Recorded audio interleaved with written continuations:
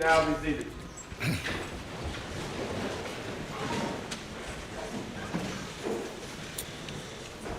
All right, good morning. We can have our witness back, Doctor.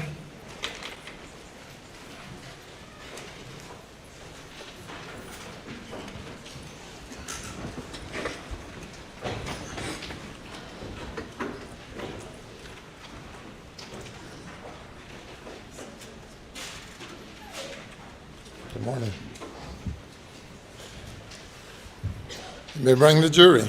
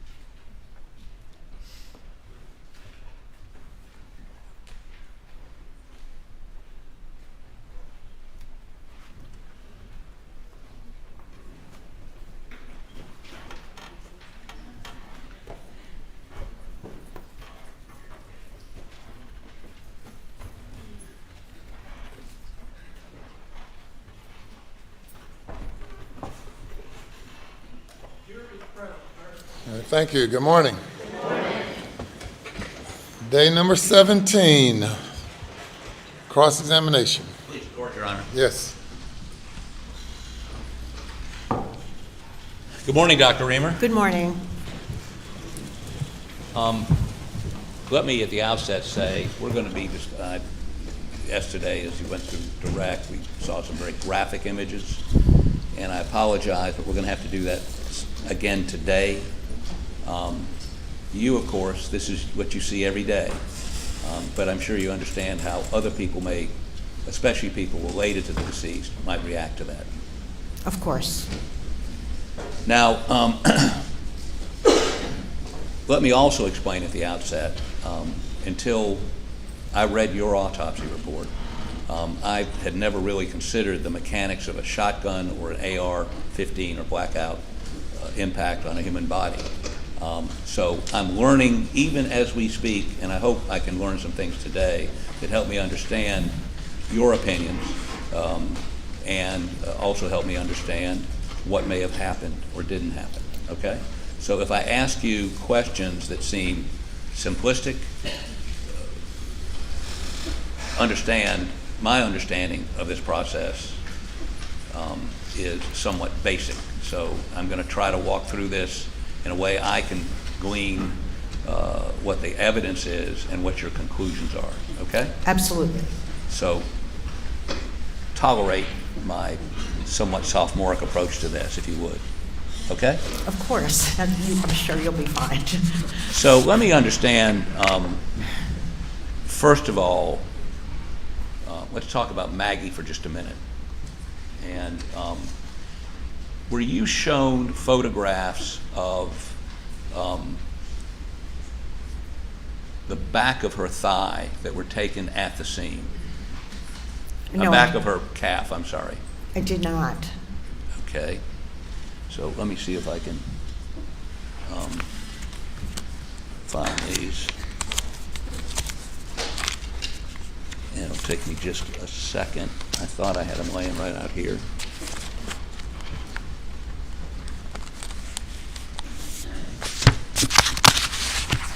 Beg the court's indulgence, one moment.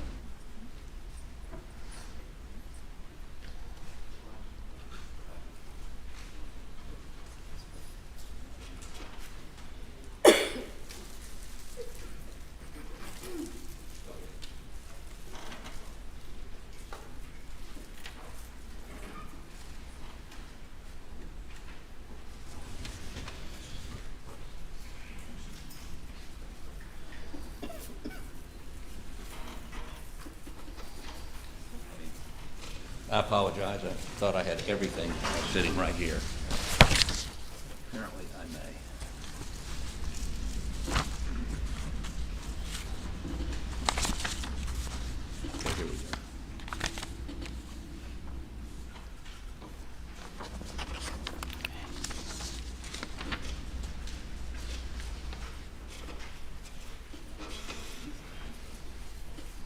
Mr. Harpoon, if there's an item in evidence, you don't have to show it to opposing counsel to present, to continue with the witness. This is not in evidence. I apologize.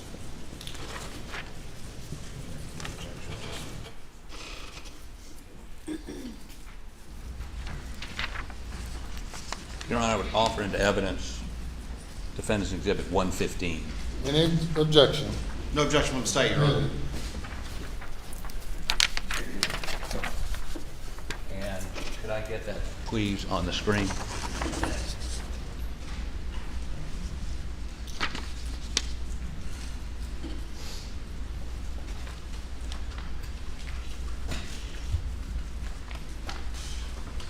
Have you seen that photograph before? No, I have not. Okay. In your, I noticed in your autopsy report, you remark that there is a bruise on the back of the leg in that similar position, correct? Oh, I don't recall. Could you look, please? Thank you.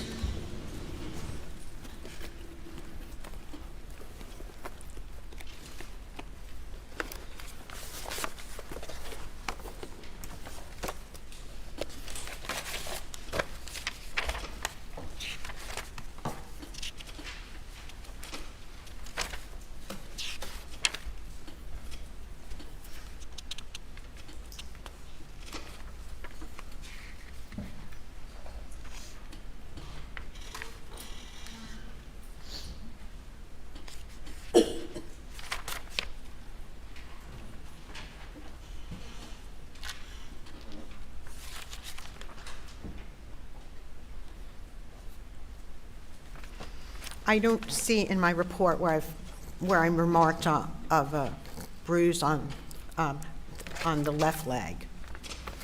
Okay, so was there a bruise on the right leg?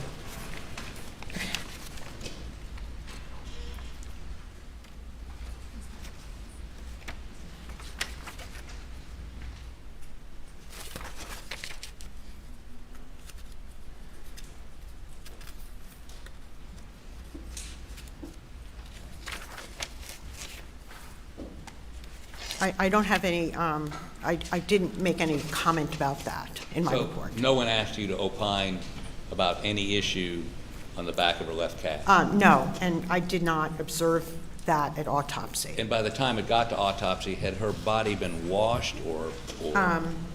No. Okay, but if this is mud, you wouldn't necessarily expect to see it? It could have fallen off, correct. Correct. So, you were not asked to opine about whether this was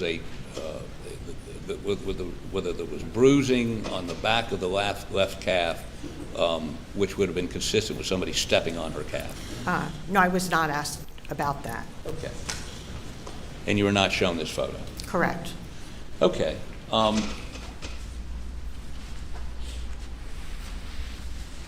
And just to deal with Maggie a little bit further, you testified yesterday that the shots were consistent, I think, with someone circling her?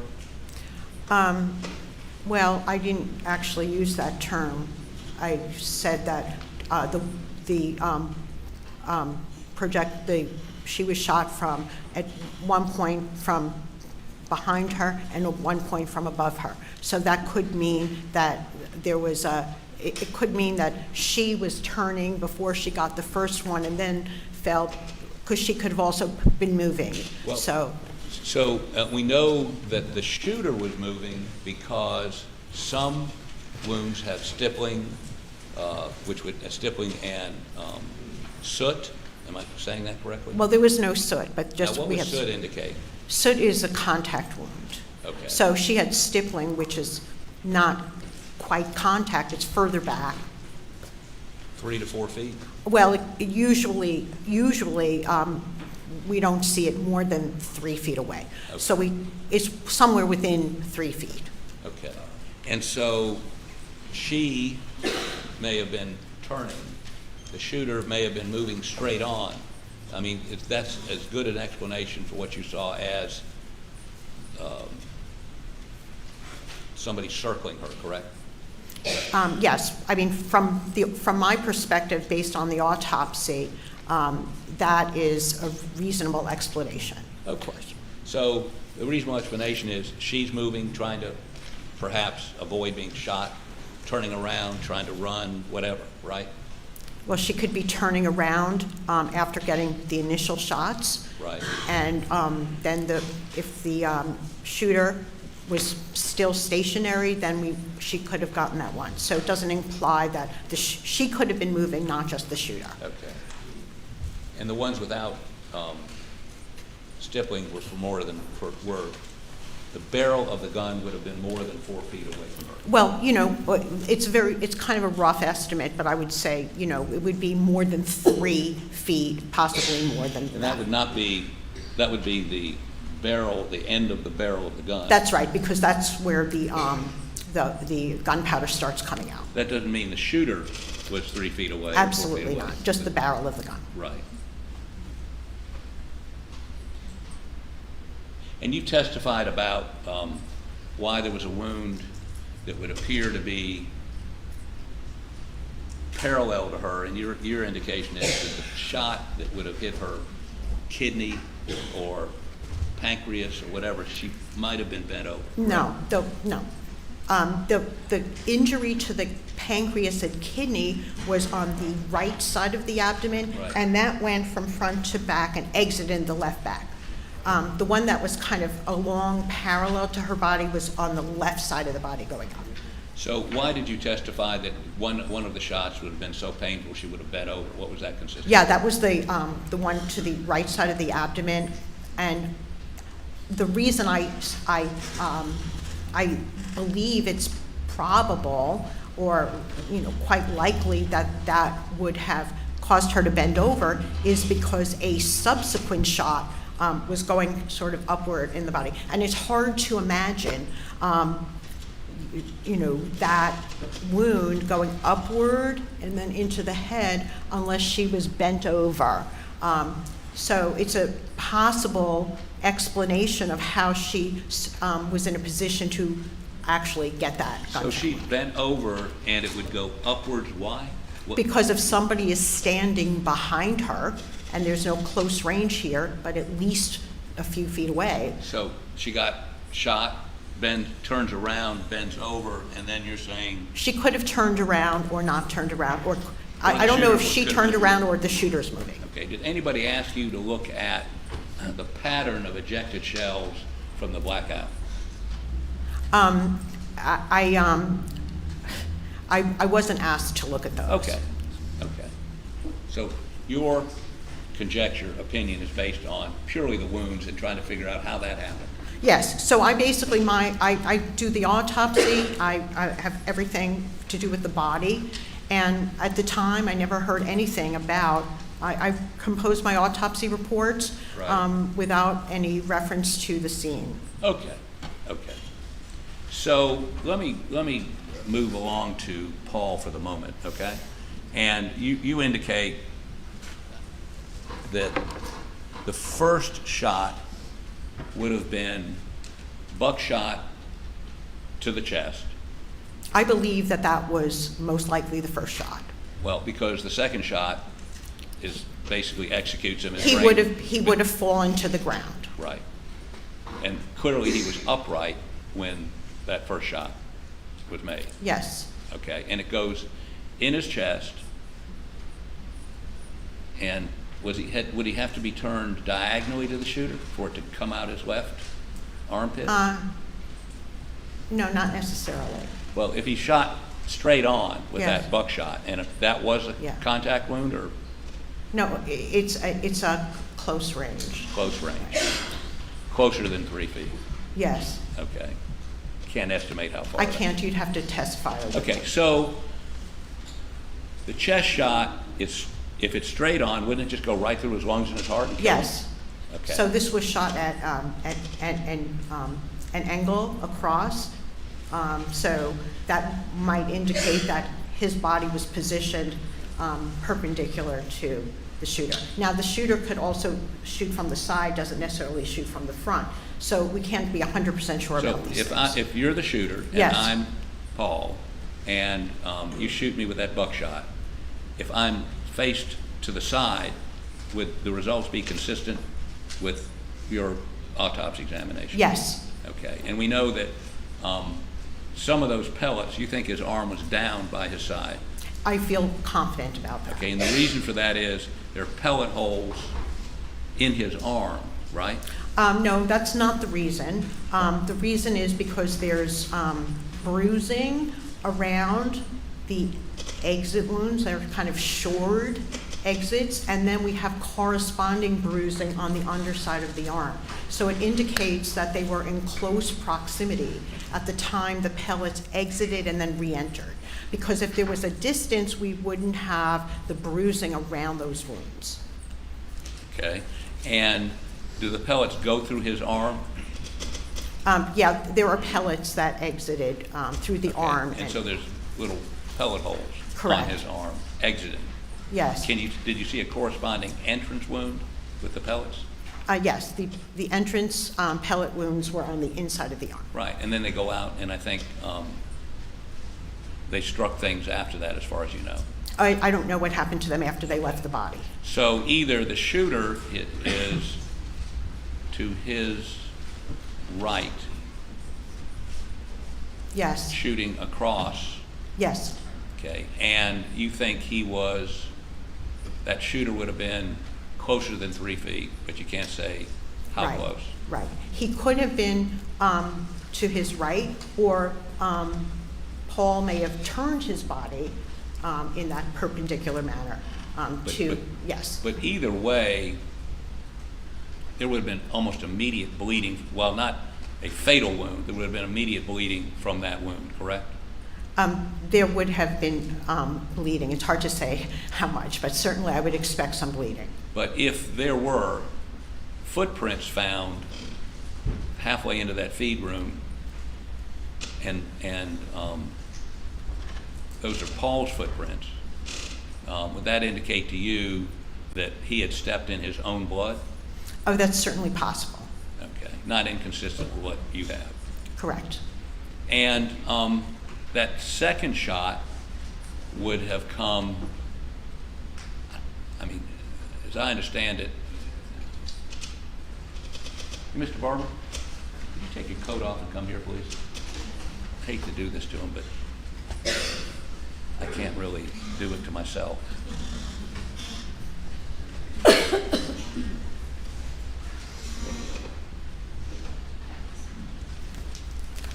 So, if you would step down here, with permission, Your Honor, may she step down? Okay. And what I'd like to have you do is, we need to not block these folks over here. Let's see how we do this. Or that gentleman right there. You want me to stand back here? That would be good.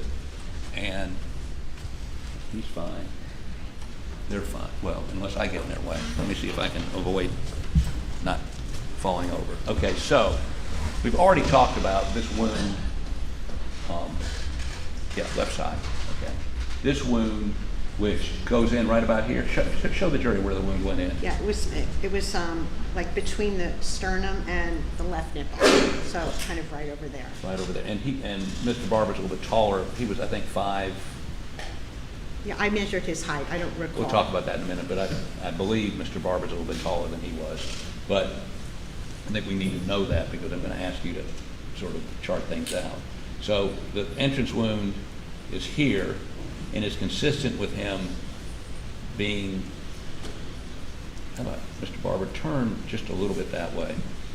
So the shot would have gone like this? Yes, that's approximately correct, and it has a slightly front to back. Slightly front to back. Right, about but like mostly it's right to left. His Okay. right to. How about raise your left arm for me, please? So, and his arm was not raised, but I want to point out, it comes out, we're going to see some pictures in a minute.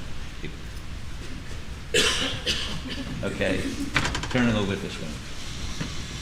So, it would have come out right under his arm, Yes, we do have the exit pellet wounds there. and we also have wadding, do we not? Yeah, we have wadding stuck in the underside of his left Okay. armpit. And then it goes through his arm, Yes. still coming front to back?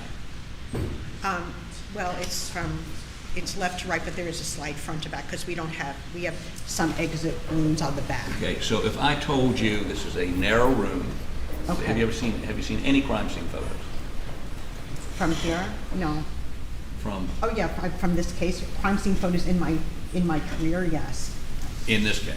I really didn't, I may have been shown a very small photo, like a couple of weeks ahead of trial, but I didn't form any opinions based on If I that. told you that small room, the gap between some stacks of dog food here and the wall and the little thing over here is maybe 3 to 4 feet.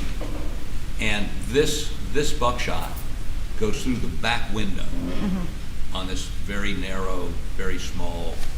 So that would be consistent with what you're saying. Some of the buckshot comes through, and that was buckshot that you shot with in the chest. Yeah, it was shot, we don't remember the exact size. Well, Buckshot is usually bigger, but Okay, assume I'm not Yeah. misleading you, okay? Right, okay, some shot. yeah, Buckshot pellets. goes through and hits the back window. Uh-huh. That leaves holes in the window and hits in the door, the window frame, and goes out. One of them embeds in a tree back behind. So that is consistent with your findings, correct? Yes. That first shot. I'm sort of intrigued. Is there anything about the exterior of this shot? What's beveling? You know what a bevel is, beveling? Yes, of course. Beveling is a pattern of defect through a bone. So when there's a gunshot wound that, for instance, goes through, let's say we could get an entrance wound over here and an exit wound over here. We're talking about handgun wounds generally. The way, when there's basically a hole in one side of the skull, I can tell which is an entrance and which is an exit, even without looking at the skin. Okay, so for instance, if I get skeletonized remains with a hole through the head, I can see which is the entrance and which is the exit, because the bone bevels in a characteristic way, depending on the direction of the bullet. What is a bevel? Yeah, bevel is like an angled chipping away of a hard surface. So as a bullet goes through, and I guess the head is because it's all bone, right? Well, it's like a solid bone, right? Right, so you can tell this is the entrance because, I mean, is it like, It's the entrance, on the outer table of the skull, it's a smaller hole. On the inner table of the skull, it's a bigger hole. So the bone is beveling outward as the bullet goes in. so it would bevel in on the entrance and bevel out on the exit? Yeah, well, bevel in, meaning, sometimes people don't always use these words consistently, even forensic pathologists. But there is a inward beveling, but means it's kind of beveled outward. So Bevel the outward, entr- inside the wound, you see something that would indicate. wider, yes, it's Wider. wider on the inner table of the skull than the outer table. And when it exits, do you have a narrower bevel, if you will, or defect on the inside than on the outside? Yes. That was a lot. Okay. So, was there, since this didn't enter bone, is there beveling with the flesh? No, it doesn't bevel because there's too much elasticity Okay, okay. and also just shredding. Frequently, we can't see beveling on long bones either. The skull is kind of a flat bone, so it has that characteristic. Okay, and the second shot, as I understand it, you indicate, is, can you, well, first of all, assume that he is, no, you can't assume that. So maybe we just forget about the feed room for just a minute, okay? So show the jury, please, where the initial, I mean, there is a shot, it's shot with a shotgun, Yes, and it is more than, since there's no stippling or sud or anything that would indicate a close shot, correct? correct. So more than 3 or 4 feet away, More than 3, yes. more than 3. And where is the initial shot? Where does it hit him? On the top of the left shoulder, When you say the top, the apex. okay, are there pellets in here? Yes. In the apex? Yes. And I'm going to show you an x-ray in just a minute and have you demonstrate on Mr. Barber, where that hit. And they're shot in here. Yes. And you indicated you thought his chin was bent to the Yeah, left? this is something that I believe not necessarily have to be bent, but I do think it was at least tilted in this direction. The reason being, if this is in a horizontal direction and then goes through his cheek, let's say he's just your head up, and let's say it's just going through here, and it would just kind of hit like over this side of his head, okay? But meanwhile, it's kind of over here. So, and then the exit wound is back there. So at least we have a little bit of directionality like this. I don't know, if he was completely turned to the left, it would have gone through his face. But I think it makes the most sense knowing that a wound travels in a straight line, basically. Of course, these are pellets, so there's going to be a lot of destruction. But the fact that his face was spared from damage indicates to me that he had his head somewhat turned. I don't know exactly how much, but that it kind of coursed the top of the left shoulder into this left, neck, cheek area, and then exited the back of the head on the top. Let me find the x-ray pictures while he's standing up there. Here we go. Good. Craig, give me 1 second. Excuse me, Dr. Murdaugh.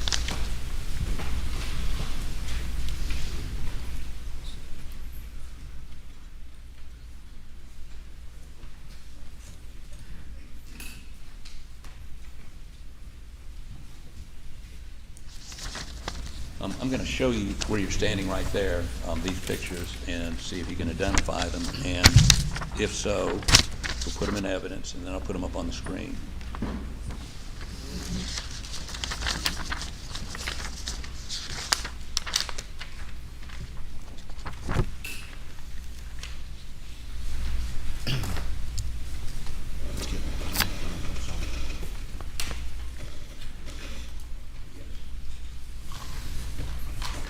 So I'd like you to look at these 3 photos and tell me if you can identify these. Am I speaking loud enough for the court reporter? Sorry. Am I speaking loud enough when I'm facing that way? Okay. Yes, these are x-rays that were taken at the commencement of the autopsy. Okay. Your Honor, I would offer defendant's exhibits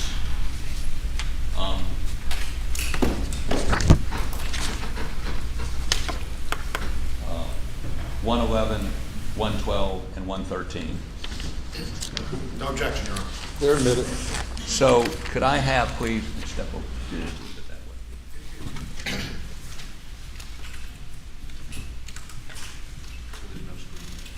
There is. Okay, I'm sorry. Oh, that's much better. Okay, so let's see.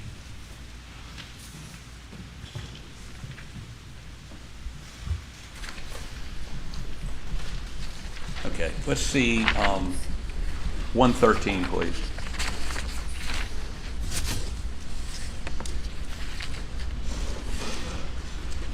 Okay, so this is his left arm, correct? Yes. And this material up here, we see these little dots. What is that? Yeah, those are the shotgun pellets. Okay. And they are, yeah, that's perfect. And so we see 1, 2, 3, 4, 5, 6, 7, 8, 9, 10, 11, 12, 13, 14, 15, 16, 17, 18, 19, along that line, 20, along these would be pellets that would be along here, correct? Yes. And they begin at, is this his shoulder? I mean, the shoulder bone?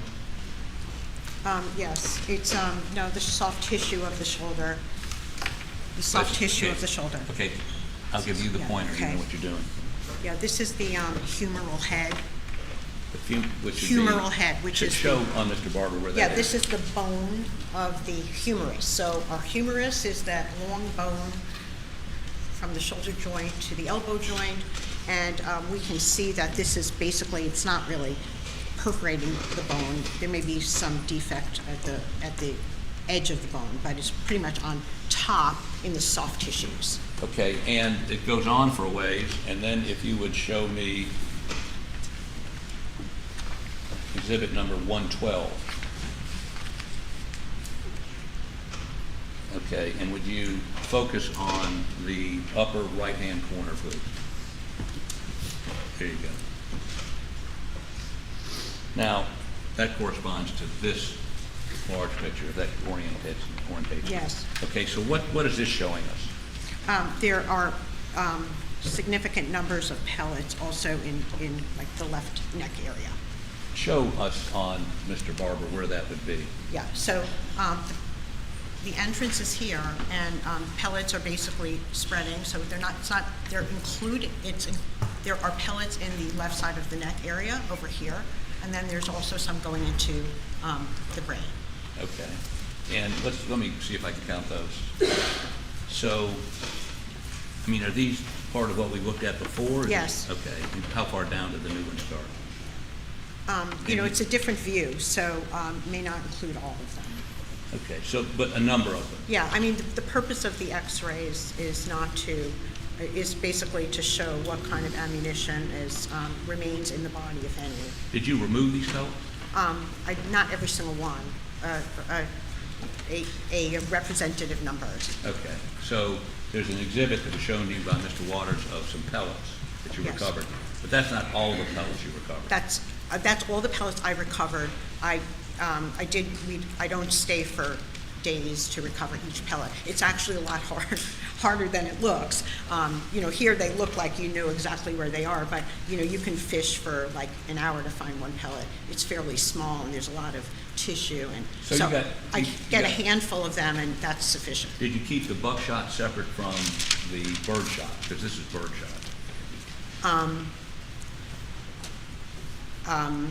I don't think any of it was actually buckshot. Buckshot is very large, so they were all. I believe they were all collected together. Okay, so you thought they were all birdshot? No, I didn't make that conclusion. They're some kind of shot. I didn't make a determination. So you didn't determine the... Yeah, that's really the firearms. I'm a pathologist. It's the firearms expert to determine what kind of shot it is. So, I said shotgun pellets, and that's Right, so- sufficient. if previous expert testimony was the chest was a buckshot and the head was duck shot or some sort of bird shot, you're not going to disagree with that? I really didn't, it all looked similar to me. Okay. Now,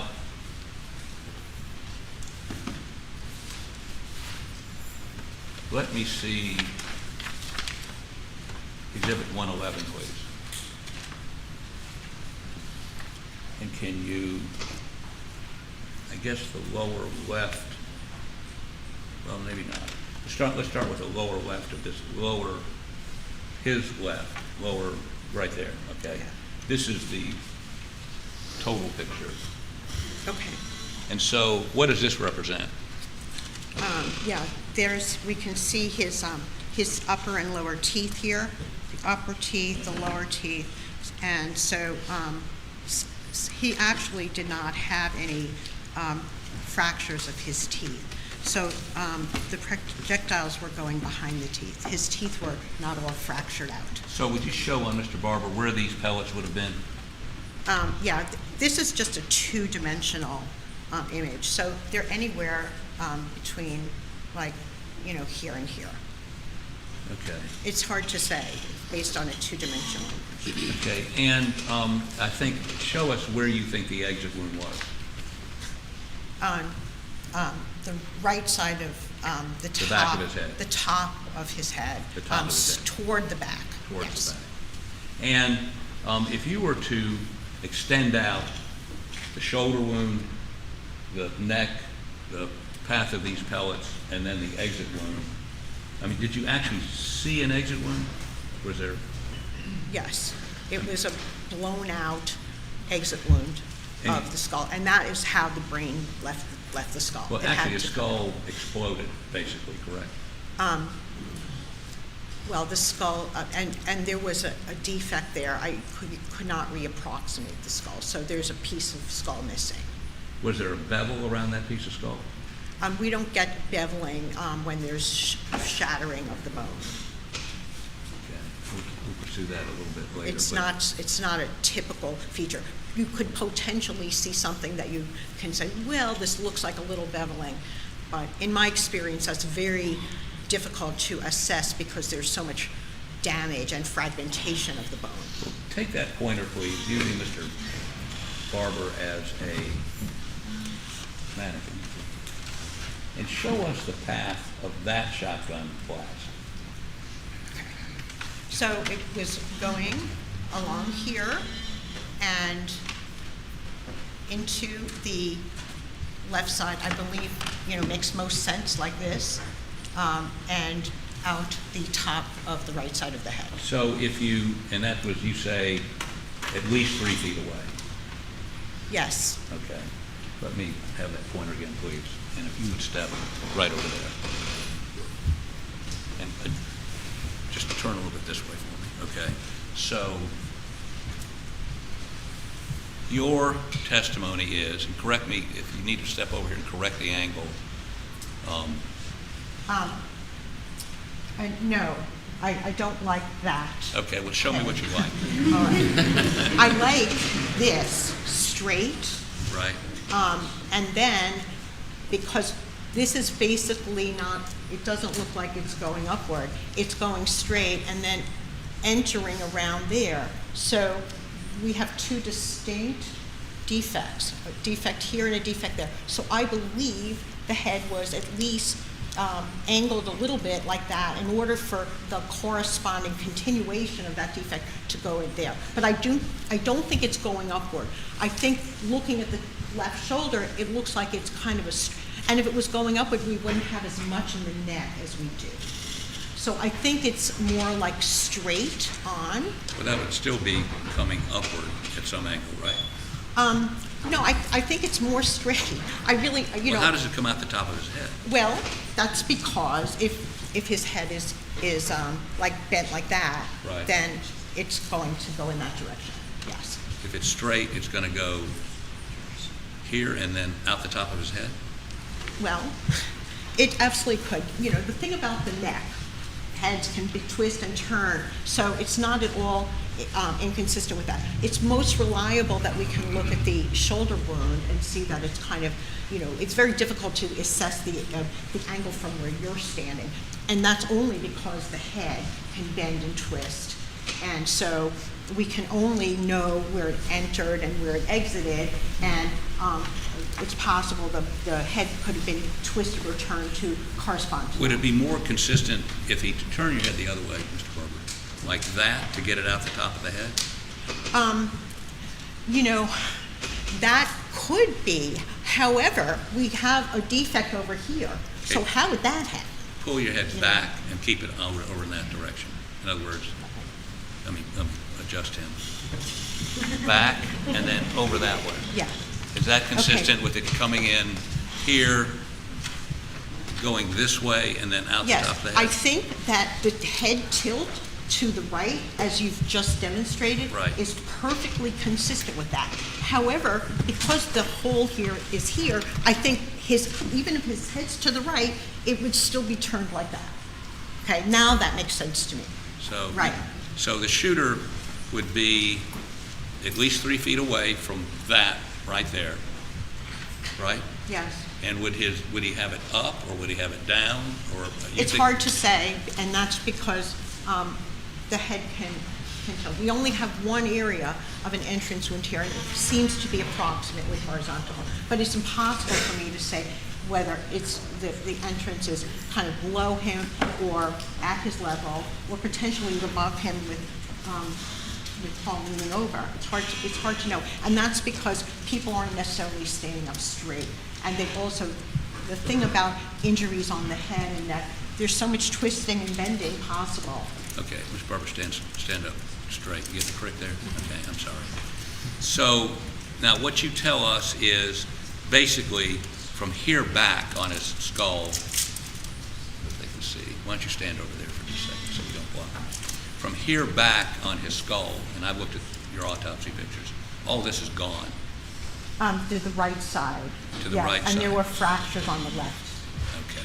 So we know it's going in a left-right direction. Do you have a seat for a moment, please? Thank you. I may be done with you, but don't put your coat back on. Okay, if you go ahead and take the stand again, please.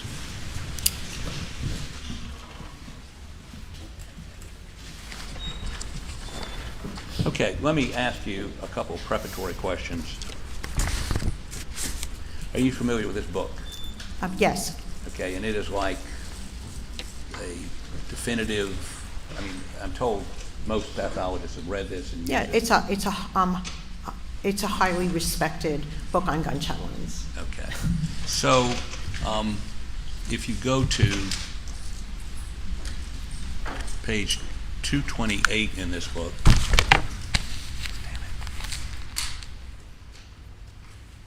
sorry.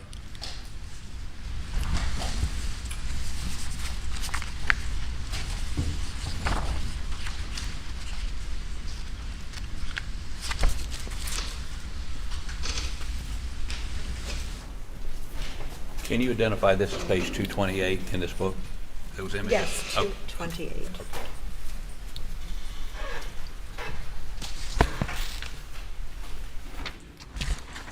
I'm showing, state, a copy of page 228.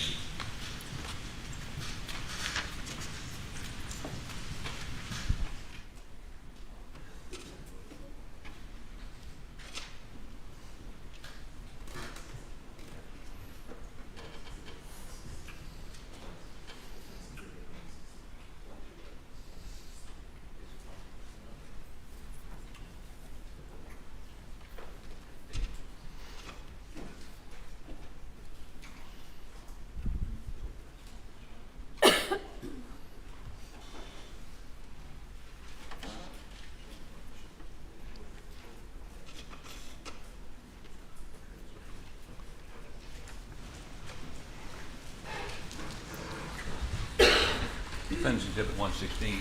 Is this a copy of what I just showed you out of the book? Yes. Okay. Your Honor, we'd offer this into evidence. Says the state. Your Honor, no objection.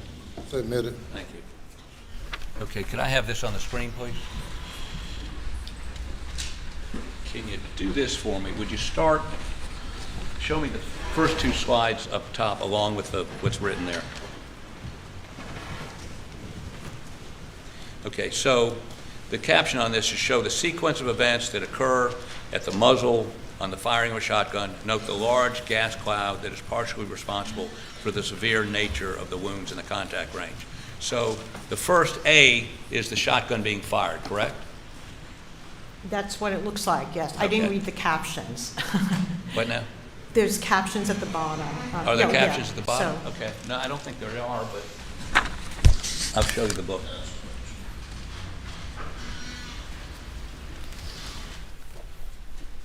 okay. Okay, so I imagine that's sequence, right, okay. I didn't write the book. No, that's great, okay. So the sequence of a shotgun shell being fired are, the first one is it being fired. The second one, note the large gas cloud that is partially responsible for the severe nature of the wounds on contact. And the third one is at contact range. And then you see on the last one, I don't see them on my screen. I'm sorry, okay, Yeah. go down to the last two. There you go, C and D. You see the, I guess, at the front end would be the pellets and the gas would be preceding the pellets. Is that correct? No, I don't think that that's correct. This is depicting contact range. It specifically says at contact range. Right. So pellets are not yet released from the wadding. Okay, well, we're going to go a little bit further on that in a minute. Let me, Yeah. referring again to, well, let me ask you this question. If this book says contact shotgun wounds of the head are among the most mutilating firearm wounds there are, you would agree with that? Yes, Extensive destruction of bone and soft tissue structures with bursting ruptures of the head are the rule rather than the exception, correct? yes, These are the wounds of which an individual is said to have had blown his head off, right? yes, In some cases, this is almost literally true. The skull may be largely fragmented and the brain pulpified. Large fragments of the cranial vault and cerebral hemispheres are often ejected from the head. The scalp is extensively lacerated due to two factors: the charge of the shot entering the skull and the gas from combination of the propellant. Objection to form of the question, Your Honor. What is the question? Does this, and one pathologist told me this is the Bible of gun wounds for pathologists, is that correct? well, there's a lot of literature, and this is a highly respected primary source. It's not the only, but what are you asking me about? Does the shot, well, are there two factors which contribute the things we just talked about, the shattering, perhaps even the ejection of the brain? Are there two factors, the charge of the shot entering the skull and the gas from combustion of the propellant? Okay, well, he's actually discussing contact shotgun Yes, ma'am. wounds, Just- and that's not what we have here, but we have similar destruction. Right, well, we're going to talk about that in just a minute. But this is about a contact wound, I agree. Okay, You have not indicated it was a contact wound. correct. We're going to talk about that in a minute. Okay, The shot directly, does the shot on a contact wound from a shotgun directly fracture the skull and shreds the brain while at the same time producing pressure waves that increase the severity of these injuries as well as ejecting the brain tissue? yes, it frequently happens that way. Okay. The gas entering the closed chamber of the head expands rapidly, let me make this a question so we don't get objected to. Does the gas entering the closed chamber of the head expand rapidly, adding to the pressure waves, acting on the bony framework of the skull? The only way for the skull to relieve the pressure produced is to shatter. I would agree with that. Okay.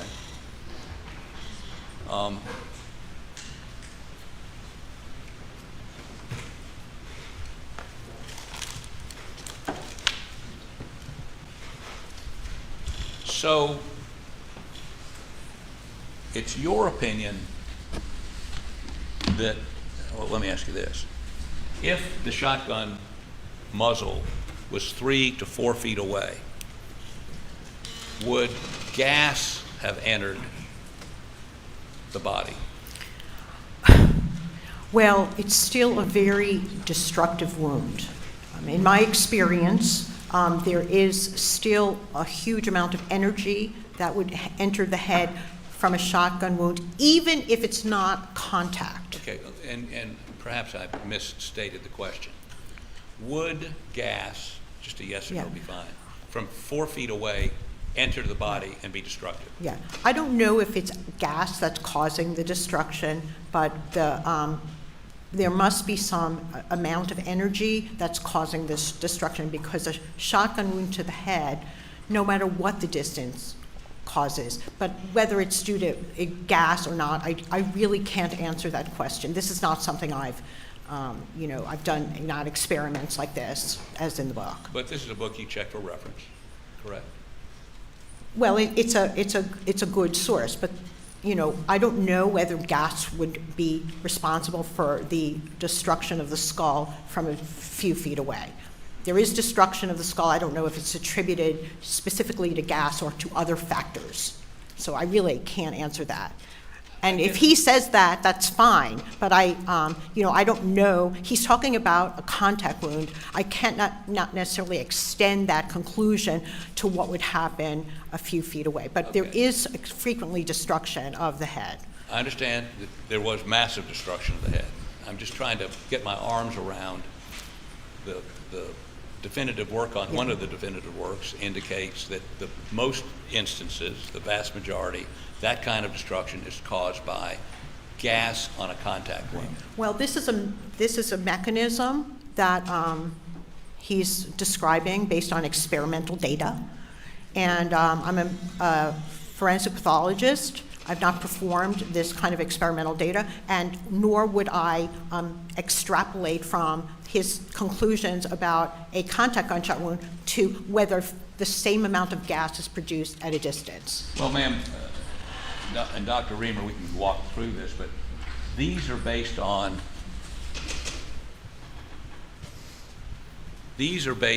not on some experiment, but actually on people that typically shot themselves in the head, contact wound with a shotgun. Would that surprise you?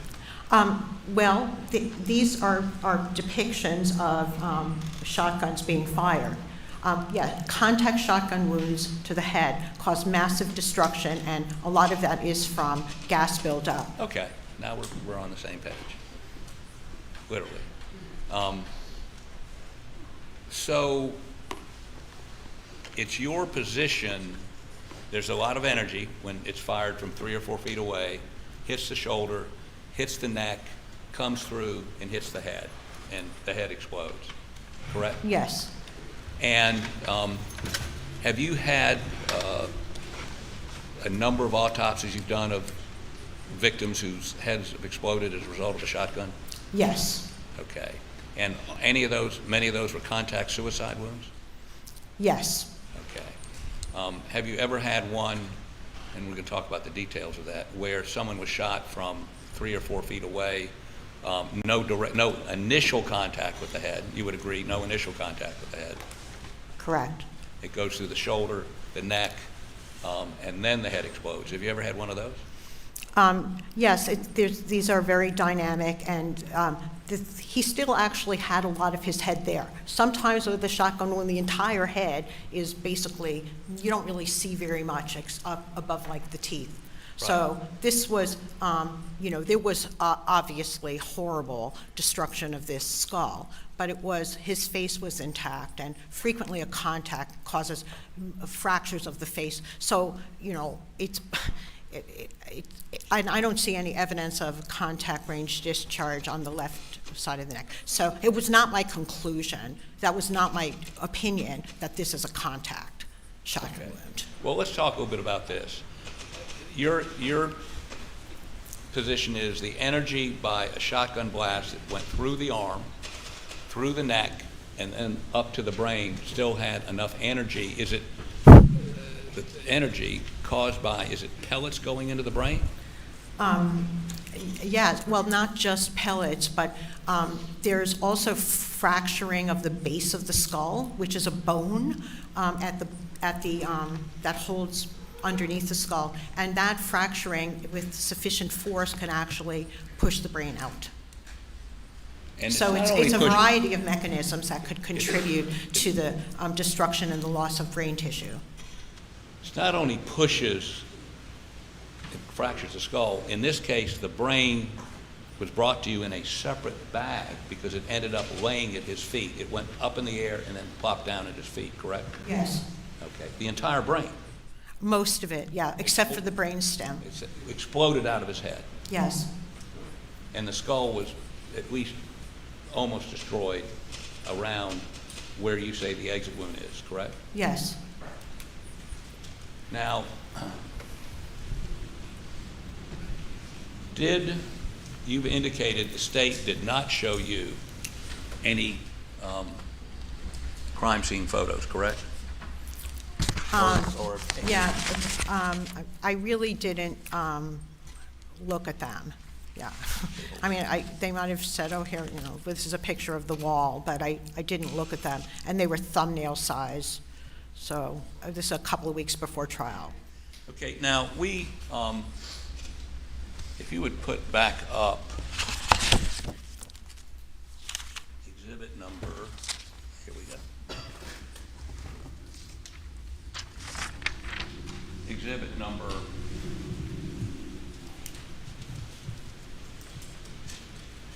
112, please.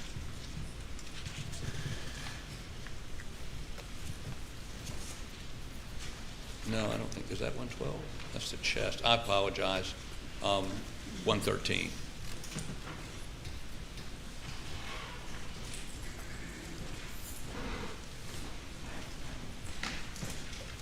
Can you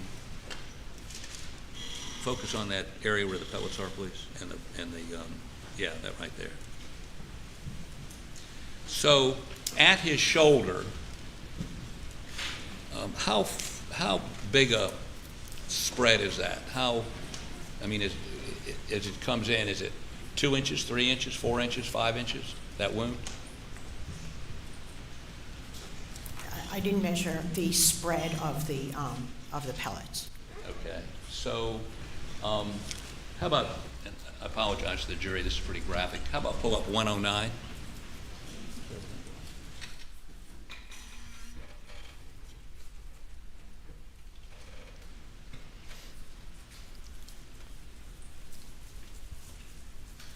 Okay, so this depicts a very big wound in the shoulder, correct? Yeah, that's a typical appearing shotgun entrance wound. Okay, and would you come down here for just a second, please?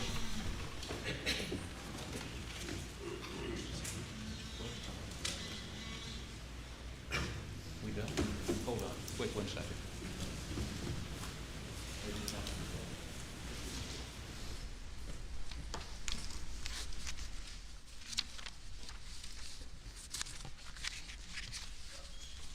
You're right. I need to offer these. Your Honor, the state would request that the defense put an exhibit and evidence before the show to the jury. I apologize, Your Honor. And this is exhibit number, got multiple of these. What's this exhibit number? I'm sorry. 109. 109. Okay. Yeah. Here it is.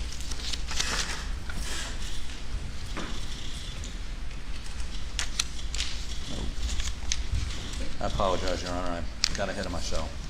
Won't take 2 seconds. 110, 110, 109. Here we go.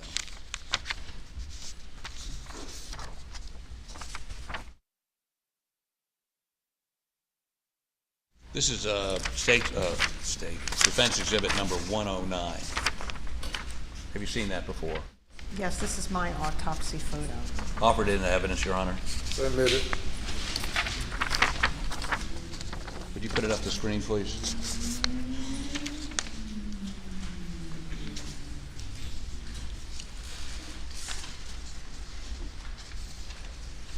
Now, as we look at this photo, we see this is the entrance wound, Yes, and then it goes in here, correct? that's correct. So, but this is a much larger wound than the next one in line, is it not? Well, that's okay. Well, let me ask you this, in terms of understanding a shotgun pattern, as we saw in the photo, starts out basically the size of the shell, right? If you just answer the question and then you can explain. Does it start out as the same size as the shell? Yes. Okay. And as it goes forward, the pattern expands, correct? Yes. Okay. And it continues to expand even after it hits something, correct? Yes. Okay.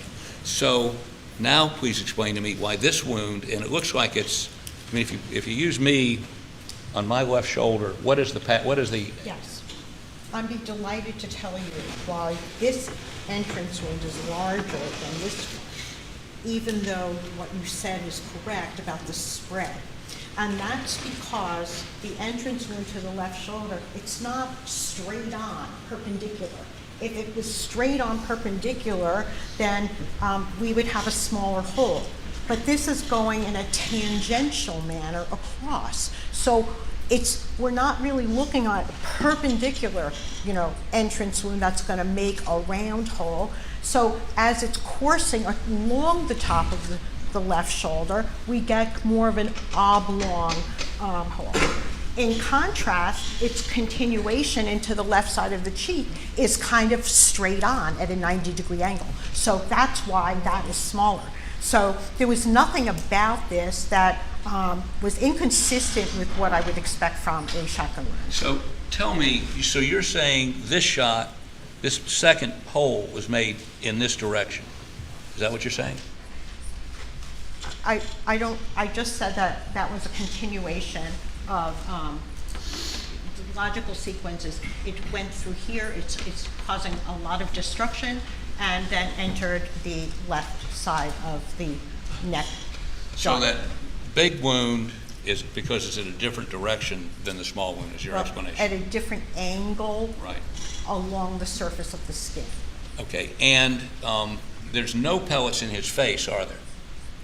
There were some pellets that we saw in the x-ray. But not in his face? Not in the front of his face, right. So as it continues on, is there any evidence that it expands even more? Well, it did cause, there's so much destruction, we can't exactly, have a single, easily tracked path. Because when the skull is involved, there's so much expansion, usually either from gases or just from the blast of the projectiles, that we can't really track. It caused an exit on the right side of the back of the head with loss of the brain, and lots of skull fractures, predominantly on the right side. Okay. But you would agree with me that wound appears to be much larger than the next wound? Oh, absolutely, yes. Okay. And you have an explanation for that. Could the other explanation be that this is an exit wound and that is an exit wound? Could that be a reasonable explanation? I'm going to show you something in a minute that may assist you in making that decision. But is it a possibility? That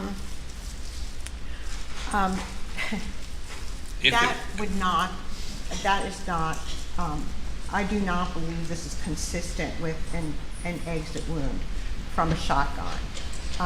There would be a lot more destruction because, it had to be coming from somewhere, right? Somewhere else. How about a contact wound on the head, on the right back of the head? What would you expect to see on the bone structure of the back right of the head if that was a contact wound on the head? Well, I would not expect the brain to come out. We would have had opening of a lot of skull. We would have had a path through the brain, which is not at all what happens here. So if there was a contact wound, and we saw a moment ago, and you agree, that the gas would enter first, explode the skull, the brain would pop out. Did you find any pellets in the brain?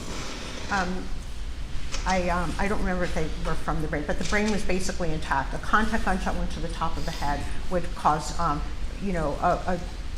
huge defects of the brain. Right, because the gas going in on a contact wound would create such a pressure, as we just read, that the skull would explode and the brain would pop out. No, I don't think that would happen from a wound that was going toward the brain from above. I think we would have just certainly destruction of the brain, but it wouldn't just pop out because it's in the path of fire. There's going to be massive destruction of the brain. It may end up on the floor, but it's going to be in multiple fragments. So in my experience doing this for a long time, I do not think that the brain would have popped out the way it did from an entrance wound on the top of the head. Okay. Now, let me ask you to look at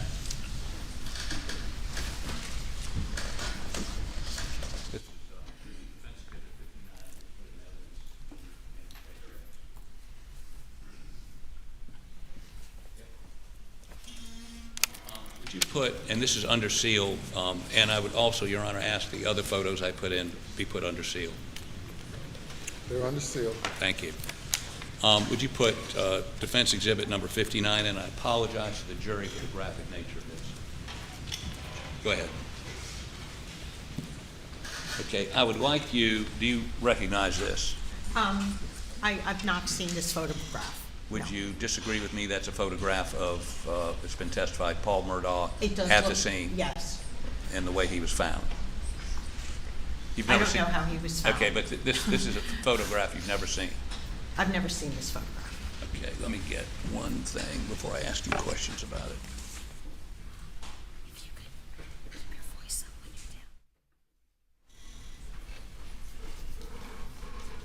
Okay, a couple things. If you would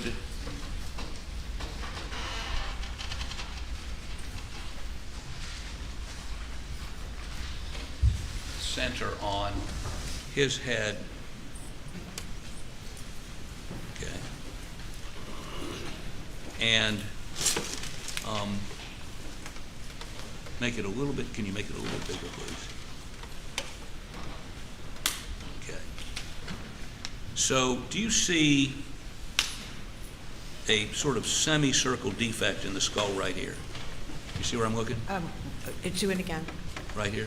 I do see a defect, yes. Right, in the skull. Yes. Semicircle. It does have a semicircular. Okay. Can you determine from looking at the photograph any beveling? As I said earlier, beveling is not really too reliable when we have so much destruction of the head. But if you're asking me if that could have been a contact shotgun wound to the top of the head with a kind of curved entrance, I would expect to see soot. We always get soot from contact wounds, and it's deposited on the outer table of the skull. So there is no burning, no soot on the outer table of the skull to support that. Did you take an autopsy photo of this area of the skull? Well, when he came in, I do believe I took an area of the skull, but it may not have caught that Okay. perfectly. Did you shave his head? No, I did not. You did shave Maggie's head for a head wound, correct? Yes. Okay. And why didn't you shave his head? To examine this, you would agree with me, had his head been shaved, you would have had a better look at this wound. Well, I believe that my assessment of it was correct, and without, usually shaving is along an entrance wound, not an exit wound. So I determined this was an exit, and shaving is not done on exit wounds. I shaved Maggie's because that was an entrance wound, and it gives me an opportunity to see the margins of the entrance defect. I guess what I'm asking is, you decided that was an exit wound without shaving the head, without looking for stippling, without looking for soot, because you would agree with me that to do that, effectively you'd have to shave the head. To observe marks on the skin, yes. But Okay. also there would be soot on the outer table of the skull. Well, did you look for it? You apparently had already decided. Yeah, well, I did look. I didn't take a picture from this angle necessarily. I did take a picture after from the top of his head. But my determination, based on my experience, was that the entrance wound was over here. Doesn't mean somebody else cannot disagree with me. But that's my opinion. Somebody could disagree with you, and that would be a reasonable disagreement. Well, I would say that people can disagree, but that doesn't mean that doesn't change the truth. You would also agree with me, though, that your notes contain no mention of the lack of or presence of stippling or soot on that part of his head. You never looked for it, did you? Well, I look for it. I look at all of the wounds, and if there was, I would have documented it. But I don't document the absence of soot or stippling on what I determine to be an exit wound. And I don't see any note of yours where you examined that exit wound in detail. I mean, shaved his head, looked for some distortion that would be inconsistent with the conclusion you'd already come to, correct? Well, I came to the conclusion based on my examination of the entire area.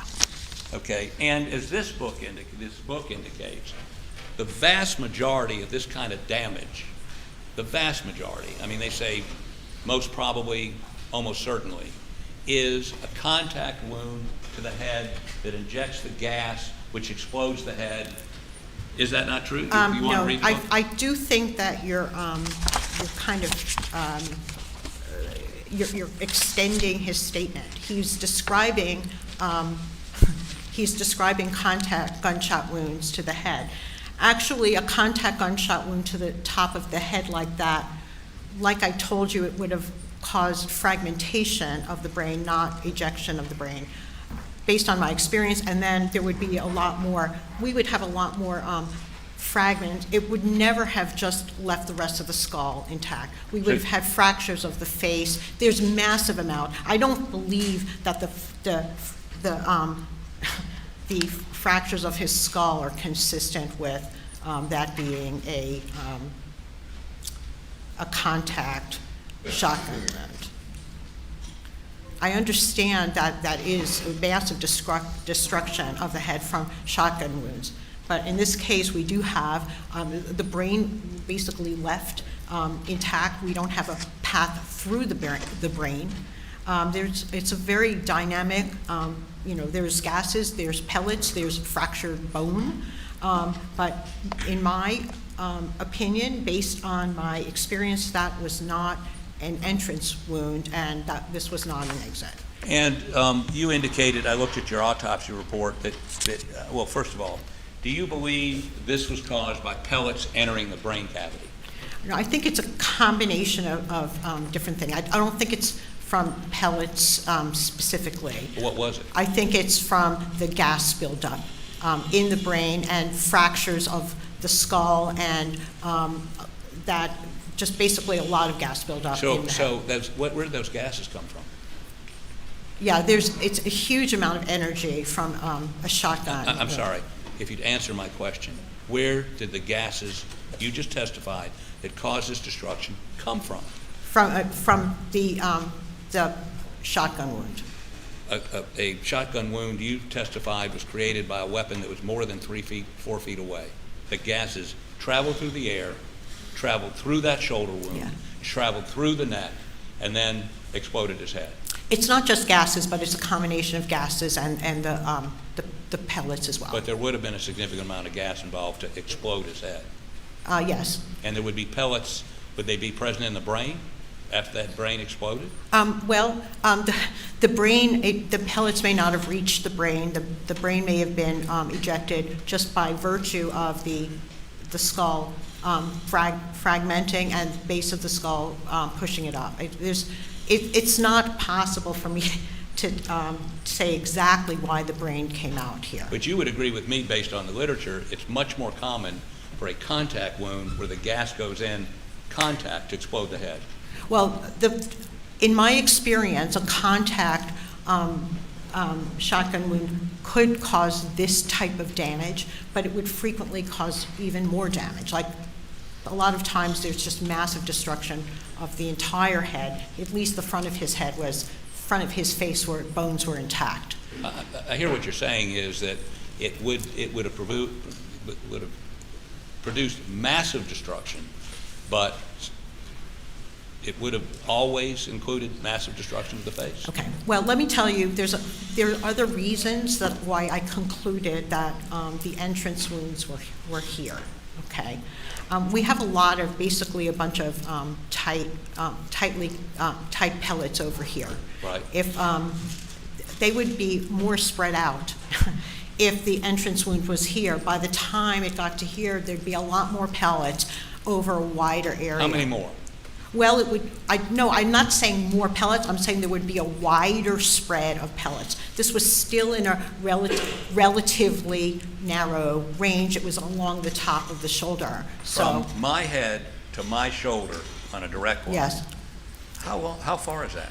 Well, honestly, the spread would not, I don't believe they would have been as tight along the shoulder. I think and we also would have had a larger defect probably on the A larger joint. defect Yeah, look. between here and here? Every single shotgun wound and gunshot wound, they're each a little bit different. So a lot of this is judgment and assessment at the time of the autopsy. Well, and it's not theoretical whether there's gas buildup or not gas buildup.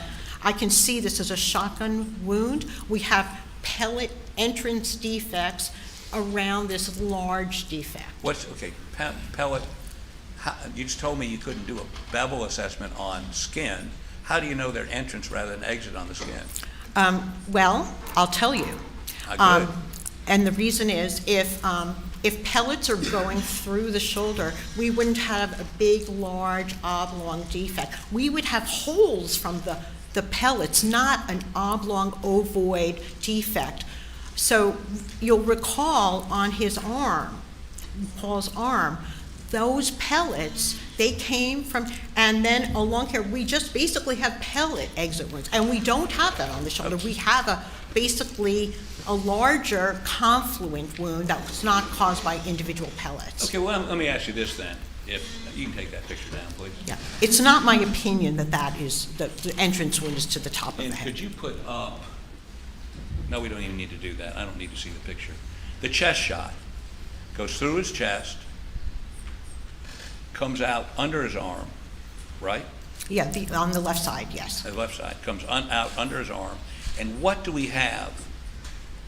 What do we have on the inside and outside of that arm? We have pellet, Coming in and out. We have a pattern of pellets. yes. Just like the pattern of pellets that you're talking about on what you say, the exit wound here. Exit wound from about the same distance, pellets. From the same distance, pellets, correct? Well, there are pellets in the shoulder, but we Yeah. have a ovoid defect at the top of the left shoulder.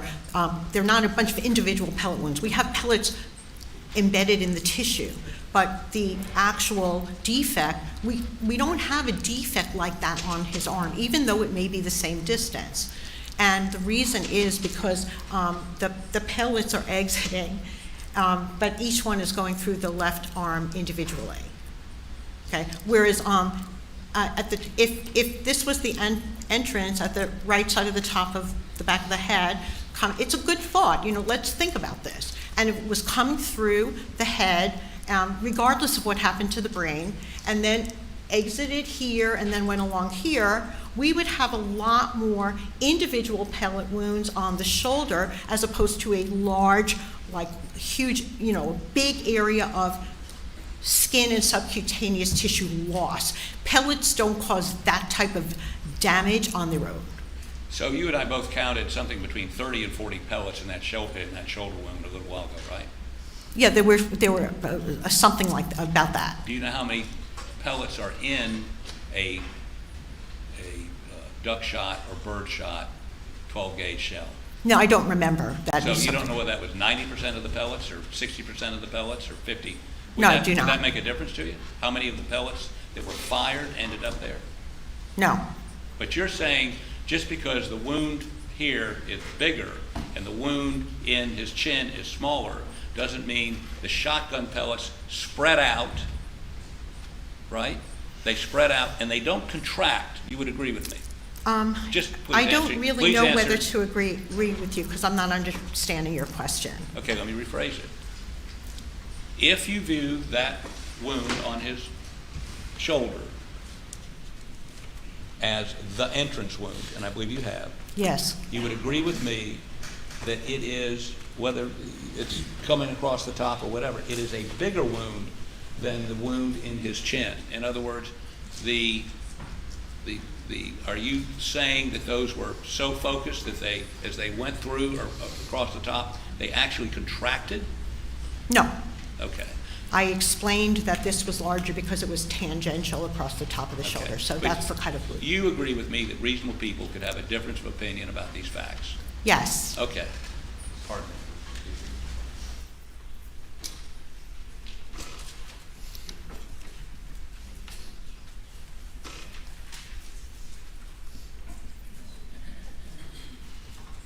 2 seconds to make sure I put everything in the evidence I want in.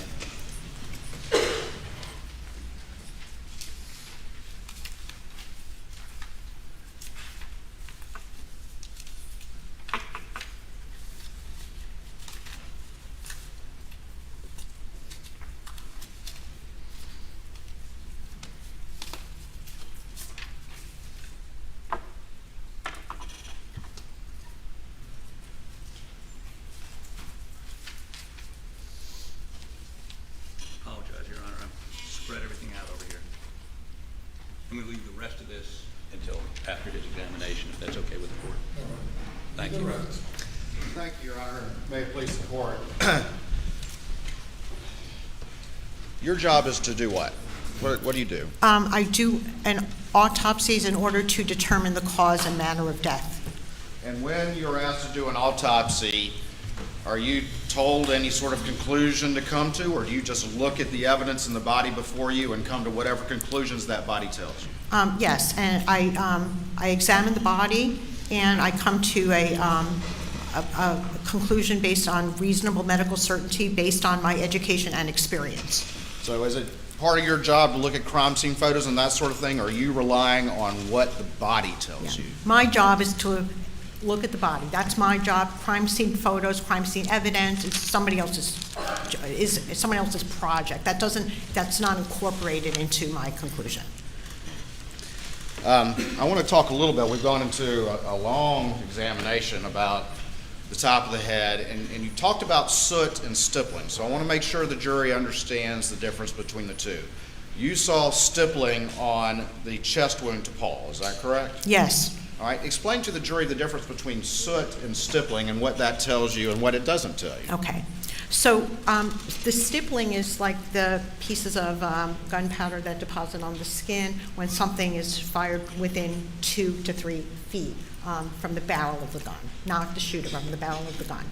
Soot is like real burning powder, burning marks from very hot gunpowder that's still basically burning, and it causes like a burning wound. That's the soot, and we don't see soot except within a few inches, depending on the gun. But we would like not expect to see soot further away from 6 inches. So the fact that we have stippling but no soot, we can fairly say it's not closer than 6 inches, even though I know it's most likely within 3 feet. All right, so you observed stippling on the wound to the chest for Paul, correct? Yes. Did you observe stippling anywhere else? No. All right. Did you observe any soot at all on Paul's body? No. And did you, particularly on the top of the head, did you observe any soot there? No. You were asked a little bit, and you had testified yesterday about the tilting of the head and the manner in which the shotgun blast went through the chest, through the shoulder, into the neck, and then out the top of the head. Yeah, I think that's a reasonable conclusion. All right. And that still is your most likely conclusion, is that That's correct? my most likely conclusion, All right. to a reasonable degree of medical certainty. It To a doesn't mean it's 100% the only thing, but that's my opinion based on my experience. All right. And how many autopsies have you done?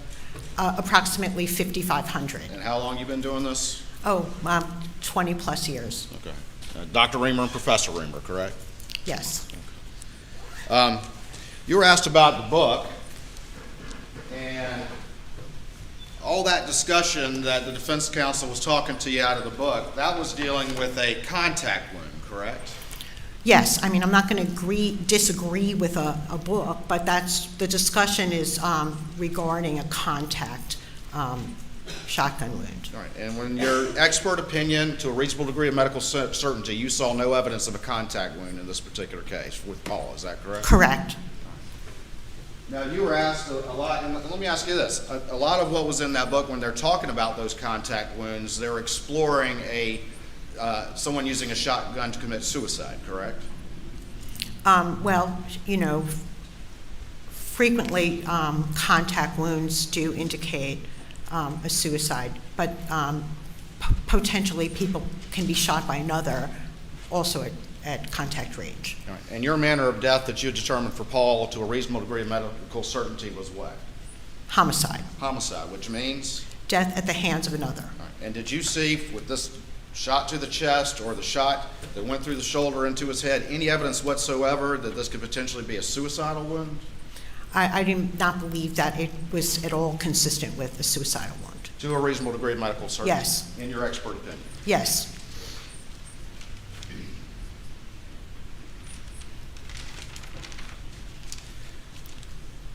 Let's talk a little bit more about the head wound, and you've been asked a lot of questions about the possibility that this was a contact wound from the top of the head. Is that correct? Yes, And your opinion, to a reasonable degree of medical certainty, is that it is not? it was not. Okay. And let's talk about, just very quickly, without belaboring the point, some of the reasons. First of all, you saw no soot, correct? Correct. And then also, with the damage inside Paul's head, did you see any evidence that would indicate that the force of Your Honor. Did you see any evidence that would indicate to you, from the damage that Paul suffered, that the force of the shot was going this way as opposed to that way? Going down from the top of his head as opposed to going... Yeah, I don't believe that it was going from the top of his head down. I don't think the damage to the head was consistent with that. Okay. And with the brain, you said that the brain came to you in a separate container, is that correct? Yeah, most of it. All right. Yes. And did you, in examining the brain, did you see any evidence whatsoever that would have been consistent with the force of the shot, including the pellets and everything else going into the top of the head and into the brain that way? No, I did not see any evidence of that. To a reasonable degree of medical certainty? Yes. Did you find any wadding in Paul's head cavity? I don't think there was any wadding.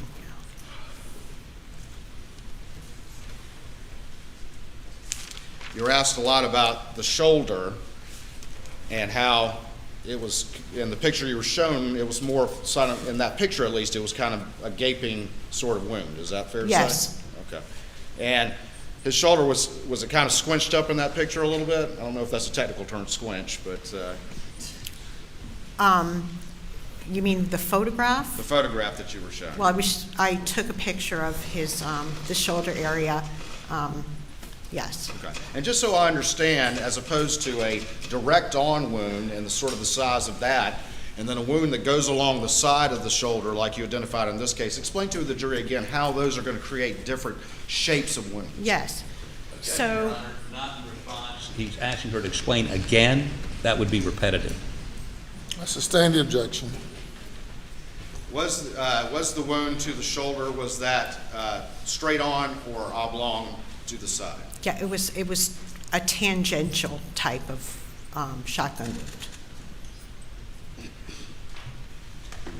With that shoulder wound, that you've identified that as the entrance wound, the initial wound, Yes, would you still expect to find the pellets in that wound consistent with what you saw in Paul? yes.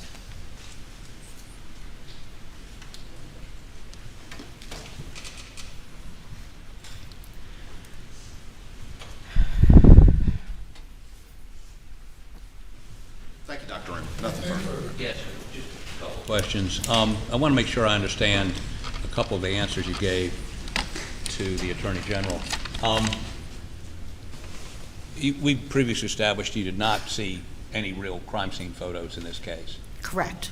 In many crime cases or some crime cases, do you look at crime scene photos to help you or assist you in your opinions concerning certain things in the autopsy? No, honestly, I don't. It's my job to examine the body, and I come to my conclusions, and I don't really, look at the crime scene photos. I could potentially ask for them if I saw something very unusual, and I'll say, wow, how did that happen? Or sometimes I'll see an entrance gunshot wound that has, I'll assess it. There may be a lot of glass around it, and I'll say, well, did this go through a window first? And I'll ask that question. I don't necessarily have to look at the photos. So there is information that I might ask, but looking at the crime scene photos is really, not something that I do to help me come to a conclusion.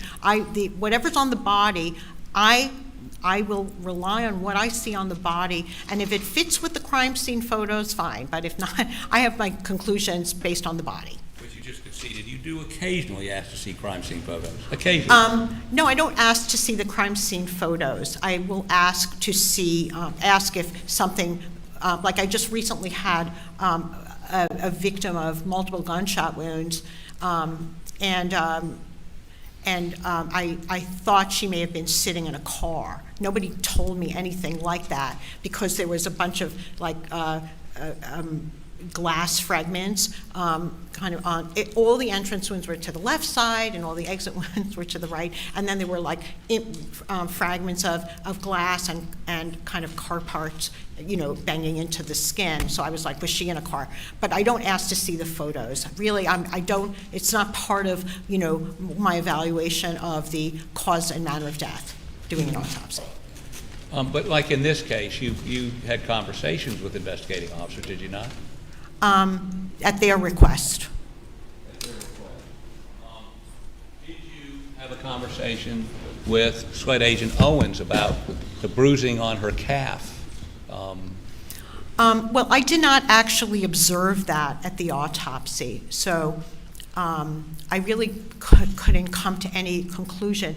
And it's very possible that that was dirt from a shoe that was already gone by the time it came to me. I'm not autopsying the bodies at the scene. There's, you know, there's transport, there's movement into a body bag, but yeah, it may have been asked to me, but I distinctly said I didn't see that. But you did have a meeting with, after the autopsy, with, and your report, with, I believe it's Lieutenant Owens with the SWAT, the chief investigating officer, and discussed did he show you the muddy print picture? Objection beyond the scope. Your Honor. Objection is sustained. Okay.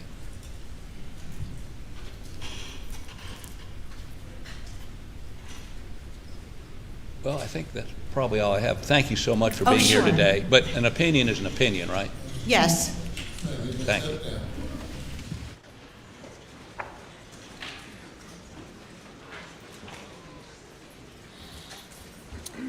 Ladies and gentlemen, we'll take a break for about 15 minutes. Please do not discuss the case.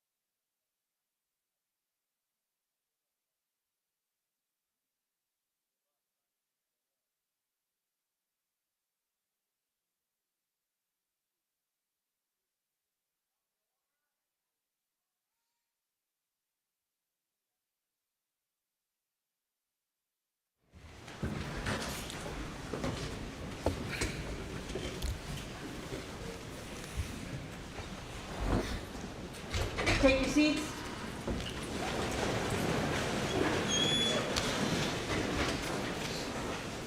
Let me bring the jury.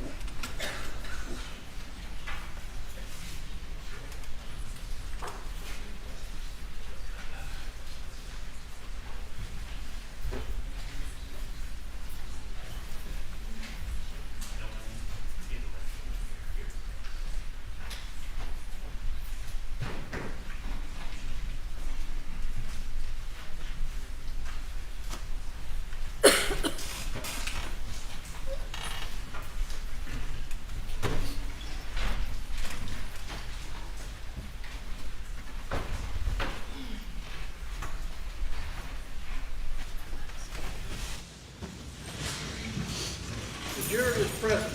All right, thank you. You may call your next witness. State calls Devin Newell.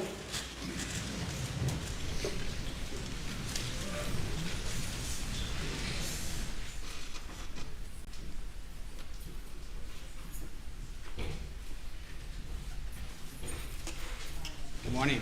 Raise your right hand, left hand on the Bible. Do you affirm the testimony about to give the court in this trial shall be the truth so help you God? Yes. Thank you. Take a seat in the witness stand, please. You can adjust the microphone. State your name again for the record. Spell your last name. Devin Patrick Newell, Newell.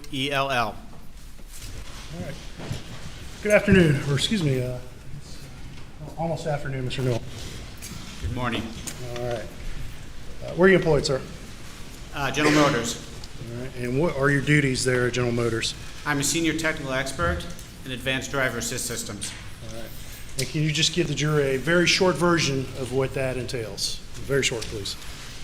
I investigate field performance issues and concerns with our advanced driver system systems.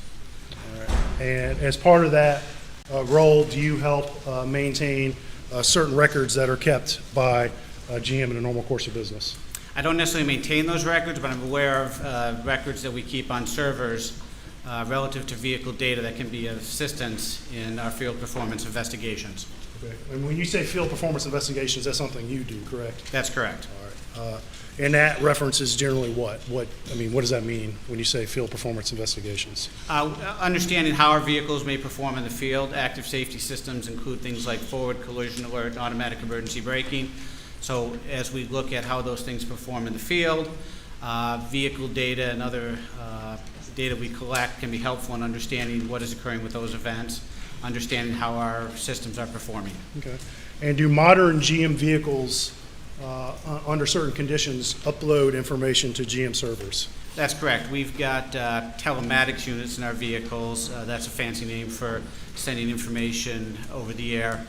Those, as part of a normal course of business, those electronic modules in the vehicle collect lots of pieces of data from different sensors and modules in the vehicle, and that information can be sent via cell phone networks and/or Wi-Fi back to servers at General Motors.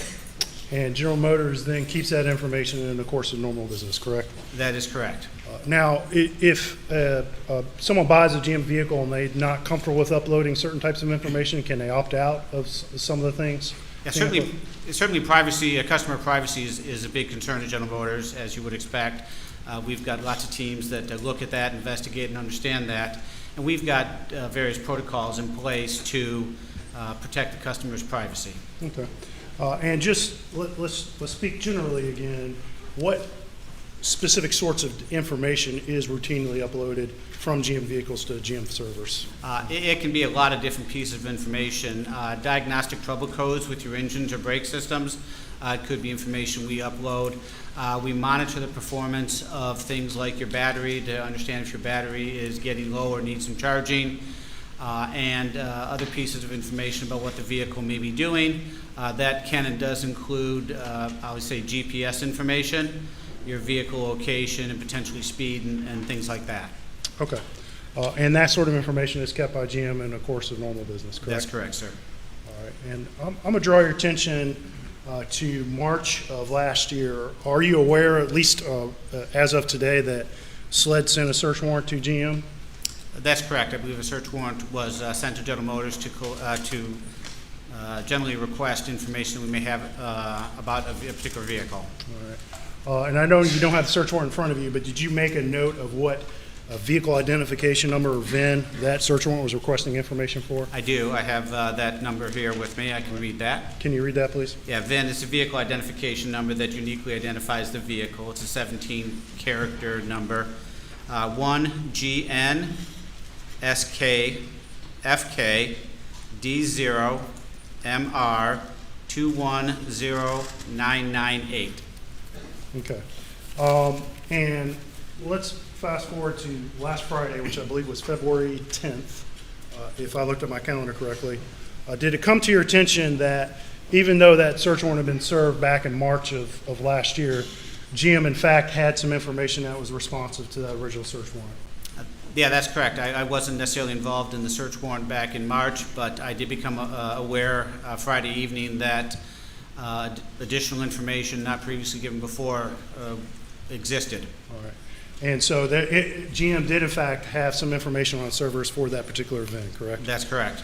That had not been previously provided to law enforcement prior to last Friday, correct? That is my understanding, yes. All right, and, okay.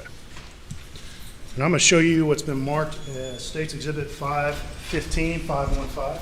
Thank you. And I'm going to ask if you recognize that CD, sir? Yes, that's correct. That's a CD with information on it that I reviewed on a laptop earlier today, and I've signed and dated the CD. All right, and did you verify that the records contained on that CD is the information GM provided in response to that original March search warrant? Yes, that's correct. I reviewed the 3 spreadsheets, Excel files that were on here, and those are in fact the same information that was stored in our databases and provide to you. And yes, I can authenticate that. Okay, and so those records contained on a CD are authentic copies of records maintained by GM in the normal course of business? Yes, sir. All right, and just briefly, what sorts of information is contained? And we're not going to ask you to go line by line or anything, because there's a pretty voluminous amount of data, correct? Yeah, there's 3 different Excel sheets, information collected over 3 days. Again, as I kind of talked, I have not reviewed the details of this. I'm not asked to analyze it. Sure. The form and content is what we get there. But generally speaking, that information includes, it says vehicle diagnostic information, information on the battery systems, and GPS information. Okay, GPS information, including speed information? That's correct. Longitude, latitude, speed information are included in there. At this time, the state would move to enter Exhibit 515 in evidence. No objection. All right. All right, nothing further from the state. By the defense. Thank you, Your Honor. Good morning, sir. Good morning. Just have maybe 1 minute worth of questions. So you were not part of the, you weren't working on this when the search warrant came in, is that correct? That's correct. And you just became aware of this on Friday? That's correct. How did you become aware of it? GM General Motors legal staff reached out to me in response to the subpoena as a person who could come down and authenticate these records. The legal staff told you that you had information responsive to the search warrant? That's correct. Okay. I'm sorry, the General Motors had information responsive, not me personally. I apologize for that, of course, General Motors. Thank you. Are you aware of the testimony that occurred earlier in this case regarding reverse engineering the electronics in the Chevy Suburban? I have general knowledge that some FBI folks have looked at some information inside of the infotainment system in the vehicle. But do you have any knowledge of any reverse engineering efforts the FBI conducted over the course of a full year? I have not been involved in those or not aware of any details of that, no, sir. Maybe you can answer one quick technical question. The timestamps in this data, where do they come from? I have not reviewed this specific data, but the timestamps out of these things here, when GPS information is collected by a GPS receiver, Included in that is timestamp information.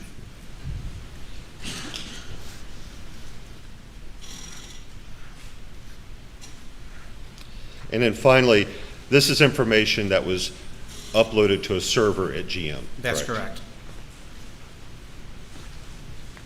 No further questions. Anything further? Not mistaken. You may step down.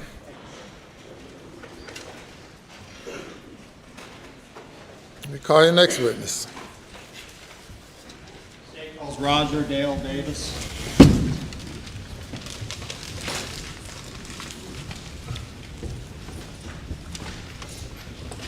Oh, I'm sorry.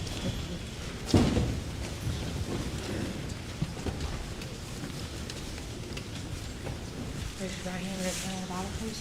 Do you swear or affirm that any testimony you give today be the truth, whole truth, and nothing but the truth, so help you God? Yes. After you get to, sir, be seated. State your full name for the record, spell your last name, and adjust the microphone so they can hear you.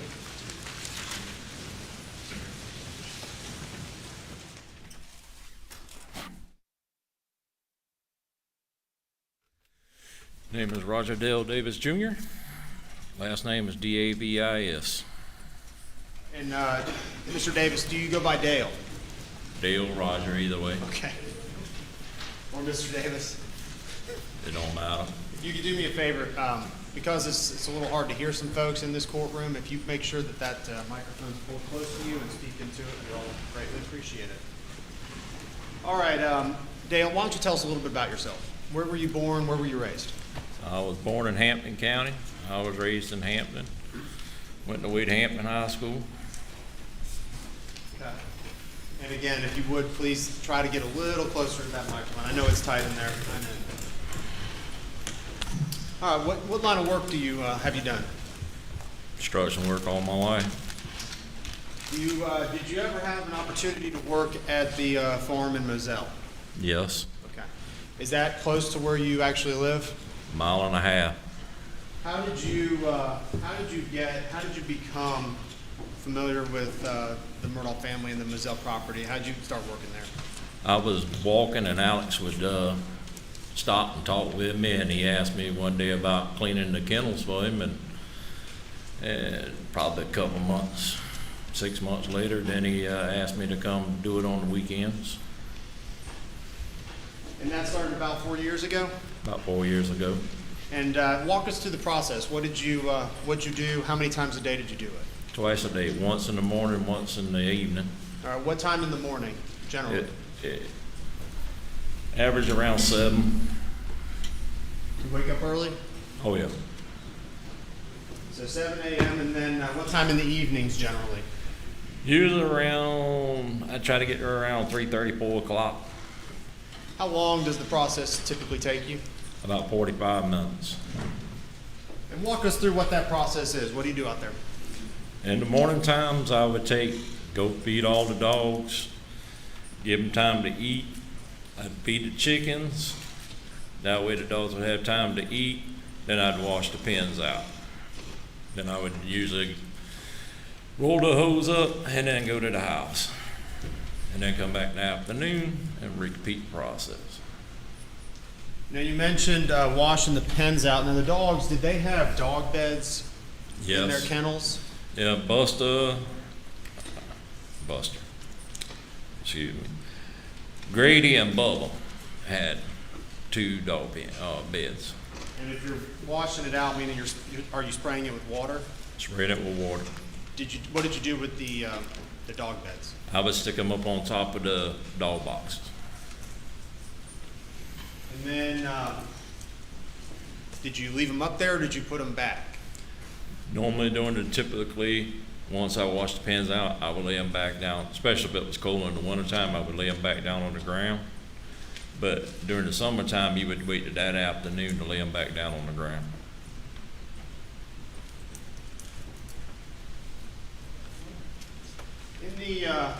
In the 4 years you worked there, did you get to know the property fairly well?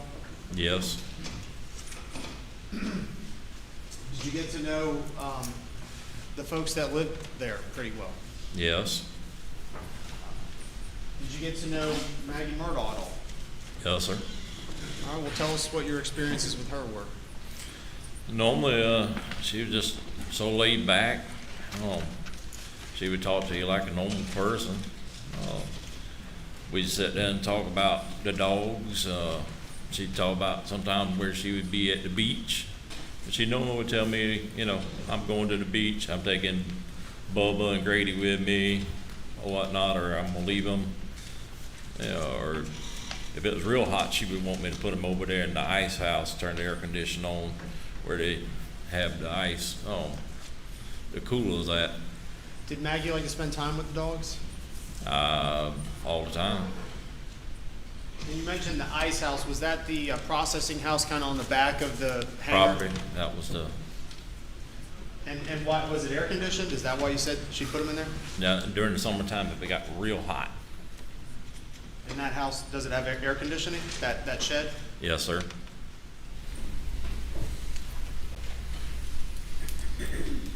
All right, did you get to know Paul at all?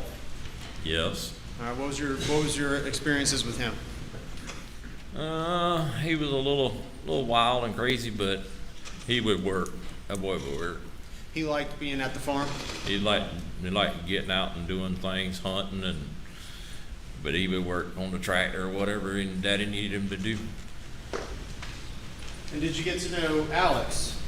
I did. Is he here today? Yes, sir. Where is he? He's sitting right over there. Could you explain what he's wearing? Wearing a suit, a pair of glasses, blue-looking shirt. And what were your experiences with Alex? He was always very particular. He would want the dog buckets washed out. If they looked like they started getting any kind of green or brown looking stuff in the water, he wanted to make sure, which I usually washed them out every 2 weeks anyway, with bleach. But I always dumped them every day. Was Alex easy to get a hold of? No. All right, explain that. What do you mean by that? He would either be in court or doing something with business. It would sometimes be a little bit difficult to get a hold of him. Who did you see most often when you were out there? Miss Maggie or either Paul. And how did Maggie and Paul typically come to and from the big house to the kennel area? Paul would usually be in his truck. We've heard a lot about trucks. Which truck was that? His white F-150. Unless his daddy had him doing something, then he would have to drive the F-250, but most of the time he'd be in his white F-150. And what color was the F-250? It was also white. So 2 white trucks were what he typically used? Yes, sir. And how about Maggie? She normally drove her Range Rover until she got the black Mercedes. And then what would she drive after that? Most times she would drive the black Mercedes. And would she load her dogs, the house? Well, first of all, let's go back. Which dogs were down there? Do you remember all the dogs? Bubba, Grady, Maggie. Then they started letting, can't remember his name right off. Dahlia was there, Armadillo, and I call her Taffy Toes. I don't know what they called her, but that's what I always called her. And I think the other dog, was that a dog owned by one of Paul's friends, Rogan? Is that the one you're referring to? Yes. What type of dog was it? A lab, chocolate lab. And which dogs were the family dogs, the family pets? Grady, Bubba, and Maggie. And what kind of dogs were they? Labs. And colors? Bubba was yellow, Grady was black, and Maggie was yellow. And would they where would they typically stay, those dogs, those animals? It all depended on, most of the time, because Bubba was very rambunctious, so they would got where they would lock him up in the kennels at night, and most of the time they would lock all the labs up in the kennels to keep them from roaming off. But Miss Maggie would take them out when she was home. Usually a lot of times after I done left, she would take them up to the house and let them roam around the house, the yard for couple hours, and then she would bring them back down to the pens. And if would Maggie load them into her car if she was taking them elsewhere to the beach or wherever else she was staying? Wherever she was staying at, she would load them in the vehicle. Most times she would load them right in her vehicle.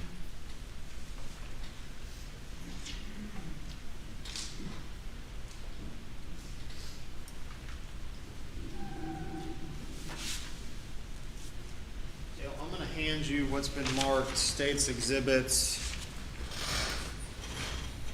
Jim, any objection to these?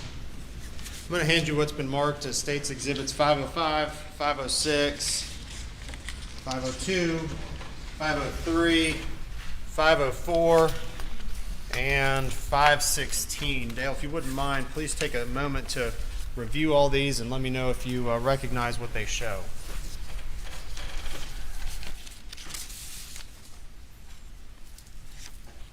They showed a kennel.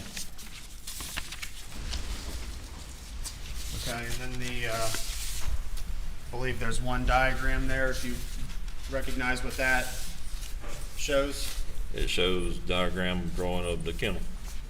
Very good. Your Honor, we move to place all those exhibits into evidence, I believe, without objection.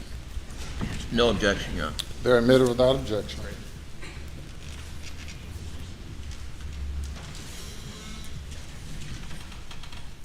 All right, Dale, I'm going to show you what's been marked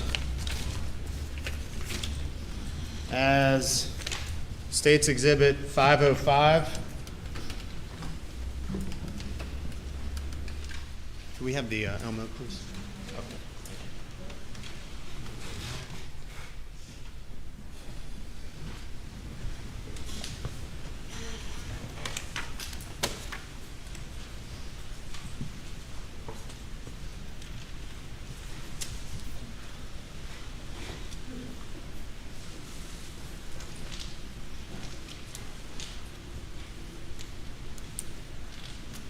Dale, while we get this loaded up, tell me a little bit. I know, did you have a particular way of hosing down and with dealing with the hose? Tell us a little bit about what that was about. The particular way of me putting the hose away, or Right.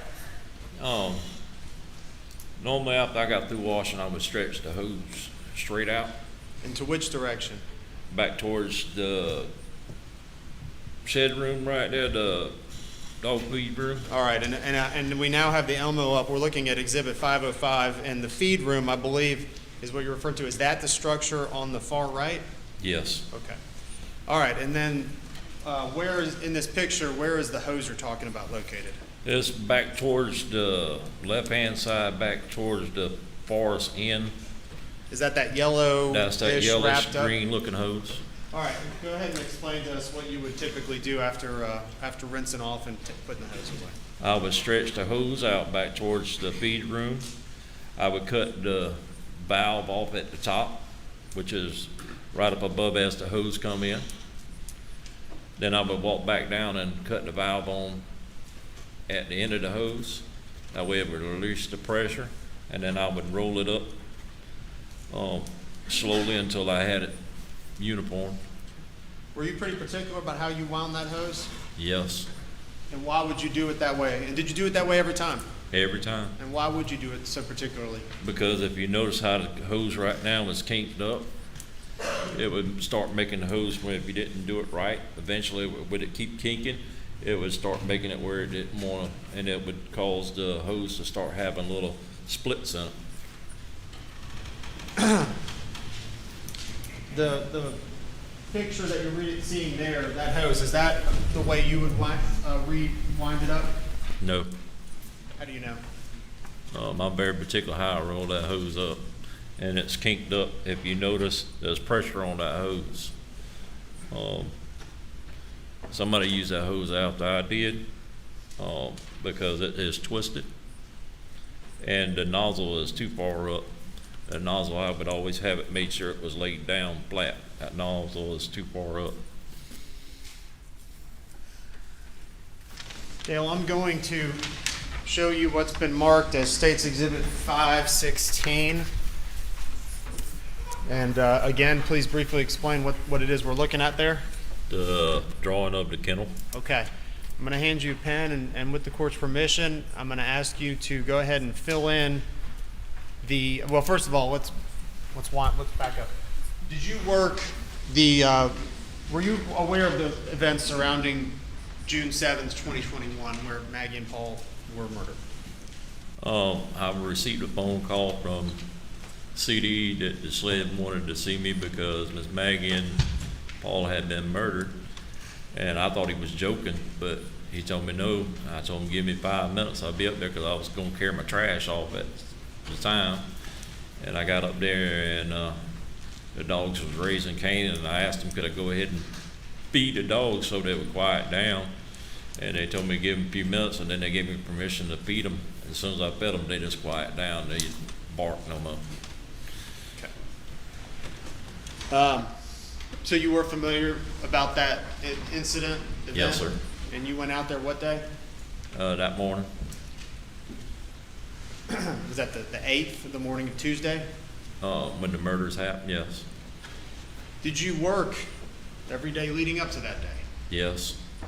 And did you do that normal routine, which you already described? Yes.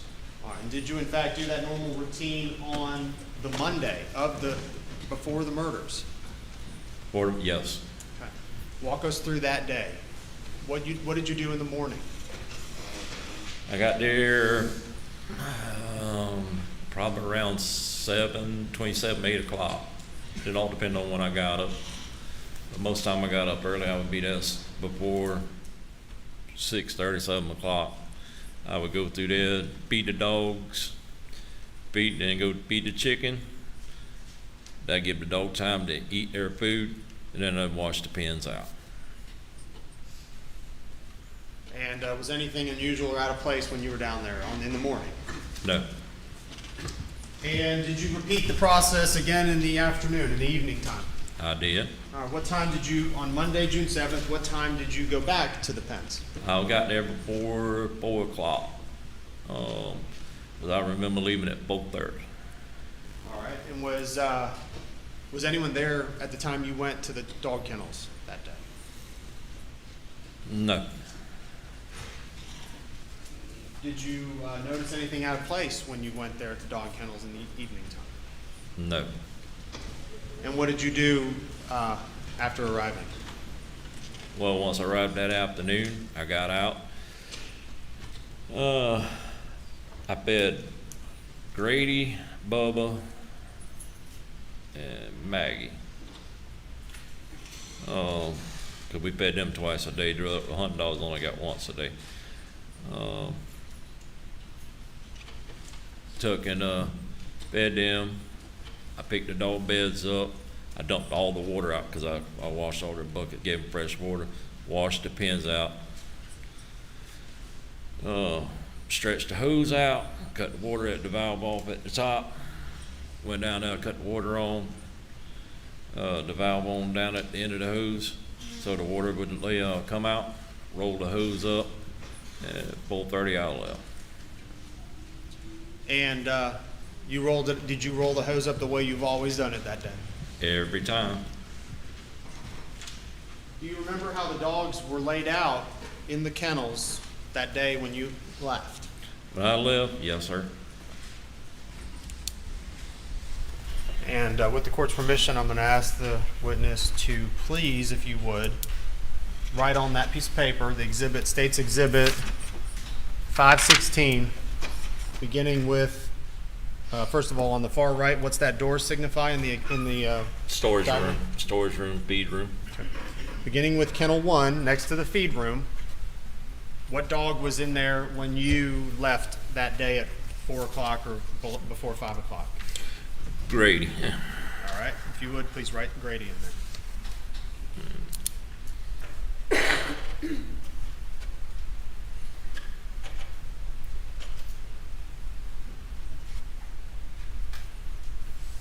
Okay, and then moving on to kennel 2, what dog was in kennel 2?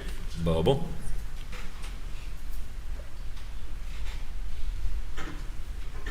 And for our reference, Grady was the black lab? Grady is the black lab. Okay. And Bubba is a what? Yellow lab. Okay. And who was next to Bubba in pen 3? Maggie, because she was getting bigger than Bubba. And Maggie is a what color? Yellow, a yellow lab.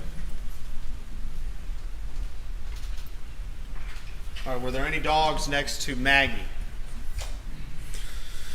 No. Okay. And that would be kennel 4 was open? That'd be, yeah, that one should be an open. The next one down should have been Rodin's dog. Okay, can you write that in there? Just write chocolate lab? Or Rogan's dog, whatever you want to write.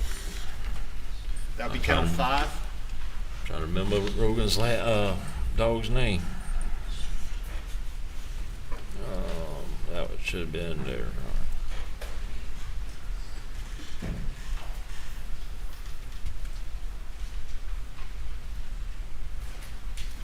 I don't remember what Rogan's dog's name was at the time.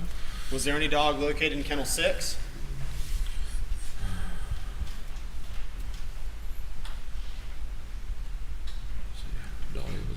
And if you want to work, however you want to do it, sir, if you want to just fill out the rest of the dogs, the working dogs, that's fine. Well, Dahlia was at the very end, kennel 10. I know that.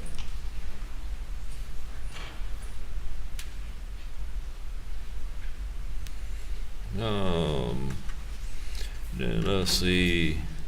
Armadillo should have been the next one coming back from Ken. Let's see, empty on 9.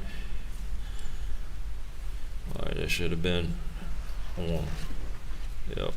Armadillo should have been right past the hose right there.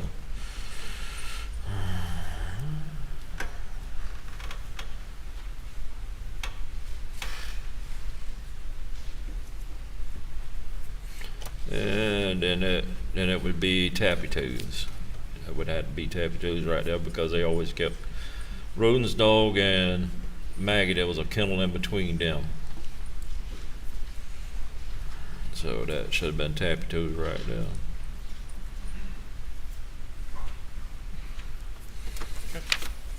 Thank you.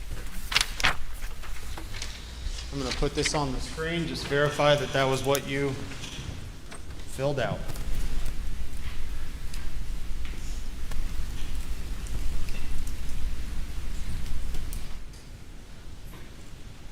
All right, Mr. Dale, I see starting with number 1, Grady, then Bubba, Maggie, then 5 is Rogan, 6 is Tappy Toes, 7 is Armadillo, and 10 is Dahlia. Is that correct? That's correct. All right. And that's the way it was when you left the property at around 5 o'clock that Monday, June 7th. Yes. And for our reference, on this diagram, that green circle, that represents what? The hose. Garden hose. All right, I'm going to show you a few more pictures. If you would, just describe what we're seeing. Are you familiar with that angle? Yes. All right, where are we looking at at this angle, where are we looking at things? You're looking straight down the kennel where you got the hose and the walkway going down in front of the kennels. And on this picture, where would the feed room be located? At the very end on the right hand of this picture. Okay. When you, in the 4 years you were washing out the kennels, did water collect or pool in certain areas? It did. All right. Can you identify in this picture those areas? Right under the hose, and right there, which should have been Armadillo's pen. That should have right there, and then right below it should have been collective. And maybe one more little spot right down there towards the end of the post right there, but that'd be about it. For the record, I think I'd like to say for the record, this is states 504. Moving on to states 502, a very similar angle. Dale, do you see those pools of collected water that you mentioned just on the last exhibit? Yes. Okay. And also states 506. And again, do you see the same angle, just pulled a little farther back? Yes. Who's the dog there on the last pen that we can see in the dog shed, in the dog house? Dahlia.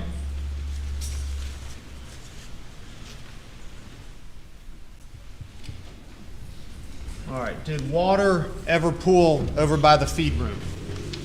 No, because usually that's the reason I would go in the afternoons, the sun would come down and beat. It would dry it up a lot quick. Especially in the summertime, it would really dry it real quick. In the wintertime, the sun would actually still hit the concrete around 3 to 4 o'clock. It'd be usually around 6 or so before the sun wouldn't be hitting on the concrete. Did water pool in the front of where Bubba would have been located, or Grady? No. Showing you State's Exhibit 503. Dale, are you able to see the water located near the feed room and in front of the two kennels, 1 and 2? Yes. Is that how water would normally pool when you washed the kennels for 4 years?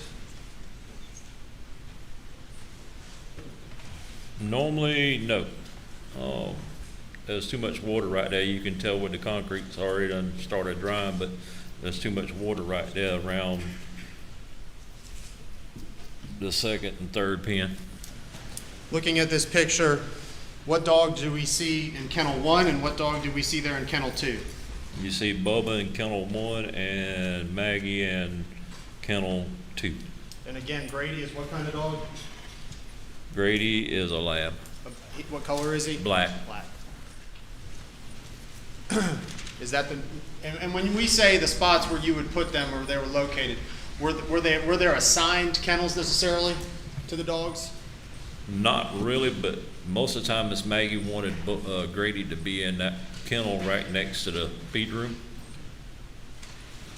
And then we'd usually put Bubba or Maggie in the follower. So that was just out of habit, mostly Maggie's habit? Yes, sir. All right. Did anyone else in the family put the dogs in a specific location, or did they put it wherever they could find a spot? They would put it wherever they could find a spot. But Maggie was particular about where she put them up? Most of the time, yes. Dale, I'm going to ask you about firearms in general. Are you familiar generally with firearms? Yes. Did Paul have any firearms that he favored over more often than others, just in your experience with him? Yes. All right. Are you familiar with an assault rifle style rifle? Yes. All right. Tell us about the one that you observed Paul having with him most often. When he went hog hunting, he would have a AR style 300 blackout. And what color was it? Black. Did it have a scope on it? Yes. All right. Did Paul also favor a camo shotgun? Yes. During turkey season. The family owned, as far as you knew, the family owned a lot of firearms. Is that correct? Yes. Did you, in your experience, and did you spend a lot of time primarily down here at this dog pen area? Yes. Twice a day, every day? Yes. Did they occasionally leave guns at this area? Yes. All right, where would you have found them? And when I say occasionally, what does that mean to you? That would be, especially when it was during hunting season, they would leave either on the golf cart or side by side. Sometimes they would leave them in the truck, but most of the time it would be on the golf cart or side by side. And how often was that, if you're there every day? Sometimes it could be once, sometimes it could be 3 or 4 times. In a month or In a month. It just all depends on how hurt he got. But that's during hunting season, right? That's during the hunting season. And did Alex carry a firearm? I've never seen him carry a firearm, but I know he carried a pistol in his vehicle.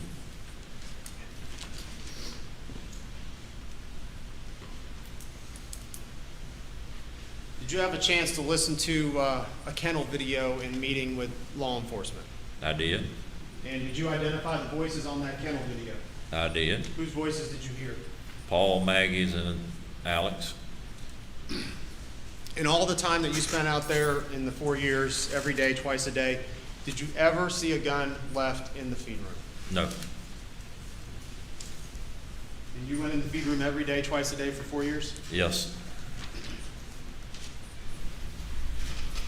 Back to court's indulgence.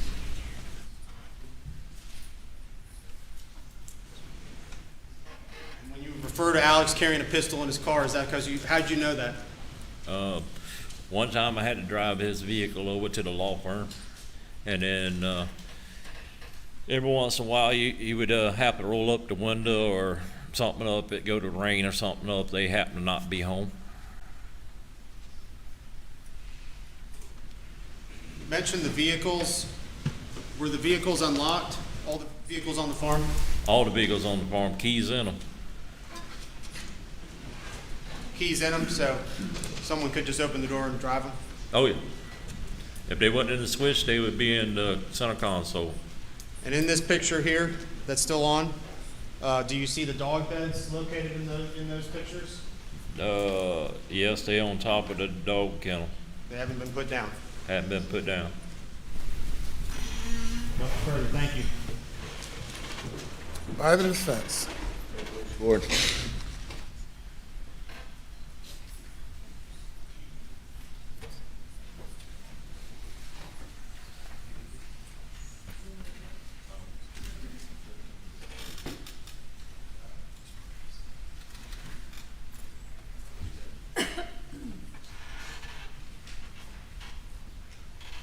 Good afternoon, Dale.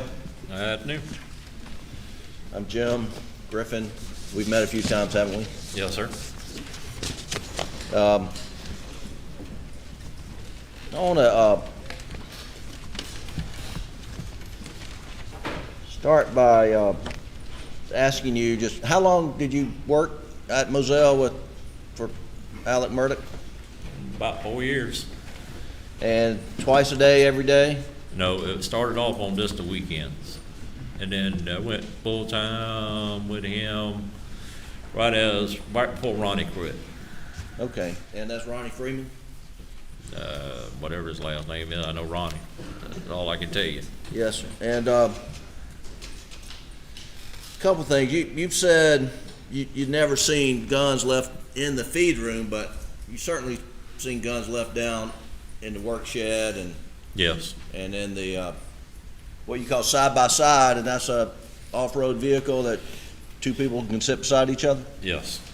And then I guess they had golf cart down Yes. there, and you seen left guns there. Yes. And you have seen guns left in their vehicles, Yes. unlocked, right? Unlocked. And hog hunting, there's really no season for hog hunting, is there? No. And a couple of those dogs in that kennel were used for hog hunting. We had Paul had got rid of the blue tick, but he kept armadillo, but he never really hunted him anymore after that last time he got hurt. Right. Now let's just be, when you're hog hunting with dogs, I don't think you can use a gun, can you? Oh yeah, you can use a gun. Oh, you think, okay. The, Unless you man enough to go in there and catch him by the foot and bring him out. Well, somewhere along the way, I heard you had to use a knife as opposed to a gun, but I don't. The, let me ask you the, I'm gonna pull up this video, exhibit 297, it's the kennel video. if you don't mind. And hang on, let me get around here. Dale, it should be on the screen there. And if, I'm gonna tell you when to stop, Doug, but if you go ahead and play it. Now, stop right there. Is that Rogan's dog? Yes. Dog named Cash, you think? Yep, that was it. Cash. And Cash was,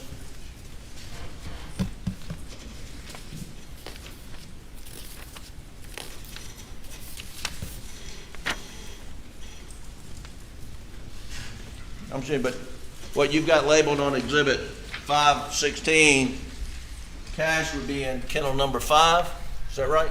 Should have been around. And that's a few kennels up from the hose, is that right? Yes. Okay. All right, we're gonna run this continuing, and I get ready to stop when I tell you, Doug.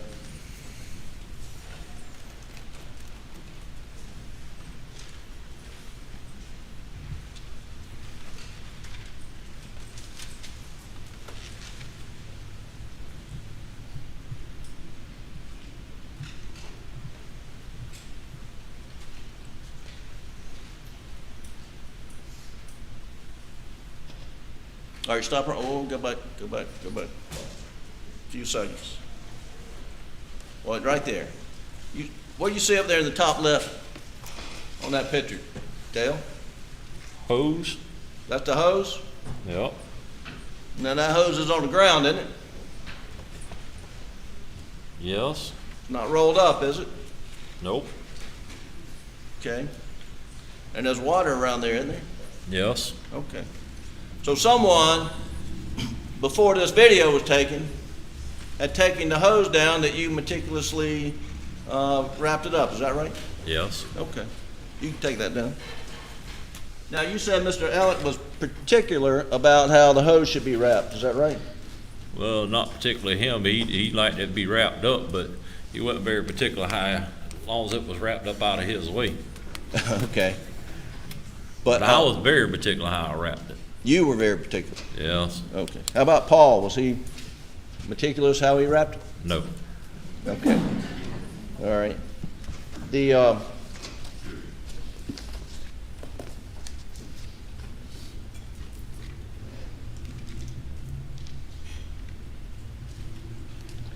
now,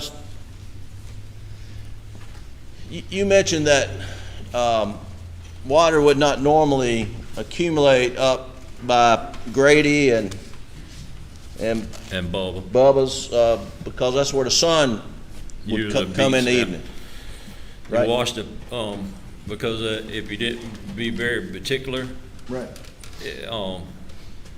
they didn't seal up underneath that door, so the inside the jams started to rot. So I tried to make sure, because if it was any kind of puddling or whatever, you'd have to make sure it was gone. Right. So you would try not to make sure there was no puddling there. So puddling didn't usually happen around the dog feed room. It would usually a couple posts back. You would have under the hose, usually around about where Armadillo's pen was, and there was a few other little spots around the post that normally would puddle. Now, and you were meticulous about not letting water build up around the feed room door because of the rot. Yep. And in fact, there was sealant in the feed room where you would have to routinely put by the door to keep it from rotting. Alex done it the last time. But you had to periodically do that, right? Yes. And you do that because water builds up, right? Well, because the water was splashed, they didn't seal up underneath the door jamb right now. And it would just run up underneath the plate right there for the cement. It would run and drain off. Now, can we agree that Paul was not as meticulous as you were about spraying around the kennels? Nope. We can or cannot agree? We can agree to that. All right. And so, and we saw the hose out, and you don't know what time that was, but I think the record reflects it's sometime 8:44 in the evening. I mean, that's about sundown, right, in June? Oh, yeah. And so there wouldn't be a hot sun burning the water off if the hose had been used, right around that period of time, would there? No. And if Paul had not been meticulous like you, it wouldn't be unusual to see water build up where you see it in the photo, right? Is that right? Yes. Okay. And sometimes the dogs would knock over the water bowl, They would. and I think maybe we can see in the photos that would cause water to run off too as well, right? Oh, yeah, it would run off. Okay.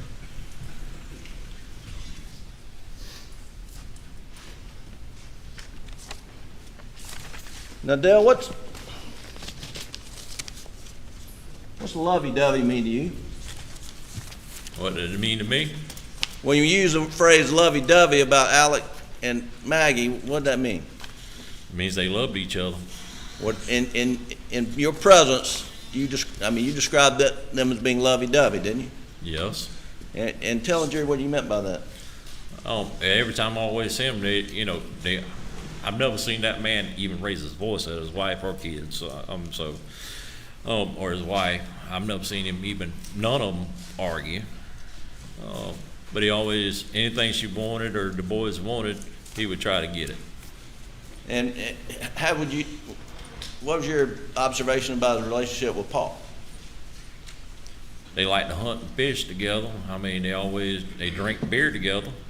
Okay. And his relationship with Buster? I didn't see Buster as much, but it was always friendly. I mean, just never seen any harmful way or anything with them. You remember, Dale, one time, one of the hunting dogs got hung up in one of the kennels, Yes. choking to death. Yes, And that dog was badly injured, wasn't it was. It didn't And- survive. he? And the decision was made to mercy to put the dog down, wasn't it? Yes, And Mr. Alec couldn't shoot that dog. He asked you to do it, didn't he? yes, And did you do that? yes.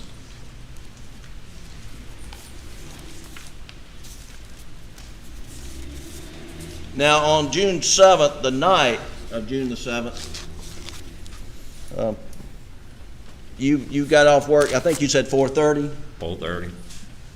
And you remember what you did? Did you go home? I went straight to the house. And you stay at the house all night? I sure did. You stay inside? I did. And you live A mile and a half. a mile and a half? You've driven a lawnmower down that road, I believe, when I was last time saw you. I did. Did you hear any gunshots that night while you were in your house? No, I did not.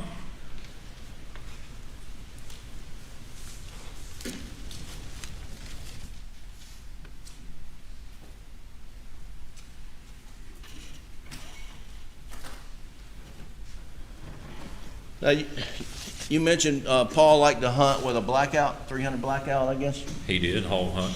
Yeah, before the murders, when's the last time you saw that gun? You remember? I cannot remember exact, but it was quite a few months that he had said something about going hog hunting. He had it in his truck. Right. Okay. But it was a couple of months. I know at least 5 or 6 months. All right. Two last points. Bubba's been getting a bad name, but Bubba's a little stubborn dog. Stubborn? No, he just rambunctious. But would he listen to you? Somewhat. You listen to Alec? He would. And in that feed room, did you keep shock collars back there for the hunting dogs and stuff? We did. What else was kept in that feed room besides feed? Shock collars, feed, chicken feed, the GPS tracking collars. Was there some medicine? There was medicine. There was all kinds of stuff in there. So if you need to put something on a dog's skin for rash or something, had that in the feed room? Had that. Okay. And now Ms. Maggie would go down there. I mean, you said she'd take a Mercedes sometime, but she'd ride her bike down there too, wouldn't she?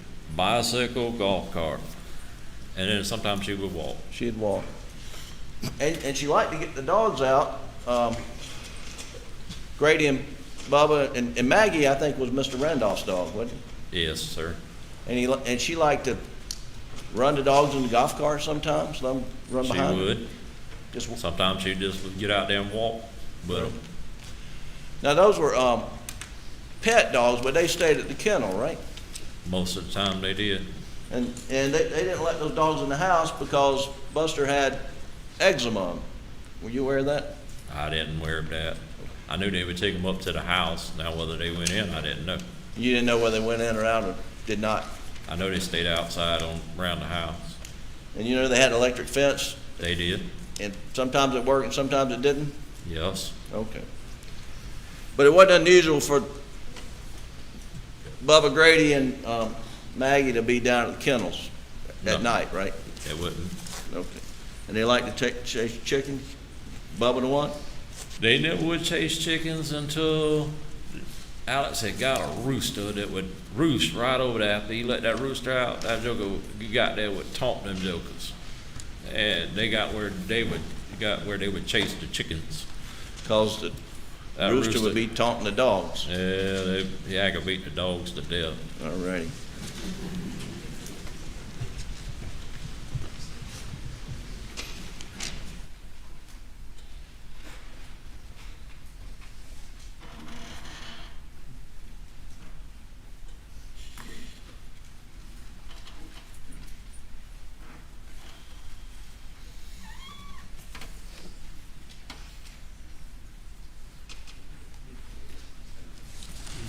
That's all the questions I have, Dale. Thank you so much.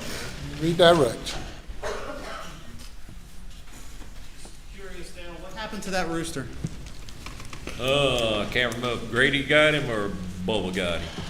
The rooster got his, apparently. One of the dogs ended up getting the rooster. All right. We heard a little bit about, well, first of all, did Alex do a lot of hunting?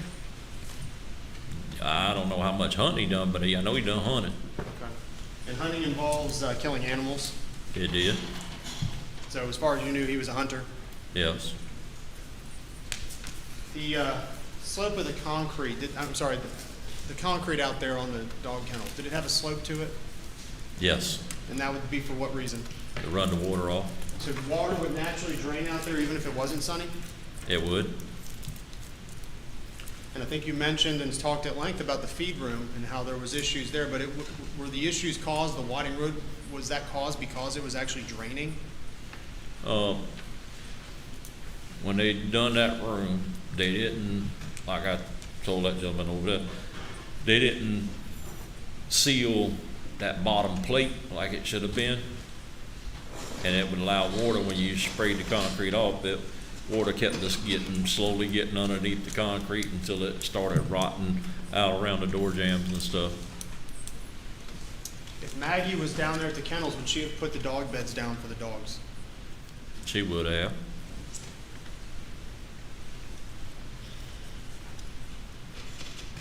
If the kennel lights and the hanger lights and the underneath lights are on, is it fairly well lit out there? It is. You mentioned what's your bedtime? You said you rise early. What's your bedtime? My bedtime, it all depends. Okay. What time are you in bed? That is a good question. Now, I can tell you my routine. All right, tell me your routine. Usually around 4, 5 o'clock, I go get a shower, and I'm in my recliner usually the rest of the day. Okay, so if you're not in bed, you're in that recliner. After you shower, you're in that recliner. How's it? And the day is done. Done. Okay. And June 7th, that was that Monday, were you done that night at whatever time you took your shower, 4 or 5 o'clock? I was done at 4:30, 5 o'clock. I had done had my shower. I was in my recliner. And you were with your wife? Yes. Last question. When you were out there at 5 o'clock at the kennels in Moselle, were there any firearms anywhere on that property? That night, that particular day, That particular day? I did not see none. Thank you. Anything further? No, Your Honor. Thank you, sir.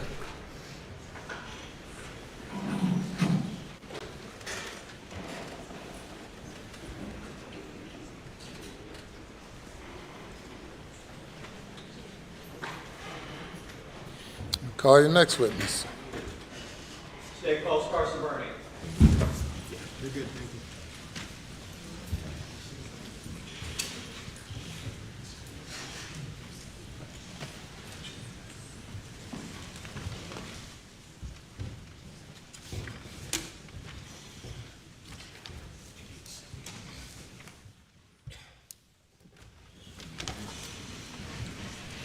Do you swear or affirm that any testimony you give today will be the truth, the whole truth, and nothing but the truth, so help you God? I do. If you would, please, sir, be seated, state your full name, spell your last name, and then leave the microphone where they can hear you.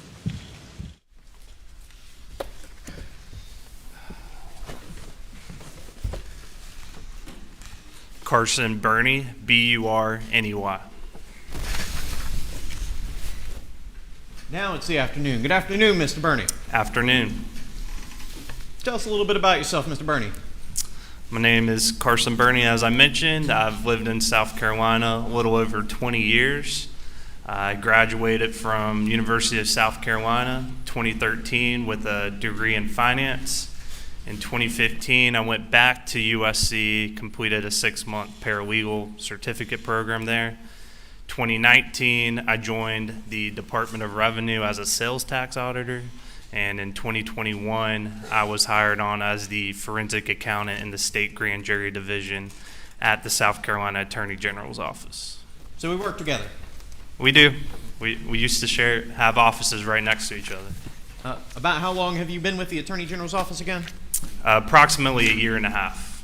And about how long were you with the Department of Revenue before you came over to us? A little over 2 years. And say again for me, what is your job title with the AG's office?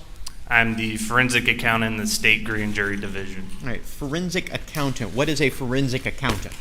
So a forensic accountant, it's a broad term, but essentially what I do is compile records, primarily financial records that include loans, credit card statements, bank account information, compile that information, and then pass it on typically to law enforcement or the prosecutors in my section. And when you talk about you look at these records, what sort of volume of records are we talking about? Hundreds of pages, thousands of pages, 10,000s of pages? In this case, thousands of pages of records, yes, sir. Thousands of pages? Yes. Would it be fair to say tens of thousands of pages? Probably, yes. Okay. Do you like your job, Mr. Burney? I do like it. It can be tedious, but I do like it. I find a sense of fulfillment. Do you have any certifications in connection with your work? I do. I am a certified fraud examiner, which is a test, essentially. You learn and you are tested on different fraud schemes, how to investigate those fraud schemes, the law surrounding that, and then different fraud prevention and deterrence methods. As a forensic accountant, are you familiar with the concept called tracing? I am. What is tracing? Tracing, in the context we're going to talk about, it's looking at the source of funds and tracing it out through to see where the final disposition of those funds ultimately end up. And in your employment as a forensic accountant, have you had opportunity to conduct any tracing analysis on records provided as part of this case? I have pretty much all the alleged stolen money I have traced. All right. Your Honor, the state would at this time move to qualify Mr. Burney as an expert in forensic accounting, particularly as to the tracing of funds. Your Honor, we don't have any objections to his qualifications. We would renew our previous objections on this whole line of testimony under 404 and 403. He's qualified as an expert. Are there different ways of tracing funds, Mr. Burney? There's several different methods. What method did you apply in this particular matter? I used what's called a first in, first out method. Simply put, the first money into an account that I'm looking at is the first money out. And in context of the tracing, it'd be the money from the source of the checks and then the first money out. Now, and I kind of jumped ahead of myself a little bit. When money is moving around between different bank accounts, the banks aren't transmitting, the serial numbers on particular dollar bills, are they? They are not. All right, so you can't necessarily tell that a dollar with the serial number is the same dollar as that serial number and going across multiple accounts, can you? No, you cannot. And so are these methodologies how you go about deciding that a dollar in one account is the same as the dollar from another account?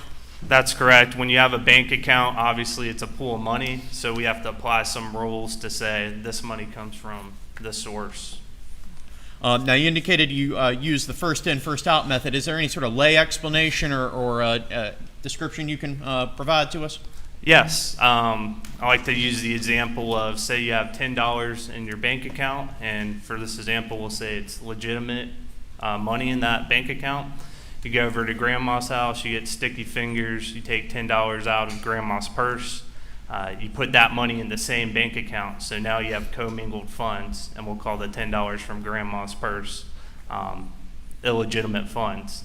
And then you have a transaction, let's say it's $15, so you're pulling partially from the $10 you previously had, the legitimate funds, and then $5 out of the $10 from grandma's account. So that's how the first in, first out method would work. And so under that first in, first out method, what portion of that $15 would come from those legitimate funds, and what portion of that would come from the sticky fingers money? The $10 would be legitimate funds, and then the $5 from grandma's $10 you took and put into your bank account without her permission. What other methodologies are there for the tracing of funds? There's a lowest intermediate balance rule. Typically, you see it in trust account, trust fund accounting. It's with commingled funds. And typically, the principle behind that is any withdrawals out of those commingled funds are deemed to be personal funds, and the funds remaining in that account would be trust funds. You see it sometimes in bankruptcy proceedings. Another one is the one I mentioned, the first in, first out method. Then you have the reverse, which would be the last in, first out method, or last in, first out method. And then one I call essentially a proximity rule. If you see a large transaction, a large deposit come in, and then almost immediately come out with a similar amount, you can draw a conclusion that those funds were to fund that other transaction. So to go over that last one a little bit, if you're looking at a bank account and you see $1,000 come in and then right away $1,000 come out, would that be the proximity rule that you just described? That's exactly correct. And in that circumstance, you wouldn't even necessarily need to apply that first in, first out, or last in, first out, or any of the particularized math. You just say 1,000, it's all the same. That's correct, yes. Okay. In this particular case, were you asked to look into the deposit of $792,000 into accounts under the control of Alex Murdaugh? I was. All right. When was that money deposited into which accounts? Can I review my notes? Please do.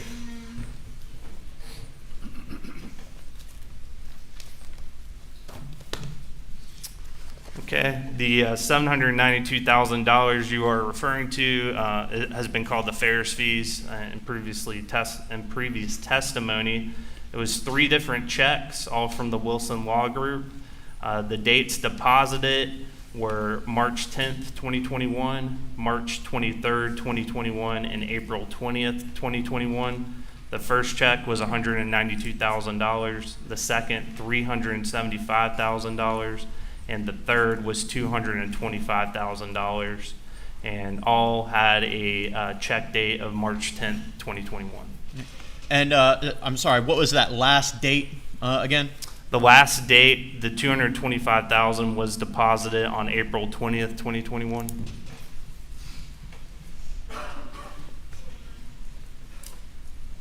And did you apply any tracing analysis to the disbursement of those funds? I did.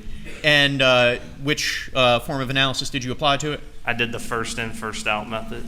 And without getting into any granular detail of the expenses from the account from that money, what generally was that money expended on?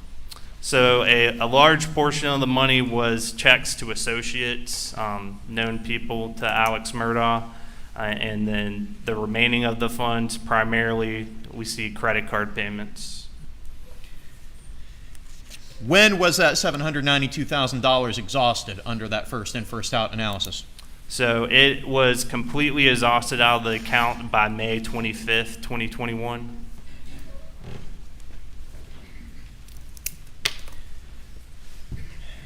There's been a lot of attempts at math from the stand over the course of this trial. Am I correct in judging that to be roughly a month apart from the date of the last check deposited? Yes, that would be approximately a month from April 20th, 2021. So $792,000 exhausted in just a little bit over a month from the date of last deposit. And what was the date of the first deposit again? I apologize. The first one was March 10th, 2021. So from that date to the last date, I believe 2.5 approximately months. Were there into which account was that deposited again? So all 3 checks were deposited into a Bank of America account ending in 6779 under the name of Alex Murdaugh. Right. Now let's take a step back and talk a little bit about the accounts of Alex Murdaugh. Was that Alex's only account at Bank of America? No. All right. What was his other accounts at Bank of America? He had other accounts that have been called the fake forge accounts. There are 2 of those accounts, and the accounts seemed to run consecutively. One account ended, and then a second one was created. The reason, I'm not exactly sure just from looking at the statements, but there were 2 different accounts. There's also a credit card account at Bank of America.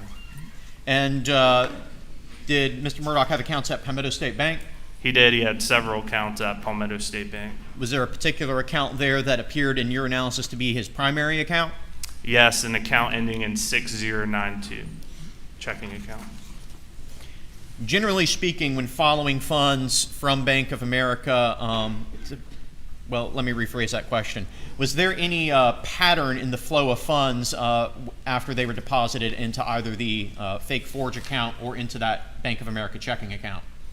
Yes, so when checks were deposited into the fake forge account, typically they were transferred out or withdrawn in cash. If they were transferred out, normally they would go to his personal banking account ending in 6779. Occasionally we would see cashier's checks come out of one of the forge accounts. Now, on those cashier's checks, would it say, hey, this is from the fake forge account on the face of it? No. When he would cut checks on that personal banking account, would it say, hey, this is stolen money on the face of those checks? No. Okay.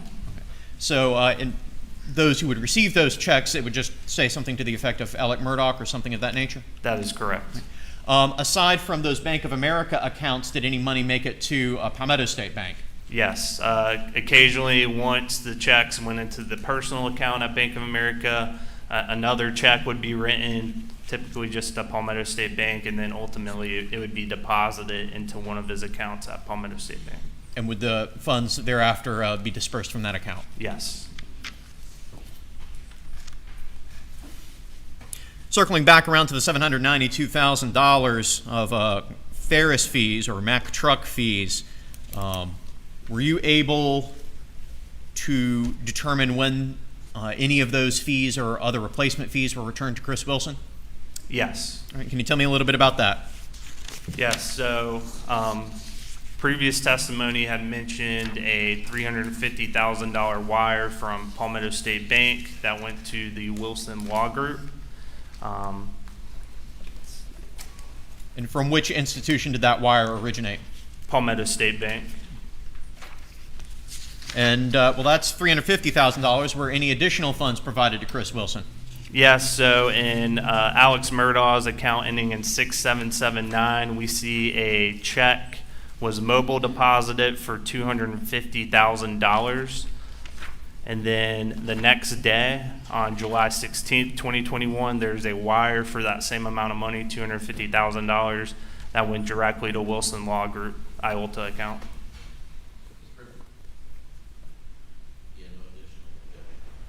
I'm showing you a document that is labeled as States Exhibit 518. Do you recognize this document? I do. And is this the document that you were just describing of a $250,000 instrument deposited into Alex's account? That is correct. State moves to introduce into evidence Exhibit 518. No additional objection, Your Honor. Submitted.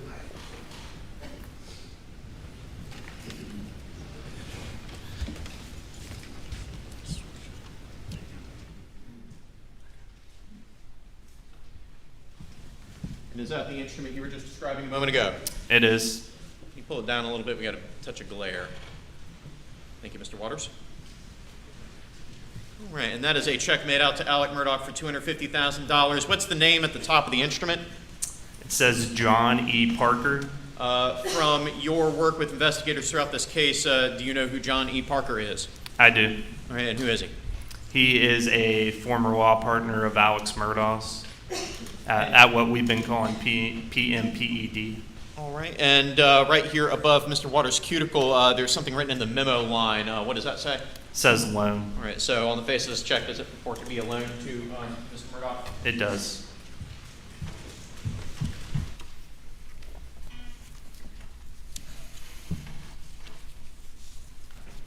So that adds up to $600,000. Did you identify any additional funds sent back to Chris Wilson's office in replacement of that $792,000? I did not. And I apologize, we took that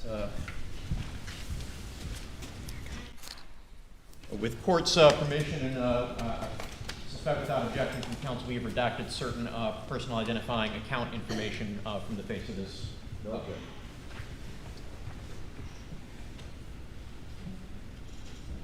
What's the date on this instrument, Mr. Burney? It is July 15th, 2021. And is that the same date as the wire of funds from Palmetto State Bank to Mr. Wilson's trust account? It is.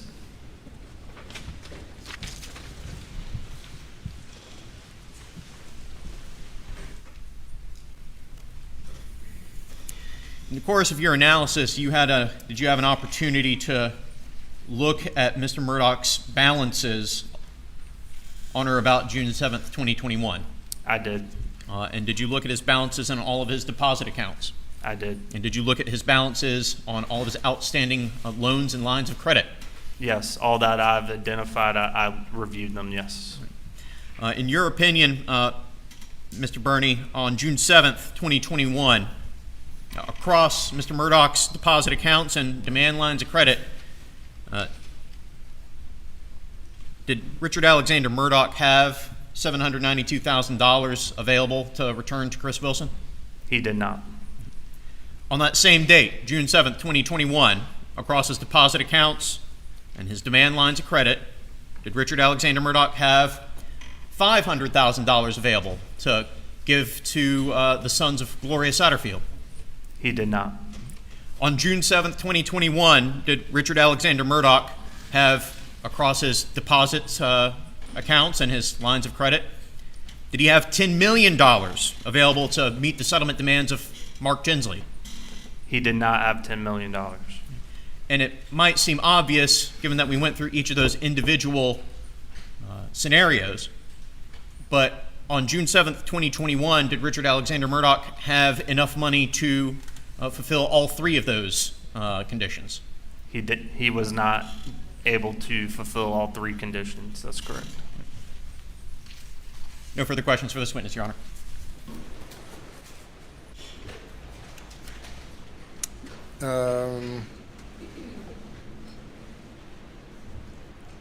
We're going to break for lunch now. You may step down, do not discuss your testimony. Let's, just a moment, ladies and gentlemen, go step down.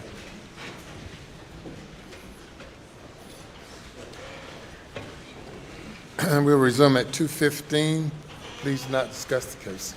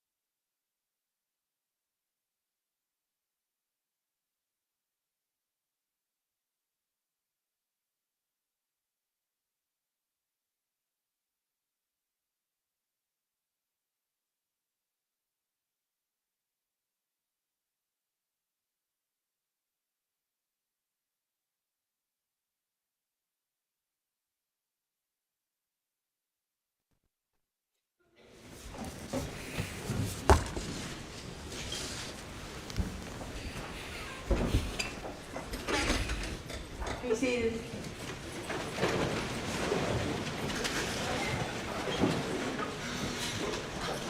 Okay, our witness.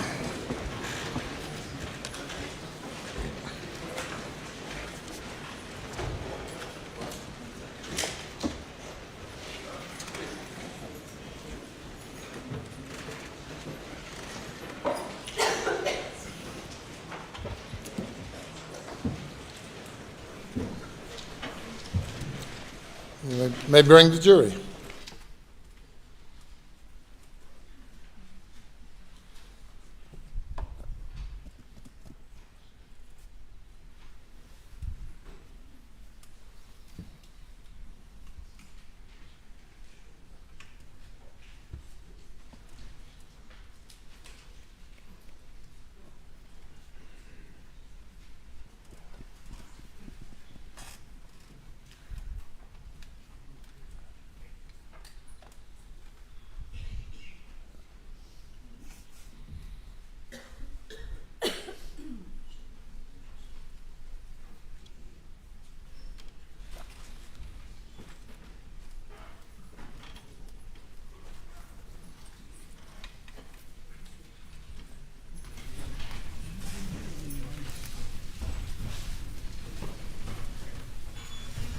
The jury is present, sir.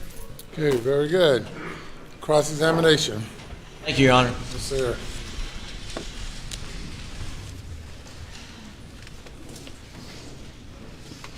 Good afternoon, Mr. Burney.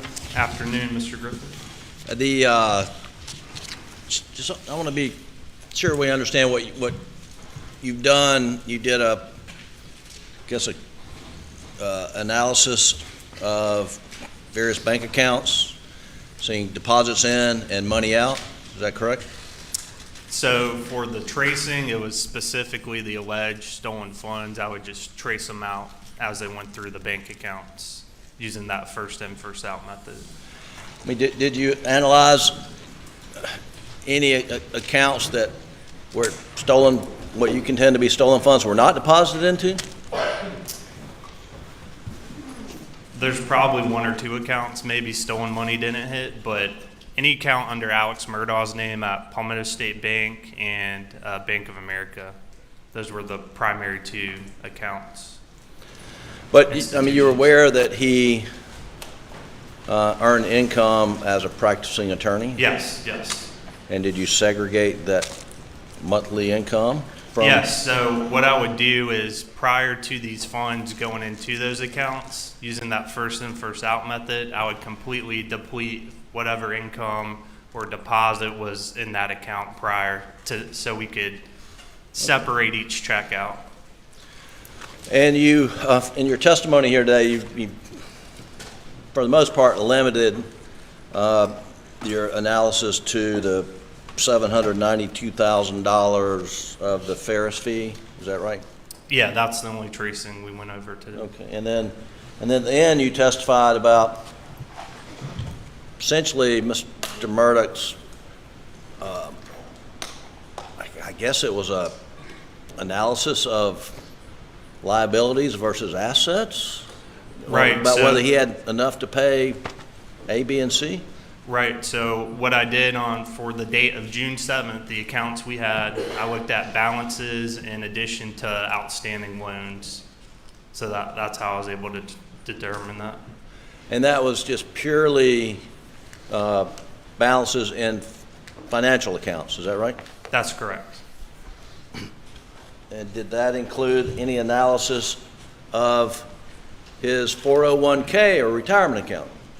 No, in the balance sheet I had no, because those were in retirement accounts. Okay. So obviously, you have tax implications and penalties and fees associated with those. And did that analysis include the value of any real estate holdings?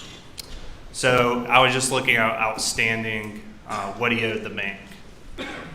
Did that? I didn't have up to date June 7th, 2021 appraisals for every land he owned. Sure. And I think we all understood your answer, but your answer is no, it did not include an analysis of any equity in real estate holdings. Is that correct? No, because I would not be able to determine that to the date. And your analysis also did not include any interest he may have in real estate partnerships, correct? Such as Redbeard and Zero United. Well, let's start there, Redbeard and Zero United. So I just had the loan statements and the outstanding principal on that, and as we know, they were charged off, I believe, in 2012, and interest was accruing, but this is just a principal balance that I was looking at. Right, but you didn't look to see what the value of Redbeard was and the value of United was. No, I had no idea what they would have been in June 7th, 2021. And were you aware that he was had an equity interest in a real estate partnership that owned the PMPED law firm building in Hampton? I became aware when I saw he was paid out of that account at the end in October, I believe. And then I would see occasionally, I called them rent checks. I think every month or so he would get a few thousand from that ownership. But in your testimony of sort of a snapshot on June 7th, you didn't take into account the value of his interest in the PMPED law firm building, did you? So I was looking at liquid assets, so would he have the ability that day to pay those amounts? Okay. All right. And I take it then you also didn't take into account his ability to raise capital through borrowing money from Palmetto State Bank if he needed to. So I was only looking at outstanding loans, so okay. I can't comment whether or not he could. We know after the fact he got a loan from the bank, but at that time I wouldn't know what he's eligible for or not eligible for if he wanted to take out an additional loan. Well, we know before the fact that he had never been turned down for a loan at Palmetto State Bank, correct?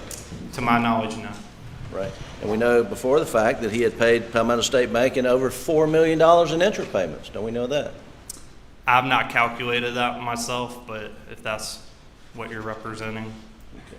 Well, we know before the fact that the chairman of the board of Palmetto State Bank's position was if Alex Murdaugh wants a loan from the bank, we'll make it happen. You're aware of that, aren't you? That's my understanding. So there was no, and just to be clear, you weren't telling the jury that on June 7th, Mr. Murdaugh's financial freight train was about to go off to the ravine. That's not what you were telling this jury, is it? I was just looking at the account balances, outstanding loans, the fact that money had to be borrowed to pay back the Chris Wilson fees. And he borrowed money from his partner, Johnny Parker, is that right? That's correct. And you know before the fact that Mr. Parker frequently loaned money to other partners in the firm because the cash flow in their business was, not great until the end of the year. I know Johnny Parker loaned Alex money. I'm not sure about the other partners, but you are correct. He did loan him money.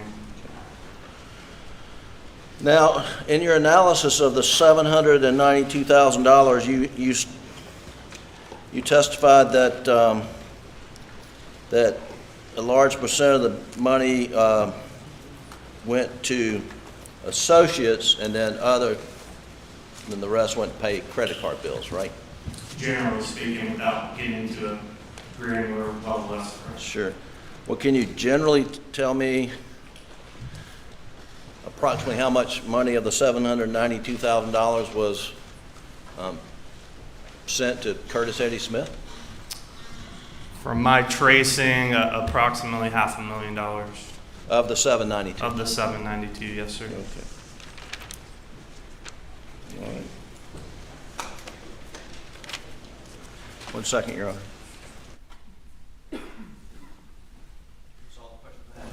Redirect. Mr. Bernie, you indicated that you were looking at liquid assets on June 7th, 2021. Is that correct? That is. Did I understand your testimony a moment ago correctly that that's what you were looking at? Yes.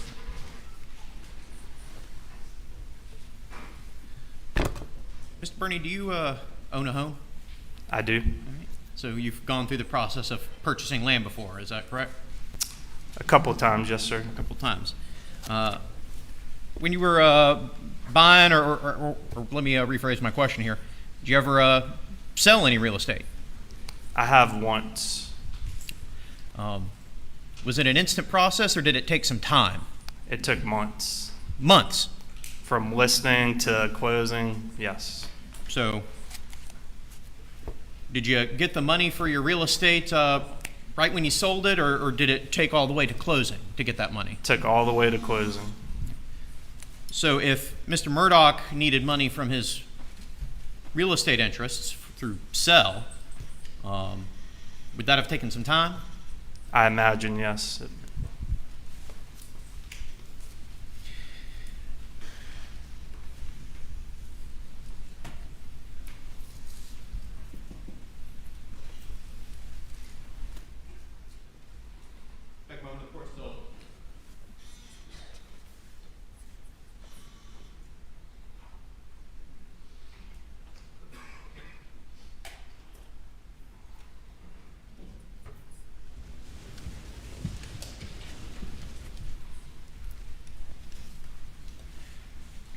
Did I hear you correctly a moment ago in your testimony, or acknowledge in your testimony the possibility that Mr. Murdaugh paid over $4 million in interest to Palmetto State Bank on various loans? That's what Mr. Griffin represented. I had not done the calculations myself. As you indicated a moment ago, what was your aim again in tracing these funds? Looking at their ultimate dispositions, where the money went to. Did you start with particular instruments and then go from there? I did. And in analyzing where the funds from those instruments went, did a portion of those instruments go to loan payments? Yes. At Palmetto State Bank? Yes. Loan payments at Palmetto State Bank and to pay back loans from other individuals. And did a significant portion of those funds go towards paying that $4+ million in interest to Palmetto State Bank?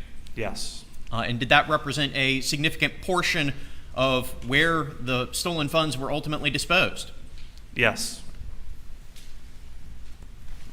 No further questions, Your Honor. You may step down. Thank you. Your next witness. Your Honor, the state calls Marion Proctor.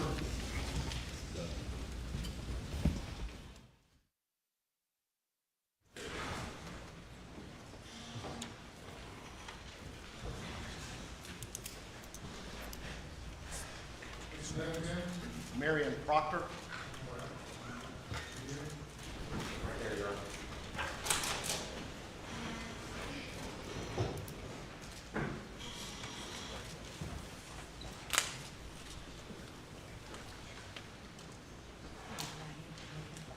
Do you swear or affirm that any testimony you give today will be the truth, the whole truth, and nothing but the truth to help you God?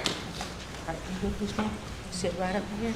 State your full name for the record, spell your last name, and then move the microphone where they can hear you. Okay?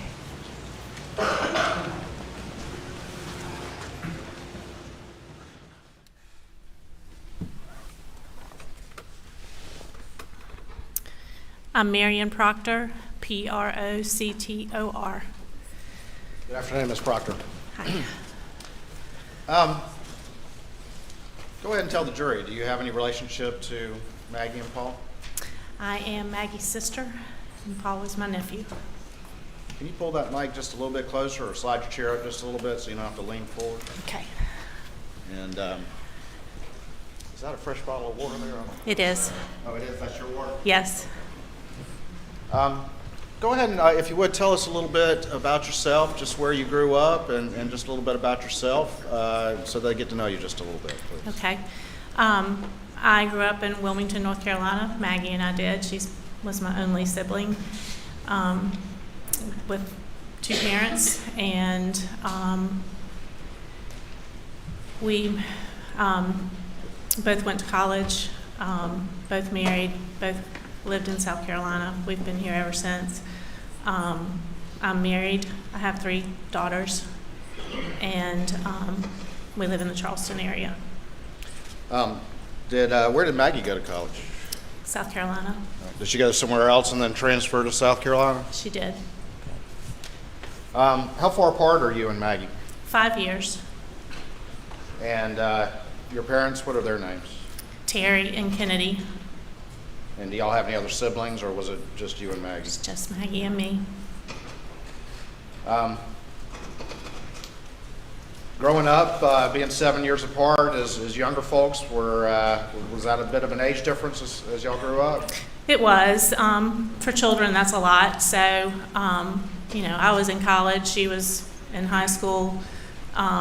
So we weren't super close when we were children, but later on, as our lives became more similar, we became very close. And how long ago do you think that relationship grew very close? When the children were little, we did a lot together. It was easy. As they got older with, their commitment, sports and things like that, it was mostly holidays, Christmas, Thanksgiving. And then when we both became empty nesters, we were having a really good time. Y'all talk almost every day? Almost every day. Tell the jury a little bit about Maggie.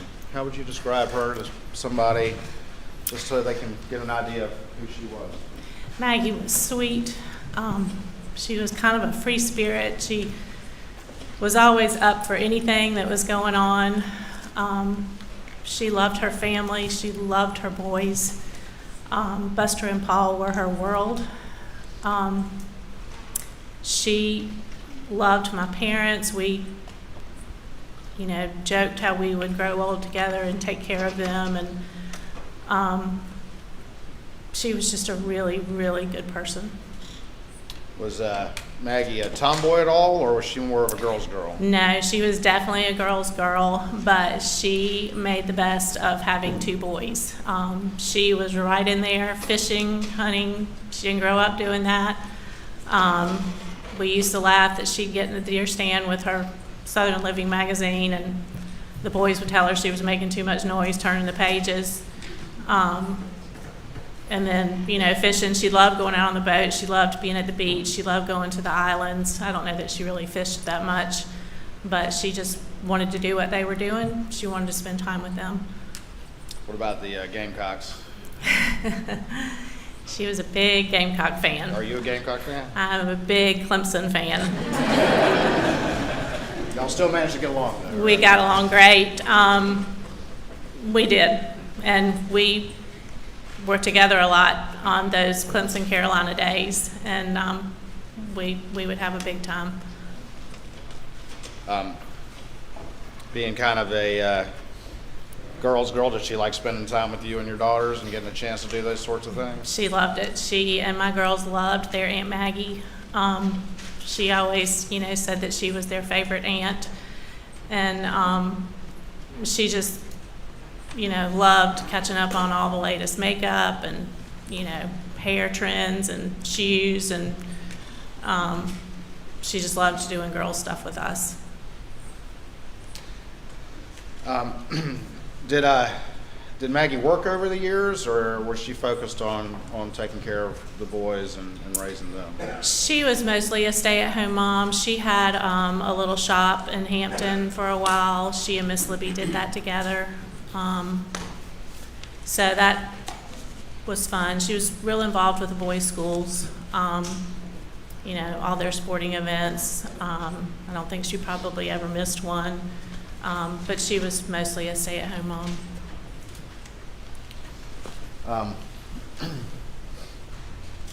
What about Paul? Did you get to know him, obviously, as your nephew? Yes. Tell the jury just a little bit about Paul and what he was like. Paul was a sweet, sweet boy, misrepresented in the media. He had such a kind side to him. He was always wanting to help. Aunt Marion, does Uncle Bart need some wood? He'd bring us a load of wood. He was a kind soul, and I loved him a lot.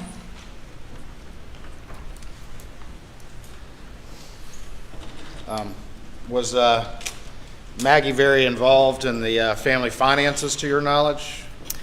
Not at all. Explain to the jury a little bit, if you would. They had a comfortable life. Maggie was happy. It wasn't a lavish life, but it was a comfortable life. And, money just, it was never an issue for her that she knew about. That she knew about? Right. I think you said you don't think Maggie ever balanced a checkbook because finances wasn't. She didn't. So I was the sister who balanced it to the penny and went crazy if I made a mistake in my checkbook. Maggie's was in the floor of her car with all of her bills thrown all over it, and she didn't. Organization was not her best skill.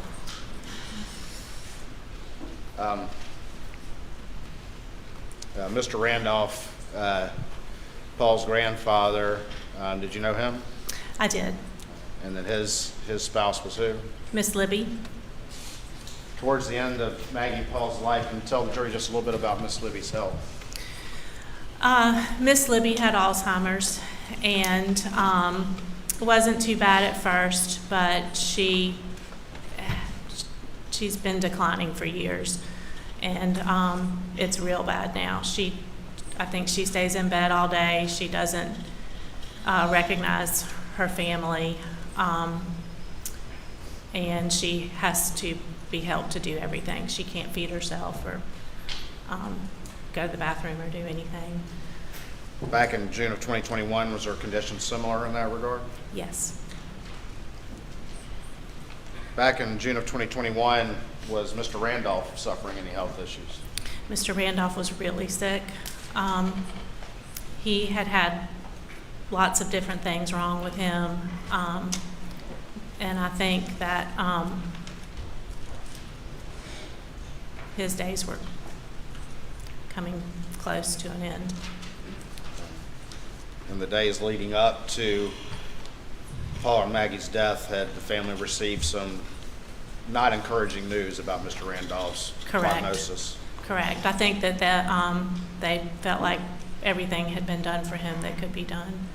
And I'm not sure Mr. Randolph wanted anything else done to him either. It had been a long road for him.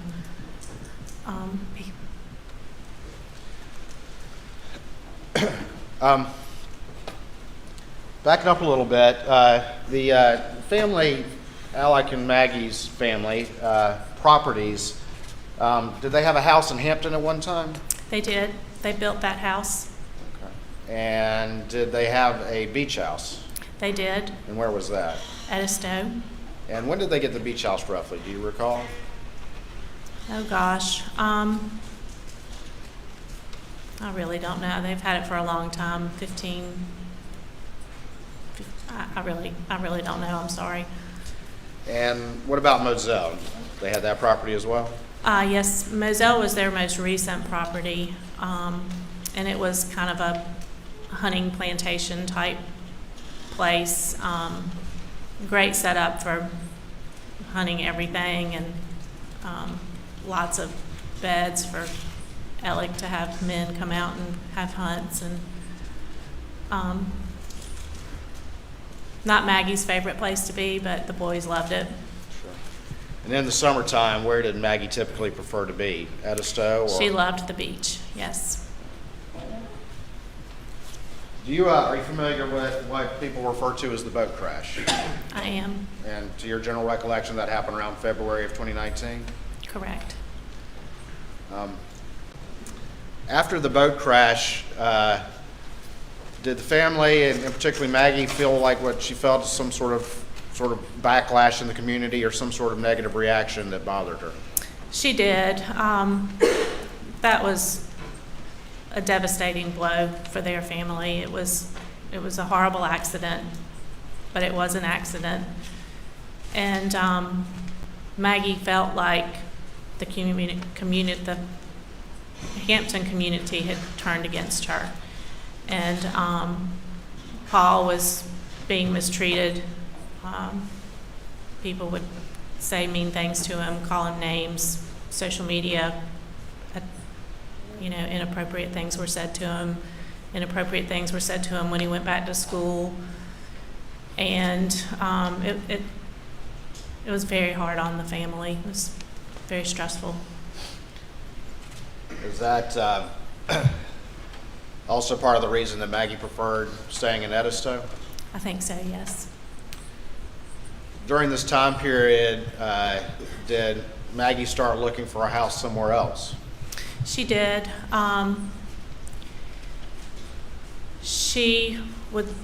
They sold their Hampton house.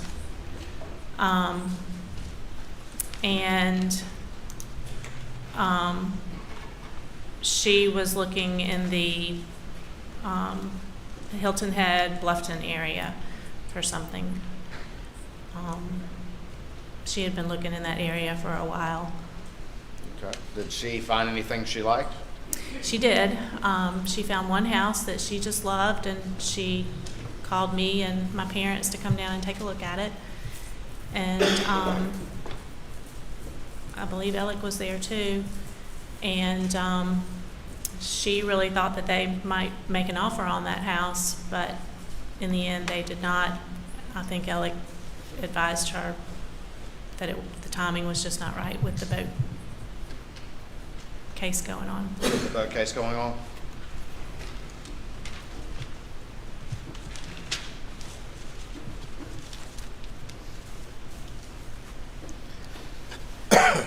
So we move closer to June 7th of 2021. I believe you testified that the family had received some bad prognosis on Mr. Randolph. Is that correct? Yes. Maggie called me that day and said she was at Edisto. She had some men working on the house, and Mr. Randolph was not doing well at all, and Alec really wanted her to come home that night. She hadn't planned on it, but that he needed her to come home, and Paul was going to be there too. And I said, well, Maggie, I said, Alec and his dad are super close, and that's probably what you should do. Go be with him if he needs you. She said that Alec wanted her to come home that night? Yes. And what was your understanding of Maggie's intent or what they were going to do that night? I was under the impression they were going over to Alameda to visit his parents. And that's why Alec wanted Maggie to come home? Correct. And that was from your conversation with her? Yes. She called you to let you know that that's what Alec had called her about? Yes.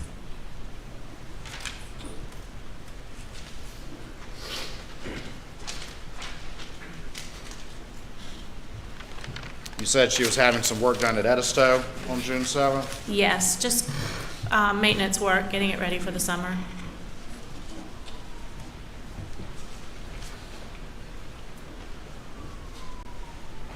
You encouraged her to go to Moselle? I did. Was that the last time you talked to her?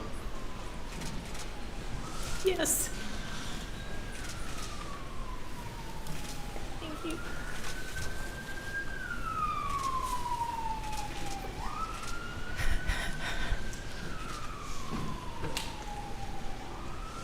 You all right?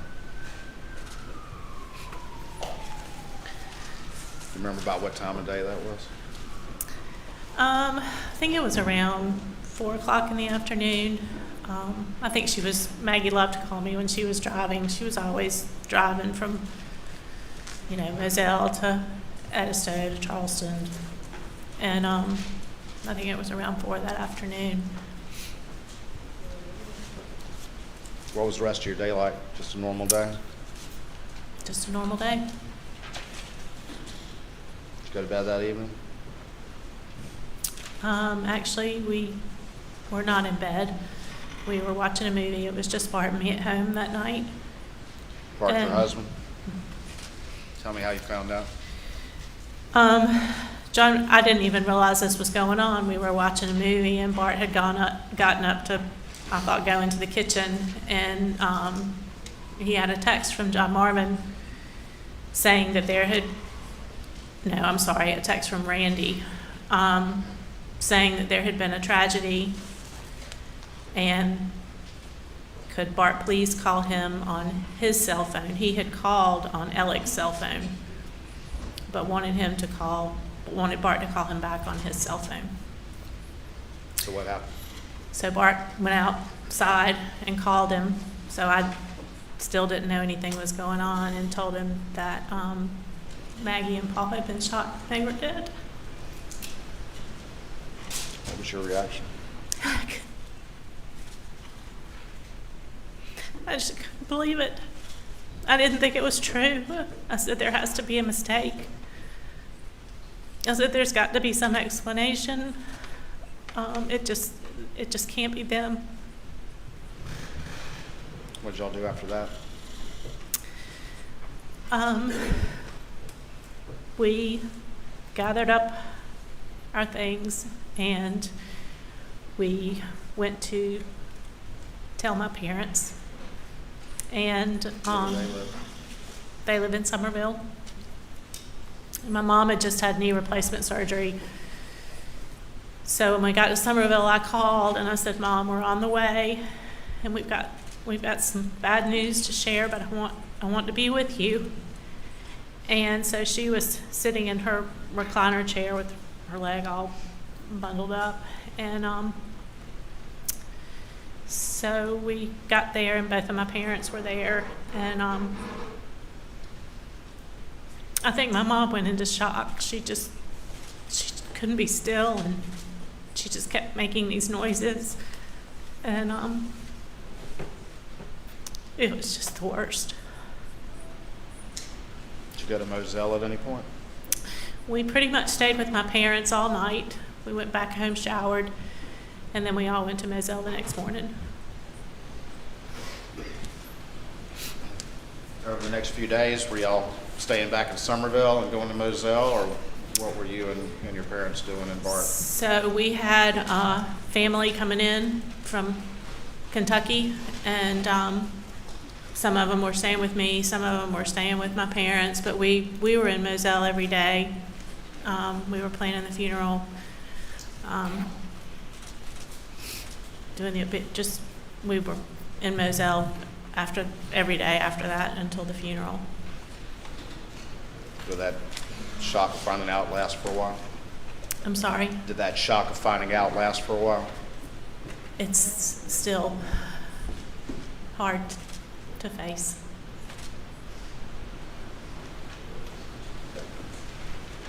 When you got to Moselle, did you see Alex, the defendant? I did.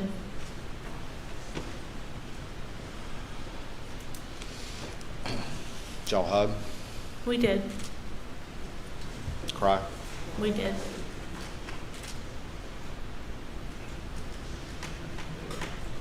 Over the course of the next couple of days, or in the aftermath, as the shock was wearing off just a little bit, did you have any conversation with Alec about what had happened? I didn't talk to Alec a lot. Alec was just really busy, and the whole town was coming to see him, and he was very, very, very torn up. I did at one point ask him if Maggie had suffered, and he assured me that she did not. Now, I don't know that I think that's true. And I asked if Paul had suffered, and he said no. And then later I asked him, I said, Alec, do you have any idea who's done this? I said, we have got to find out who could do this. And he said that he did not know who it was, but he felt like whoever did it had thought about it for a really long time. Whoever had done it had thought about it for a really long time. Did that strike you as odd? I just didn't know what that meant.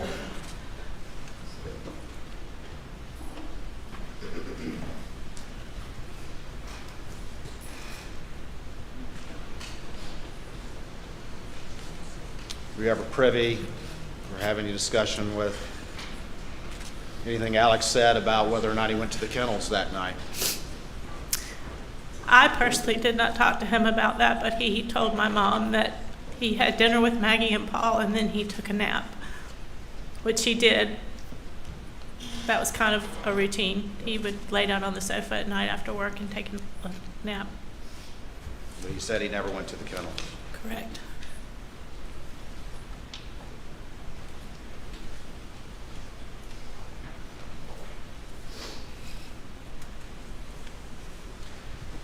After your conversation with Maggie, your last conversation with her,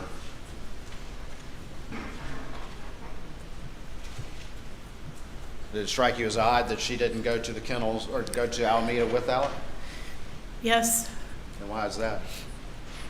because that's the whole reason she went home that night. Did you think from your conversation with Maggie that she was planning to see Mr. Randolph too? I thought so. I didn't realize that Mr. Randolph wasn't there at the time. That was a surprise to you? Mhm.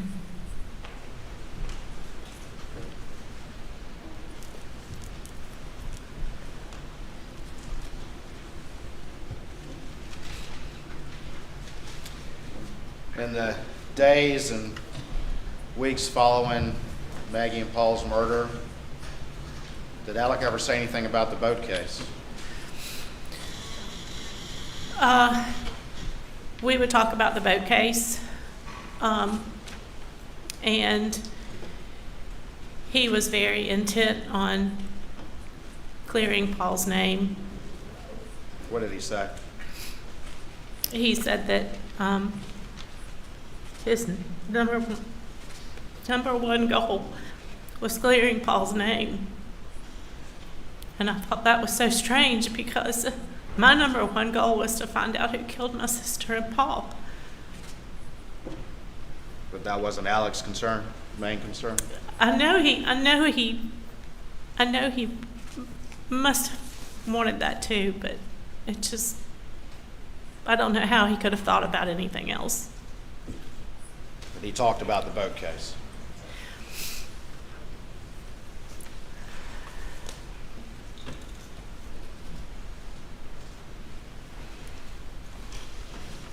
Did he ever act scared or afraid that the real killers were out there somewhere or anything like that, or was he concerned with the boat case? We were afraid. We didn't know what was going on. My family was scared. I was scared for Alec and Buster. I felt like they needed protection. I think everybody was afraid. And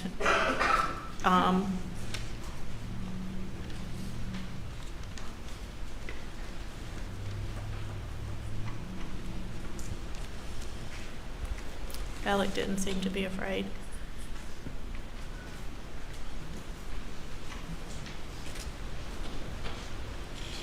Did he also talk about getting Buster back into law school Yes. after the murders?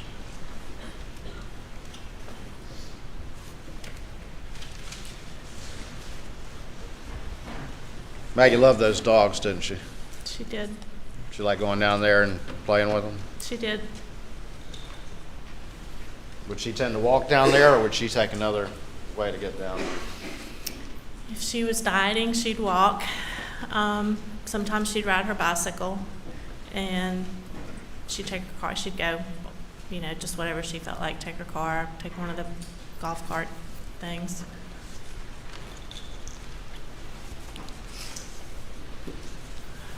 She wasn't a hunter, though, was she? No. What'd she think about those AR-style guns that the boys had? She seemed to be fine with those. I remember when she wanted to give them those for Christmas, and I just growing up with girls and not in the hunting world, I said, Maggie, why would you give those boys those guns? And she said they love to shoot hogs, and which I understood that the hogs were tearing up their property, but it just scared me that that the boys would have such a dangerous weapon. But I know nothing about guns, so.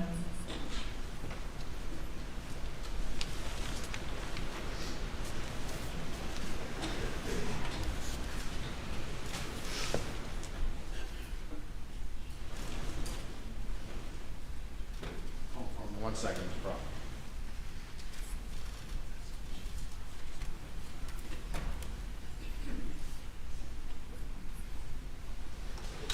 Thank you for testifying. Please answer any questions the defense may have. Mr. Griffin.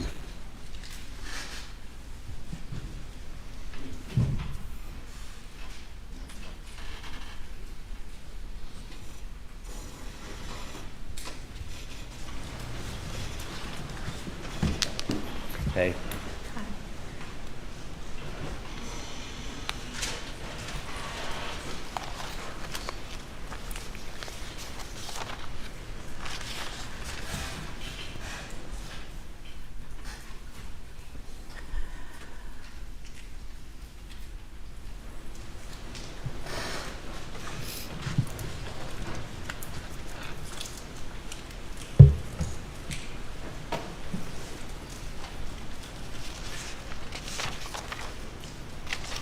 I'm sorry, this is hard for me too.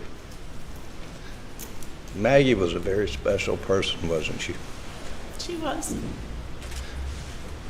And she and Alec had a very special relationship, didn't they? They did. And they had a very special family, did they not? They did. And they loved to do things together as a family, didn't they? They did. And it just wasn't Alec and Maggie and Paul and Buster, but your parents were part of their family, right? Yes. And I doubt you've heard all the testimony here in court, but a lot of Paul's friends referred to your dad as Papa T. Is that what people refer to him as? Yes. And your mother as Grandma. Yes. And it sort of seemed like Paul and Buster's friends were part of your parents' extended family. Is that right? Yes. And you and your husband and Bart and your children, y'all would all vacation together with, not necessarily with Buster and Paul's friends, but with Maggie and Alec and Paul and Buster, and y'all did things as a family a lot. Did you We know? did. And Alec was really close to your parents, wasn't he? Yes. And he considered your dad as one of his best friends, I believe. He was very kind to my dad. Right. And y'all would vacation. I think you and your husband have a house in the Keys. You would vacation there, right? Correct. And y'all would do a lot together. Your place up in off Lake Kiowee, is that right? Correct. And you said Maggie was a girl, but she took to the boys and learned to be a mother of 2 rambunctious sons, right? She did. And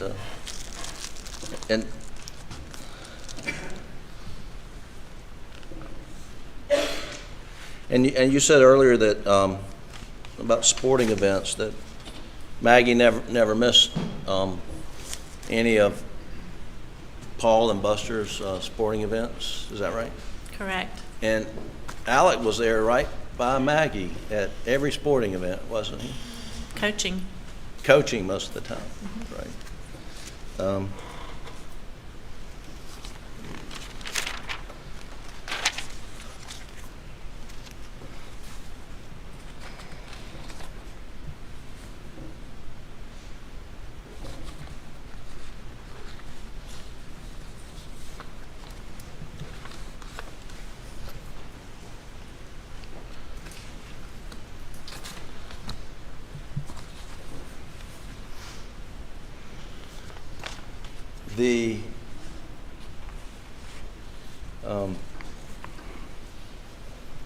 The weeks leading up to the horrific day of June the 7th, you had a family get together up at Kiowee, We did. and your daughter was you're having a baby shower for your daughter, right? Right, You're about to be a grandmother for the first time? yes. Yeah. And where was it? When was it? Where? Was Where? it? Yeah. My daughter lives in Greenville. Okay. And and it was the weekend, I think, of May 21st? I think it was the weekend before Memorial Day weekend. Right. And I'm going to show you a photo and see if you recognize this photo.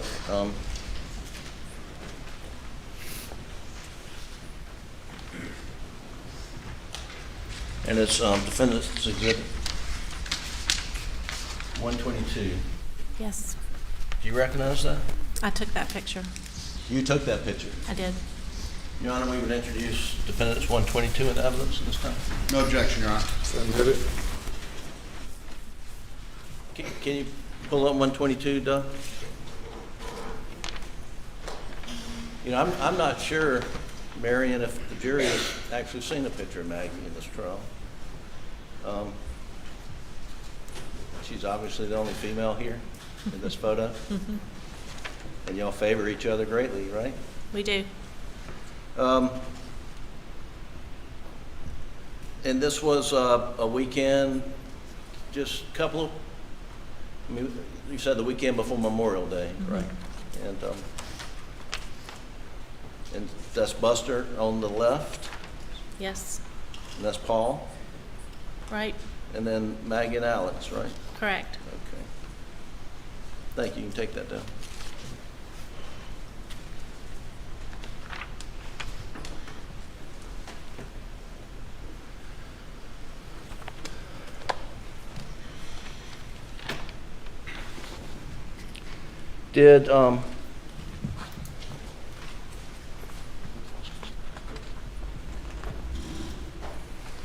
Did you see Maggie again after being with her up in above Greenville?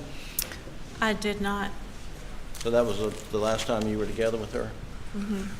She, they were at Edisto for Memorial Day, and then the next weekend was my birthday, and we were back in the upstate. And then I got the call on Monday.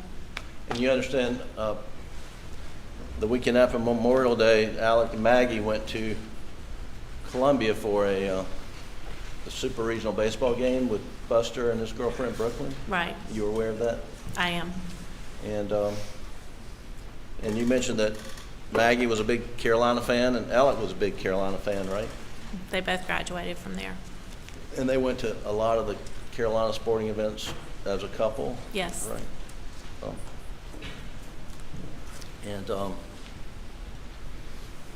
And leading up to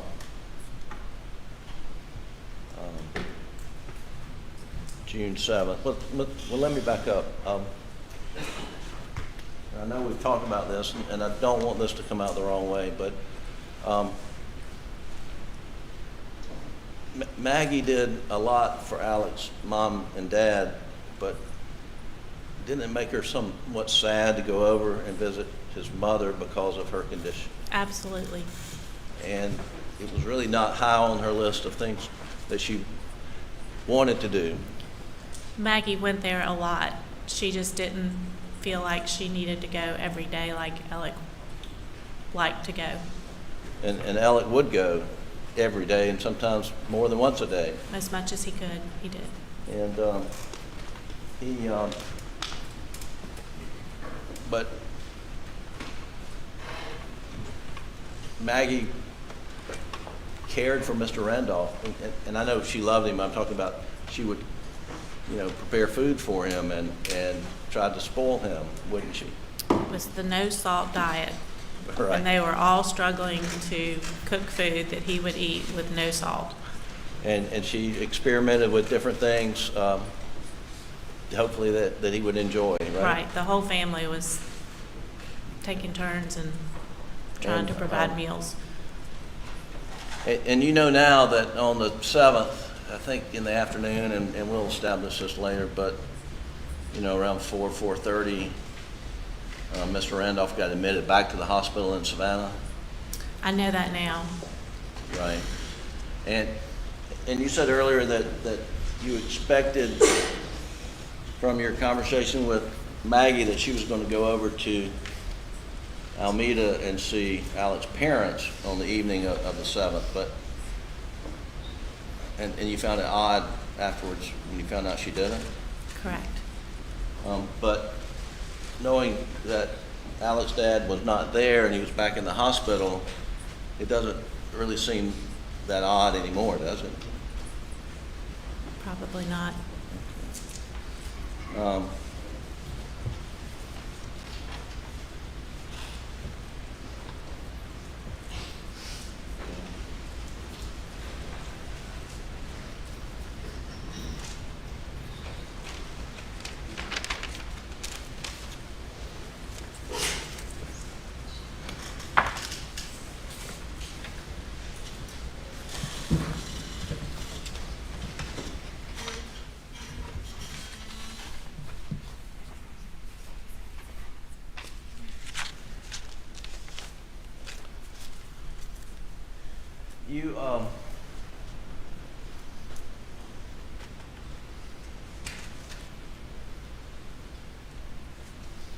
You and Bart received an awful phone call on the night of the 7th about Maggie and Paul's death, right? We did. And it was from John Marmon? Randy. Randy. I'm sorry, I misspoke earlier. And one of the requests was that you and Bart go and tell your parents in person, right? Mm-hmm.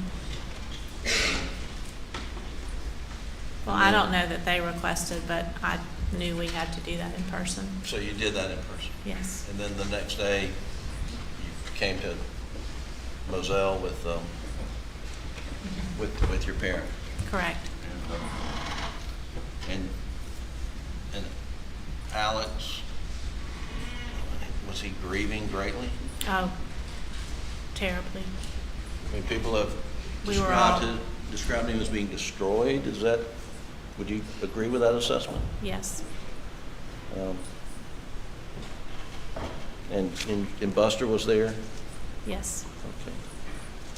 Okay. And I jumped ahead, but leading up, Maggie enjoyed being at Edisto over Moselle in the summertime. Correct.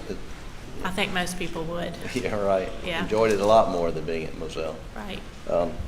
But Alec had to stay at Moselle, or did stay at Moselle, because his work was right there in Hampton, right? Right. And Alec was constantly wanting Maggie to come back and stay with him at Moselle, wasn't he? Perhaps. I'm not sure. I don't think he really liked being by himself. But when he asked Maggie to come back on the 7th, I mean, you didn't think that was really an unusual request, because he wanted to be with Maggie. Right. And didn't like to be by himself. I did not think it was unusual, and that's why I encouraged her to do so. Right. And you, from your conversation with Maggie, you knew that Paul was going to be there. Correct. Right. And do you know why Paul was going to be there? Had you heard? I didn't know at the time. Okay. I know now. That's but anyway, he and you encouraged Maggie to go be with Alec, because you know his dad was in bad shape, right? Right. Now, after Maggie and Paul were murdered, Mr. Randolph died 2 days later, I believe, or 3 days. Mm-hmm. So it was a very difficult time for everyone, wasn't it? Very. And there were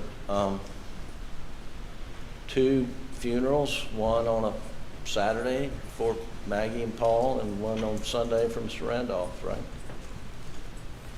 And then after a day or so, did Alec and Buster come to Somerville and stay with your parents? Yes. And did they stay with your parents a lot after the murders? Yes, especially Alec. Yeah, Alec. And to your knowledge, did Alec ever spend another night at Moselle after the murders? He did not.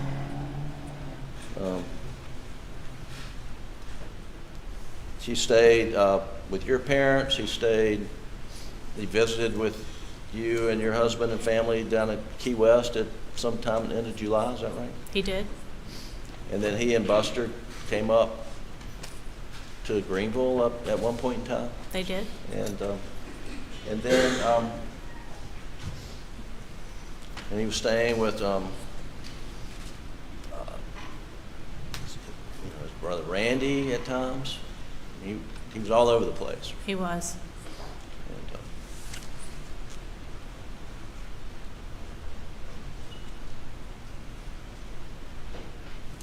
now you mentioned that after the murders that Alex said that he was very intent on clearing Paul's name from the boating accident, right? And you knew that Maggie felt very strongly that Paul was not driving the boat when beautiful Mallory Beach came to her tragic death, right? Correct. I mean, Maggie was adamant. She was on a mission to clear Paul's name, was she not? Sort of. Sort of. And she was, and you're not critical of Alex for wanting to clear Paul's name after he was murdered, do you? Are you? I'm not critical about that at all. I think that was his way of honoring Paul after he was gone. I just thought his priority should have been focusing on finding out who killed Maggie and Paul. And how do you know that wasn't a priority for him? We never talked about it. We never talked about finding the person who could have done it. It was just odd. And we were sort of living in fear because we thought this horrible person was out there, and we were mostly afraid for Alec and Buster, but we didn't know the motive behind the killings. We thought it probably had something to do with the boat case. Right. And we thought that up until September. Right. And then things started to change a little bit. Sure. Well, were you aware that Alec started carrying a gun after the murder? You didn't know Alec that? always carried a gun. What's that? He always carried a gun. On his person that he started carrying a gun. Were you aware of that? I knew he usually had one in his car. Right.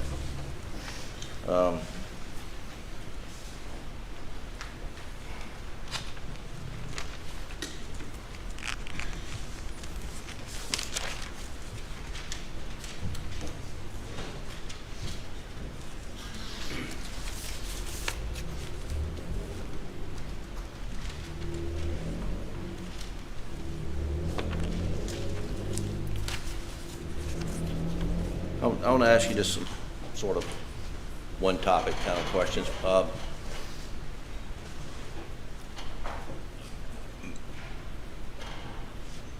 Bubba was Maggie and Alex's dog, is that right?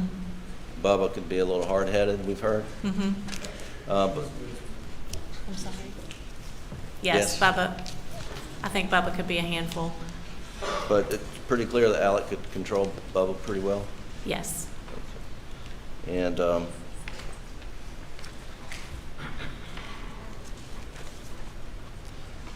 Maggie enjoyed going down to the kennels, as far as you know, to play with the dogs? She did. Right. And she was a dog lover? She was. And you're a dog lover? I am. And y'all have dogs, you know that they didn't allow dogs in the house at Moselle Correct. because of, I don't know, Allergies, yeah, allergies. right. And- But they had a big porch, and there were dog beds all outside on the porch, and, Right. you know, huge buckets of water. And when I was there, the dogs were always up there at the house. Did you know there was an electric fence around? I did not know that there was an electric fence, but And did Maggie and Alec let dogs in the house down at Edisto? I don't think so. They stayed mostly underneath the house. She They had had a like pen, Right. big pen down there. So they had a dog run type thing underneath the house? Mm-hmm. Yes. And did you ever go to Edisto and visit with Yes. Maggie and Alec and their family? Yes. And would Paul's friends and Buster's friends welcome at Always. at Edisto and at Moselle? Yes. And Maggie loved having the boys' friends around. and I think you mentioned this, but Moselle was Moselle Paul's passion? Yes. He loved that place, Yes. and Alec enjoyed being there with Paul. Is that Yes. He did. right? And, one second, Your Honor.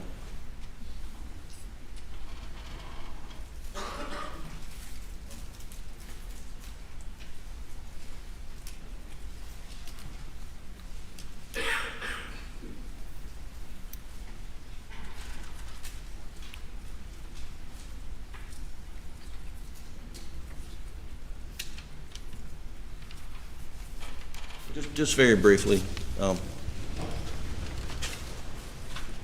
in your own words, you tell the jury what you believe Alec's relationship was with Paul. I think they had a very good relationship. They loved all the same things. They loved to hunt, they loved to fish, they loved to work the land. I think the plan was for Paul to take over Moselle one day. And they had a great father-son relationship. And in your own words, can you tell the jury what you believe Alec's relationship with Maggie was? It was good. It wasn't perfect, but Maggie was happy. And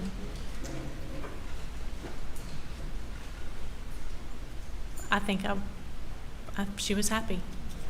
Thank you. That's all the questions I have, Your Honor. Read that right. May it please the court, Your Honor.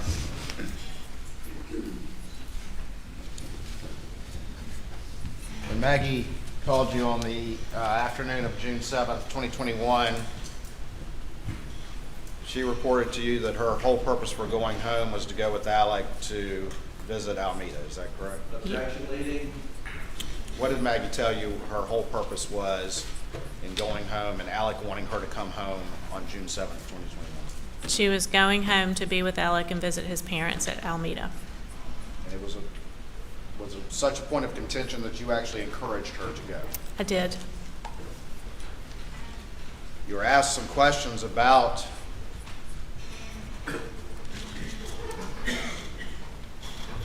you testified about Alec not being focused on trying to figure out who killed Maggie and Paul, and then something happened in September. Is that right? Correct. And that changed for you as you started to look at the motive. Is that correct? That's what you just testified, correct? Correct. And in September, he got fired from the law firm, right? Correct. And it started to come out about years and years of theft and misappropriation from clients. Is that correct? Objection leading. Objection sustained. What came out in September that changed your calculus? And objection exceeding the scope of cross. Objections overruled. Please answer the question. We were on our way to a football game, and we received a phone call from a friend of ours saying how sorry they... Your Honor, objection this issue that has not been ruled upon. Ladies and gentlemen, we'll have you go to the jury room. Please do not discuss the case.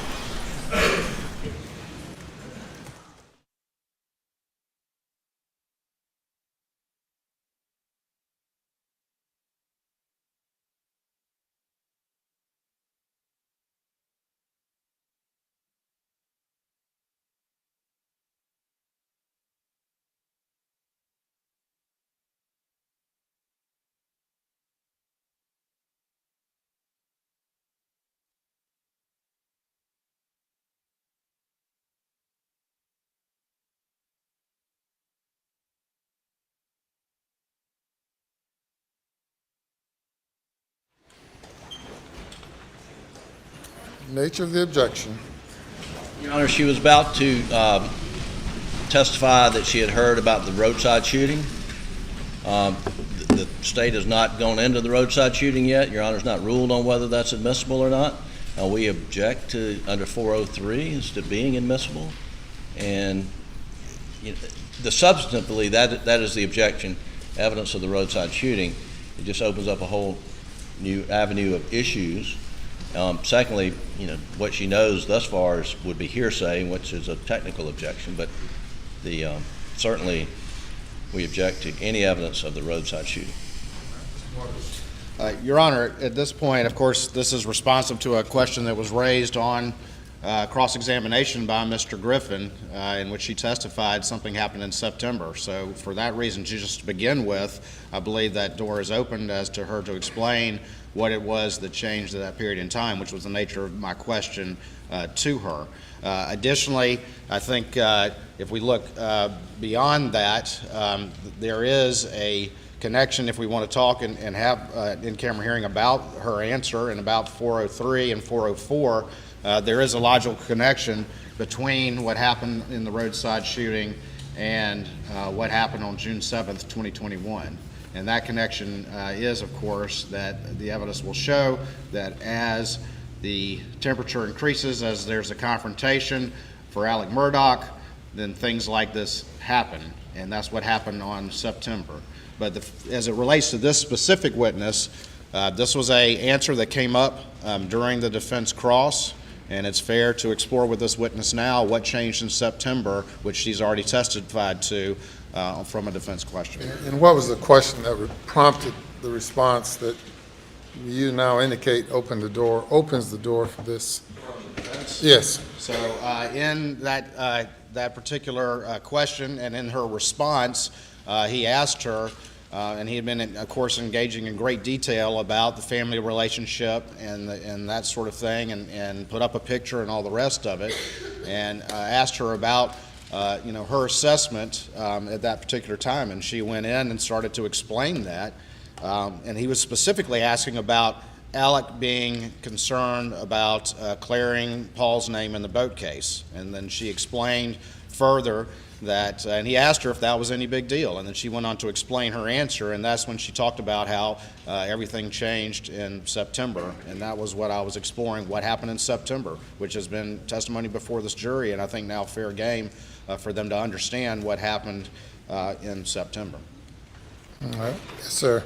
Your Honor, that was not the question. What was the question? That was my question to Mr. Waters, and he's explained a whole lot. I don't know if he responded to my question. Maybe you will.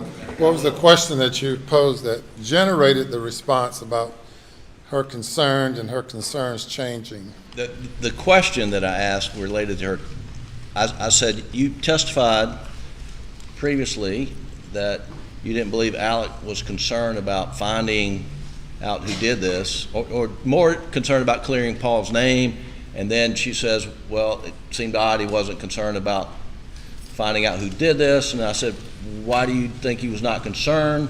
And then she goes into testifying, well, initially we thought it was the boating accident, and then after September, we thought perhaps it's something completely different.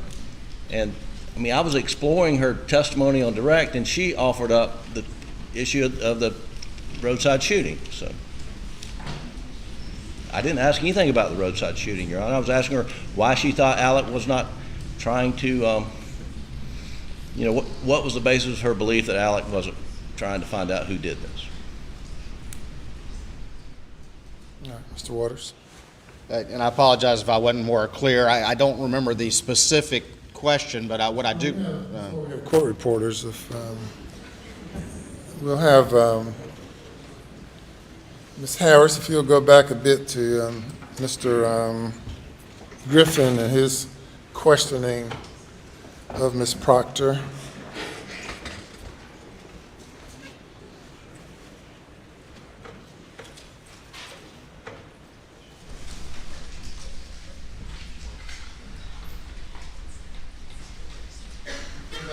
Maggie being solely consumed about the, I don't know how far that was, Maggie being consumed about the boating accident, and if it's not too far back from there on up to where you are now.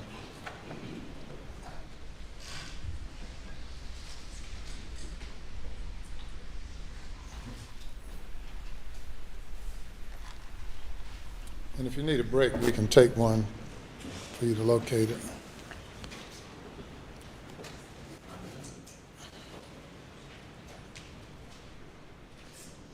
Question. I'm looking for the question. Right.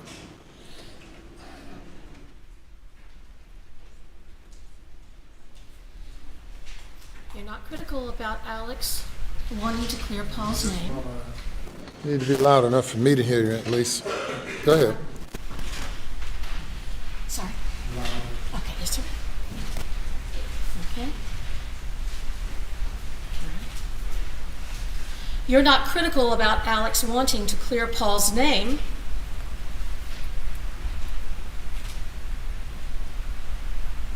After he was murdered, are you? I am not critical about that at all. I think that was his way of honoring Paul after he was gone.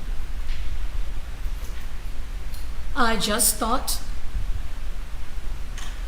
his priority should have been focusing on finding out who killed Maggie and Paul.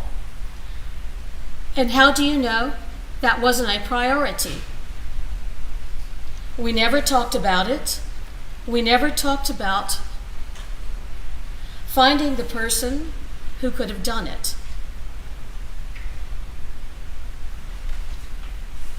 It was just odd. And we were sort of living in fear because we thought this horrible person was out there and we didn't. We were mostly afraid for Alex and Buster. We didn't know the motive behind the killings. We thought it was probably had something to do with the boat case, right? And we thought that up until September. All right. And then things started to change a little bit.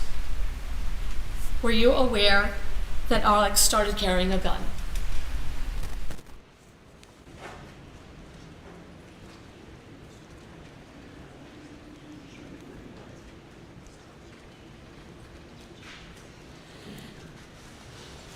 All right, Mr. Waters.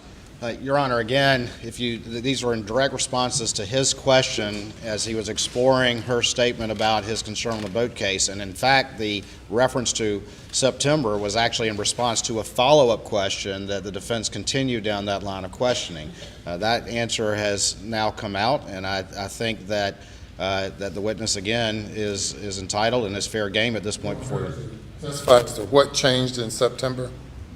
What she meant by that. Yes, sir, what she meant by that. And what changed in September? Do you want me to talk to them? Yes, ma'am. So we received a phone call from a friend of ours who said he was so sorry to hear about my brother-in-law. And the call came in to my husband, Bart, and Bart said, "What are you talking about? We don't know anything." And he said, "Well, your brother-in-law's been shot." And we literally stopped the car, pulled over on the side of the road, and it was just the worst feeling in the world because I thought whoever had killed Maggie and Paul had now shot Alec, and I was horrified that Buster was next. So we made a phone call to Buster, and Buster said his dad had been shot, but that he was okay. He was on his way or in the hospital at that time, I can't remember. And then at some point, and I'm not sure, I think I was in shock. At some point, we spoke with Jim Griffin that day, and he told us that yes, Alec had been shot, that he had been fired from the law firm because he had been caught stealing money. All right, thank you. Yes, sir. Again, that's her explanation, and I believe that's fair game in this particular instance to this particular witness's testimony that had come out on cross-examination. And I probably would have one follow-up. Additionally, I should mention as well, I think there's two other matters that probably we should explore while the jury's out, in fairness to the other side and in court, that I wanted to inquire that were in reference to cross-examination. Those are different issues. I was going into them, tell me what they are. So sure. There were obviously extensive cross-examination about the family relationship, and there's been extensive evidence offered by the defense on cross about the family relationship. And there were two questions I was going to ask her about fidelity concerns, and also the Maggie and the family wrestling with opioid abuse and pill usage by the defendant.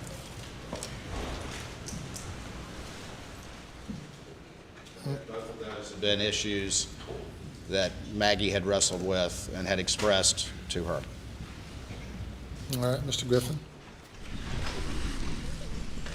Well, as to the, I don't know if you want me to address the roadside shooting, but that certainly, I mean, that opens a Pandora's box of 404B. They want to introduce the roadside shooting as motive. How can you have motive after the fact? And so it's not admissible. It should not be admissible under 403. But just what she says is not that harmful, but they're not going to stop there, Your Honor. And I did not open the door. I said, You're probing her about Alex's fears. Doesn't Alex, were you aware that he started carrying a gun? Well, he always carries a gun in his car. No, but then he started carrying it in his pockets.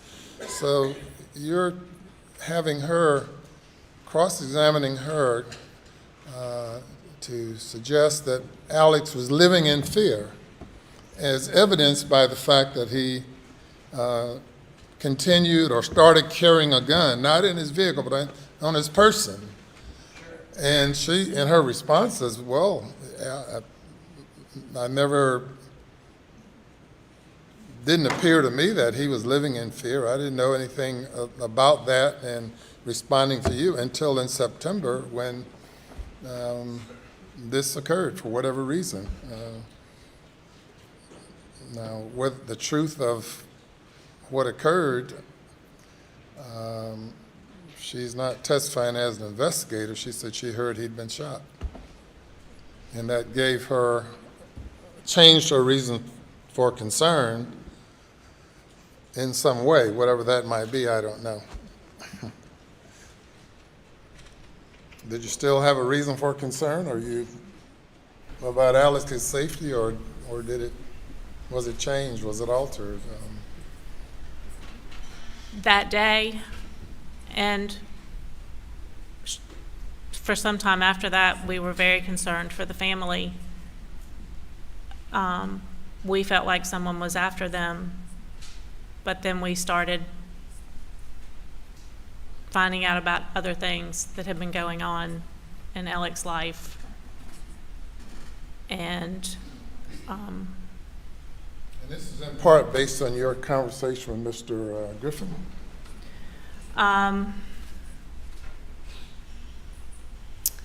This is everything that has come out since then. Did you Did you say that you had a conversation with Mr. Griffin? That day that we found out that Alec had been shot, we did have a conversation with Mr. Griffin, and he's the one. Mr. Griffin told you that he'd been fired and that he'd been caught stealing money. Correct. That's just hearsay. Well, Absolutely hearsay. what kind of quandary does that put you in? You going to be a witness as well? Well, that's a hearsay statement, Your Honor. I mean, without a doubt, it's classic hearsay. Well, this, the basis for her fear or not having fear, which is something you, or fear or believing that Alex was in fear, that's something that you are probing. Aside from that issue, how about the family relationship issue, fidelity, opioid abuse, concerns? Your Honor, with regard to fidelity, I mean, we can hear what she says about it, but the evidence, as I understand it, is 10 or 15 years ago. I don't know how long ago, but it was more than 10 years ago. There was some issue about someone that Alec had known in college reaching out to him. Maggie got angry about that. They had a Reaching out to him 15 years ago or recently? Yes, sir. Yes, sir. And that Maggie got angry about it. Contacted the woman's husband, who says, it's not true. I know who she's seeing because I have a private eye on her. That led to a divorce. You're now referring to a 15-year-old conversation. Yes. And then the opioid stuff, Your Honor, is, I'm not sure what information she's going to share about that, frankly. Well, you had one earlier witness read a letter about him being in rehab. That they introduced, yes, sir. That you published. Well, it was already in evidence, Your Honor. All right. Over objection. So. Go ahead, Mr. Waters. So on both of those issues, first of all, with the first. By the way, you can step down for a break. Don't discuss your case. You're fine? Okay, good. All right. With the issue of the first matter, I think it's certainly a fair question to say, did Maggie ever express to you any concerns? Were there ever any concerns and issues with the defendant's fidelity? I think that's clearly in response to the extensive evidence been offered by the defense. You said, has she ever, such as 15 years ago? Well, I think that my follow-up question would be, was that something that remained in Maggie's mind over the years up until... and she would know that. I think that if I asked her that question, she could express an answer to that. Yes, sir. No, what is the answer to that? It was an affair that happened, or Maggie thought it was an affair that happened many years ago. They were able to resolve the issues, but Maggie still brought it up. As recently as when? A year ago. She did not think anything was going on. It still bothered her. All right. May I ask a follow-up, Your Honor? Yes. During when that event occurred, did she make Alec leave the household for a period of time? She did.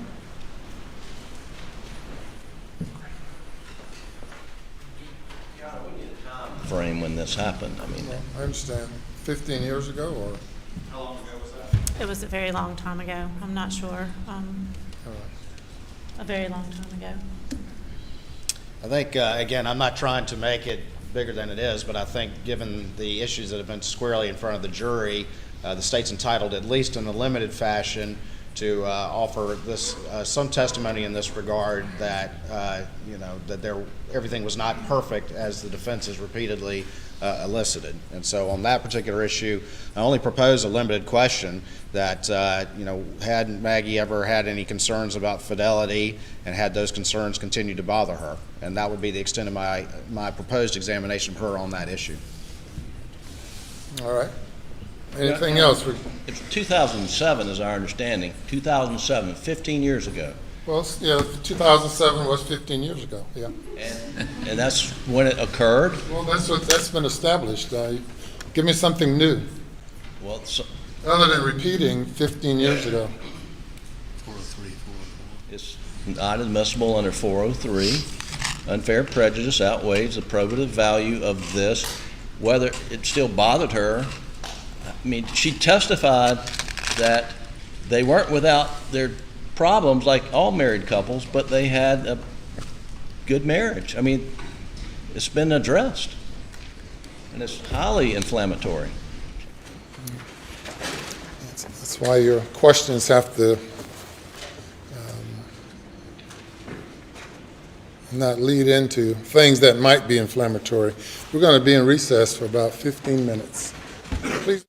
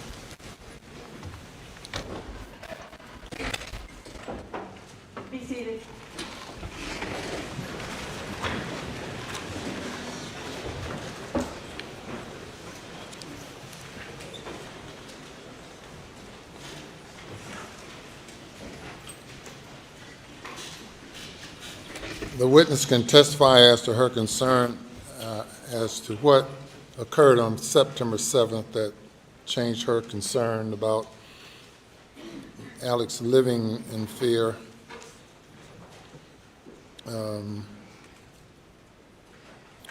She cannot testify as to on the fidelity issue because that's too remote in time and would tend to confuse the jury. She can testify that she discovered that he'd been fired and that and that he had a drug problem.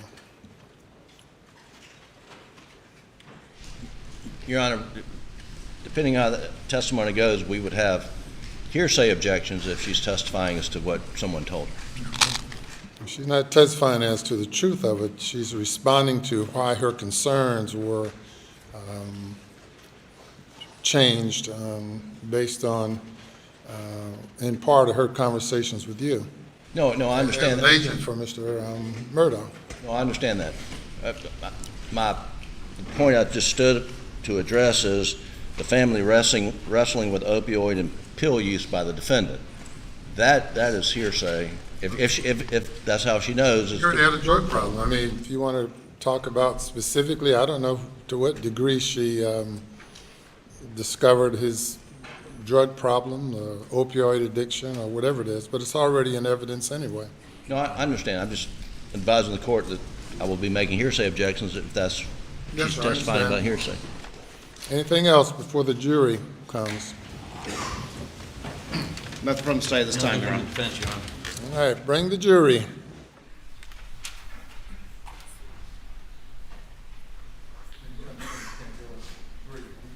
All these issues.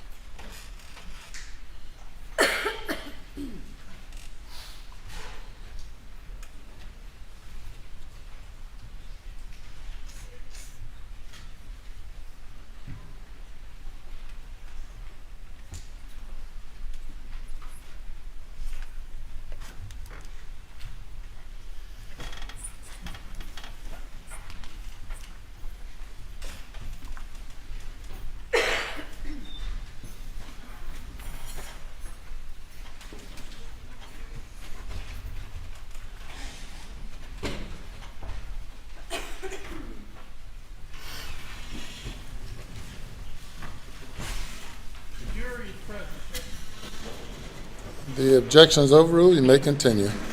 May it please the court, Your Honor.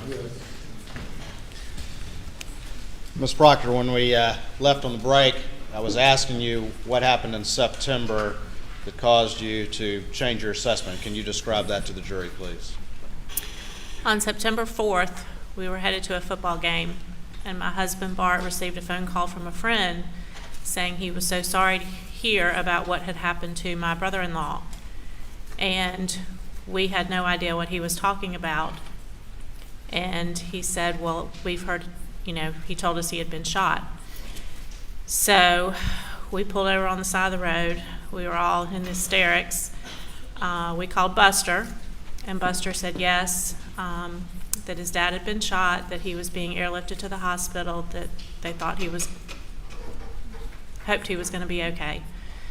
So we wanted more information, so we called Jim Griffin, and he told us that Alec had been shot in the head and that he had been fired from his law firm for stealing. What was your concern when you heard that he had been shot? Initially, I thought he might be dead. I had just lost 2 of the family members, and I felt like they were being targeted at that point. I felt like the family was being targeted. Subsequent to that, did your concern that the family was being targeted, did that change as well? Over the course of a few weeks, we were still on high alert, worried for Buster, but at that point, information started coming out about some things that Alec had done financially that we had no idea about. And that changed your assessment about what you heard about him being shot as well, is that correct? Can you answer out loud? The shooting, that was an event in itself.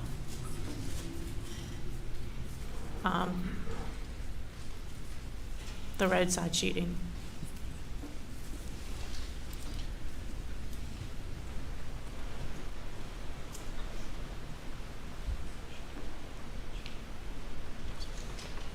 You just stated that the shooting itself, the roadside shooting, was an event in itself. Did other information come to your attention that changed your assessment about the roadside shooting at a later time? Yes.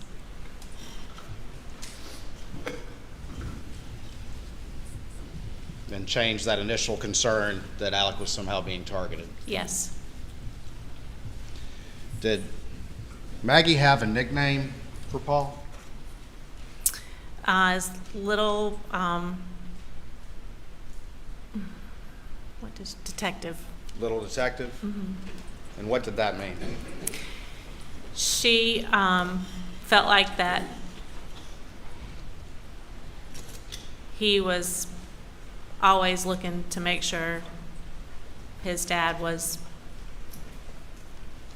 behaving. And what specifically was the concern? Pills, prescription pain pills. And had Maggie expressed to you concern over time about the defendant's pill usage? Yes. How long had that been going on? I am not sure, but I think it had been going on for some time. And did that concern continue up until recent times as we moved to their Maggie and Paul's murder? Yes. And what did specifically Little Detective mean as it related to the pills? If there were pills in the house that his dad was taking that he wasn't supposed to, Paul was determined that he would find them. And did that happen on occasions? I think so, yes. Hold on for me 1 second.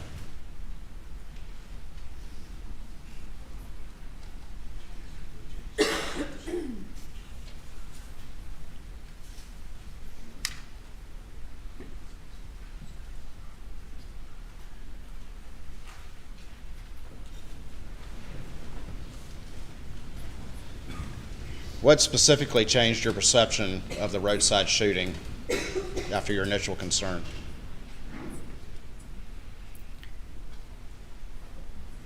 The story that was initially told about what happened came to not be true. The story told by who? By Alec. Alec? Yes? Yes. Thank you, Your Honor. Nothing further. Anything further?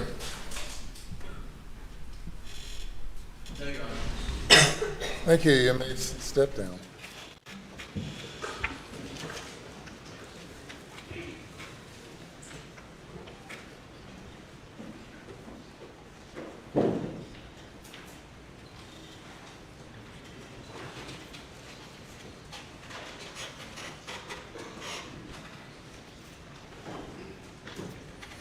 We'll call your next witness. Thank you, Your Honor. The state calls Bart Proctor.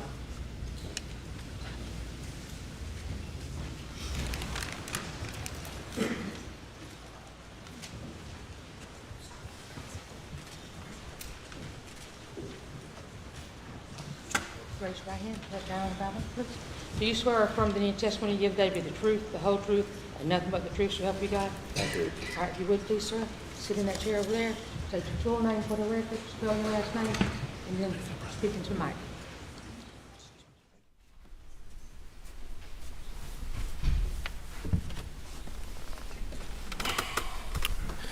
My name is Barton Proctor, Proctor. Mr. Proctor, good afternoon. Very quickly, tell the jury, are you Marion Proctor's husband? For 37 years. 37 years. And obviously, over the years, as being part of this family, had you gotten to know Maggie and gotten to know Paul and gotten to know the defendant, Alex Murdaugh? I have. I don't want to belabor the points, but in the aftermath of Maggie and Paul's murder, were you also privy to some of the conversations that Alec had that your wife related to this jury today? Yes. And ultimately heard the same thing in those conversations that she related here today? Yes. Have you had an opportunity to review what's been entered into evidence as States 297, the kennel video? I have heard it. May I have the computer input, please?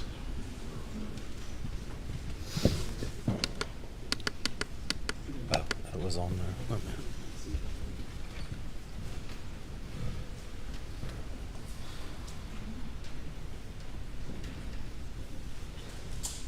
For the record, I'm going to play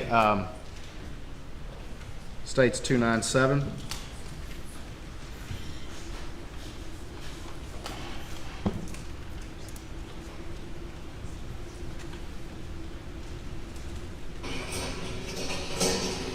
Get back.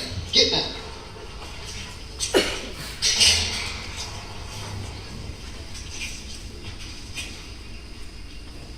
Quit, Cash. Quit. It's okay. Come here. Come here, Cash. Shit. Come here. Close to me.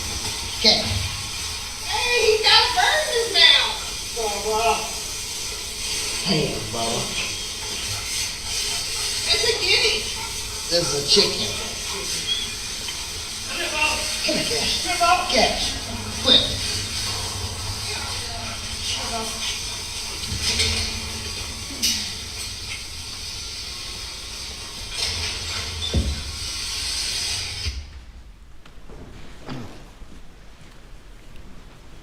Do you recognize any voices on that video? I recognize 3. Can you tell the jury what voices you recognize? I recognize Paul Murdaugh. I recognize Maggie Murdaugh, and I recognize Alex Murdaugh. And when you say Alex Murdaugh, do you see him in the courtroom here today? I do. Can you point him out for the jury, please? Yes, Or sir. describe him? He's wearing a blue blazer and has his glasses on his head. And how sure are you? 100%. Thank you. Please answer any questions the defense may have.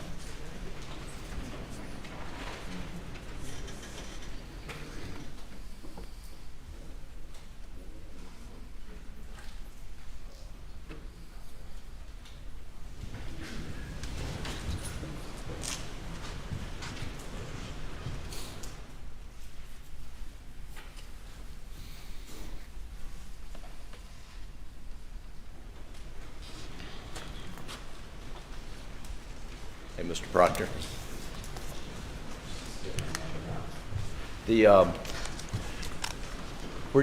Were you ever shown a blue raincoat by any sled agents? Yes, sir. And was that blue raincoat shown to you and your wife Marion, who just was here in the courtroom? Yes, sir. It was a picture. A picture of the blue raincoat. And did you recognize the blue raincoat? No, sir. Had you ever seen it before? No, sir. Did you ever see Paul wear it? The blue raincoat? I had never recognized it before. Okay, all right. That's all the questions I have, Your Honor. Anything further? Nothing to say, Your Honor. Thank you, sir.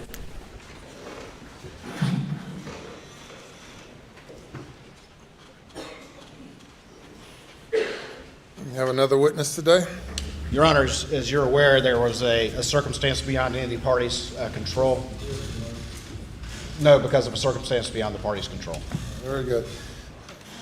And, yeah. Ladies and gentlemen, there are no more witnesses available today. And this is Valentine's Day. So we will recess at this time and resume at 9:30 tomorrow morning. Have a good evening.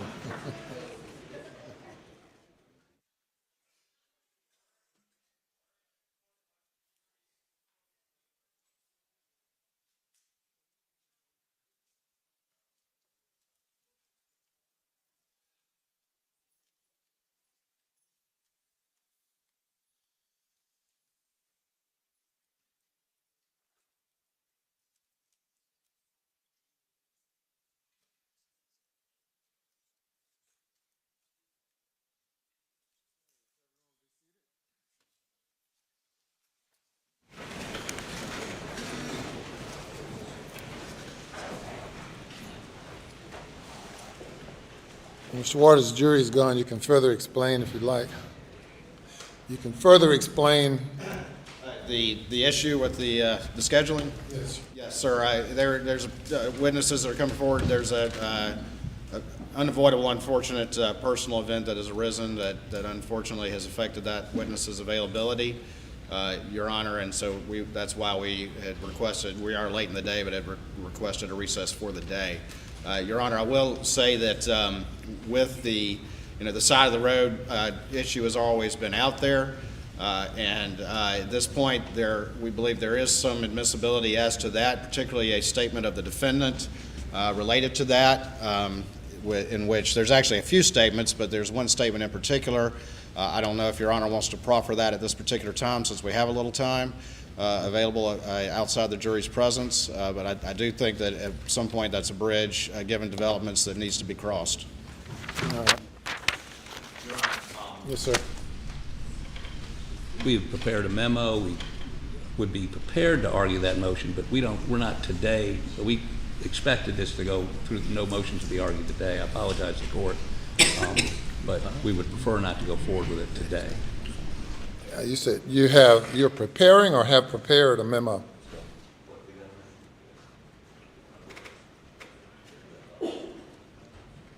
Person preparing it. All right.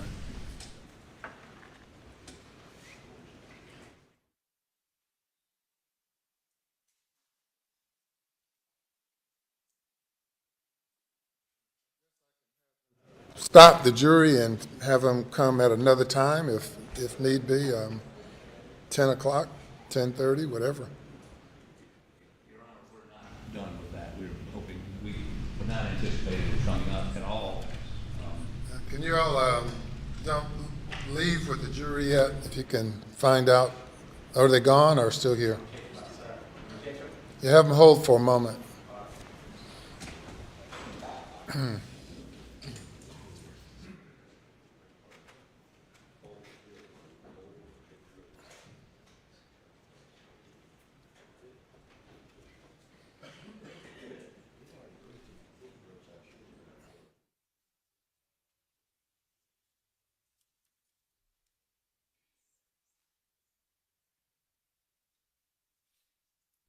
Have completed the memo, filed it, Your Honor has it on the 404B issue.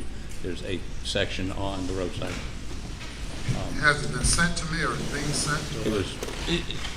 Your Honor, it was filed well before trial, and it's a consolidated memo. It addresses all the 404B stuff, the financial evidence that you've ruled in, and in the section of the memo, we do address the roadside shooting. We point out that it's after June 7th. We point out that he's been indicted for insurance fraud. As a result of that, attempted insurance fraud, their theory of motive is it is just another way for him to gain sympathy when financial situations turn badly for him. But we point out that he has been indicted by Hampton County grand jury for insurance fraud for attempted suicide to obtain $12 million of insurance for his son Buster. And so we argue that it's not motive, and it should not be admissible under 403 as well. All right, and I'm happy to talk about all of that and review what's been submitted overnight and review whatever the state may have for me to consider and to hear any more argument about it in the morning prior to ruling.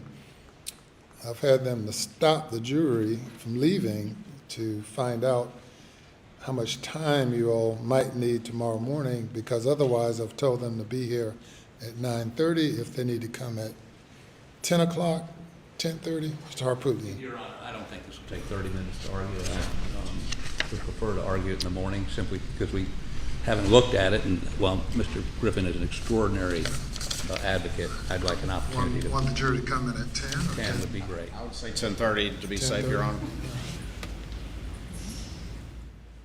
I don't know why I'd argued against that. I'm trying to think of a reason, but I really can't. So we're going to have the jury come in at 10:30 tomorrow morning instead of 9:30. Thank you. Thank you, Your Honor. All right. In the interim, however, if you all have something you want me to read overnight, early in the morning, happy to receive it. Yes, sir. I have what was previously filed now, defendant's memorandum in opposition to motion in limine re-evidence of other crimes and bad acts, and I've ruled on a majority of this already. We may polish that up a little bit tonight, and if so, we'll email it to your law clerk, and she, I'm sure, will get it to you. Page 9 starts the roadside shooting discussion. I knew it. I remember that. Our initial motion, Your Honor, in the reply also touched this ground as well, but we can do the same thing. Middle of page 9 through the top of page 12, so you have about 2.5 pages that you might want to, if you want to supplement it, it'll be fine. Thank you. If you want to. And how about from the state's perspective? Yes, sir, Your Honor, and I think I just lost my glasses. Put them up.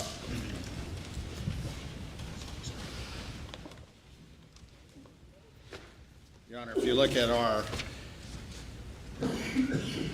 response in opposition that was filed on December 8th, we, on page 19, in the factual recitation, we talk about specifically the shooting on the side of the road in response to the confrontation with Chris Wilson. And then, of course, from that point on, and prior to that, there is analysis, general analysis on 404 and 403. I believe our reply, which I'm trying to put my hands on, also addresses those issues, but we can also polish up some things as well for Your Honor. There is, thank you, Mr. James. There is, starting at page 15 in the reply, it is addressed as well, the reply to their response or in that particular series of filings. It's in there, and again, we can polish that up. There is, again, there's a recorded interview and a recorded statement that we certainly can provide to Your Honor for review, that ultimately we believe they're statements of the defendant, of course, that we believe would be admissible under the theories as argued there.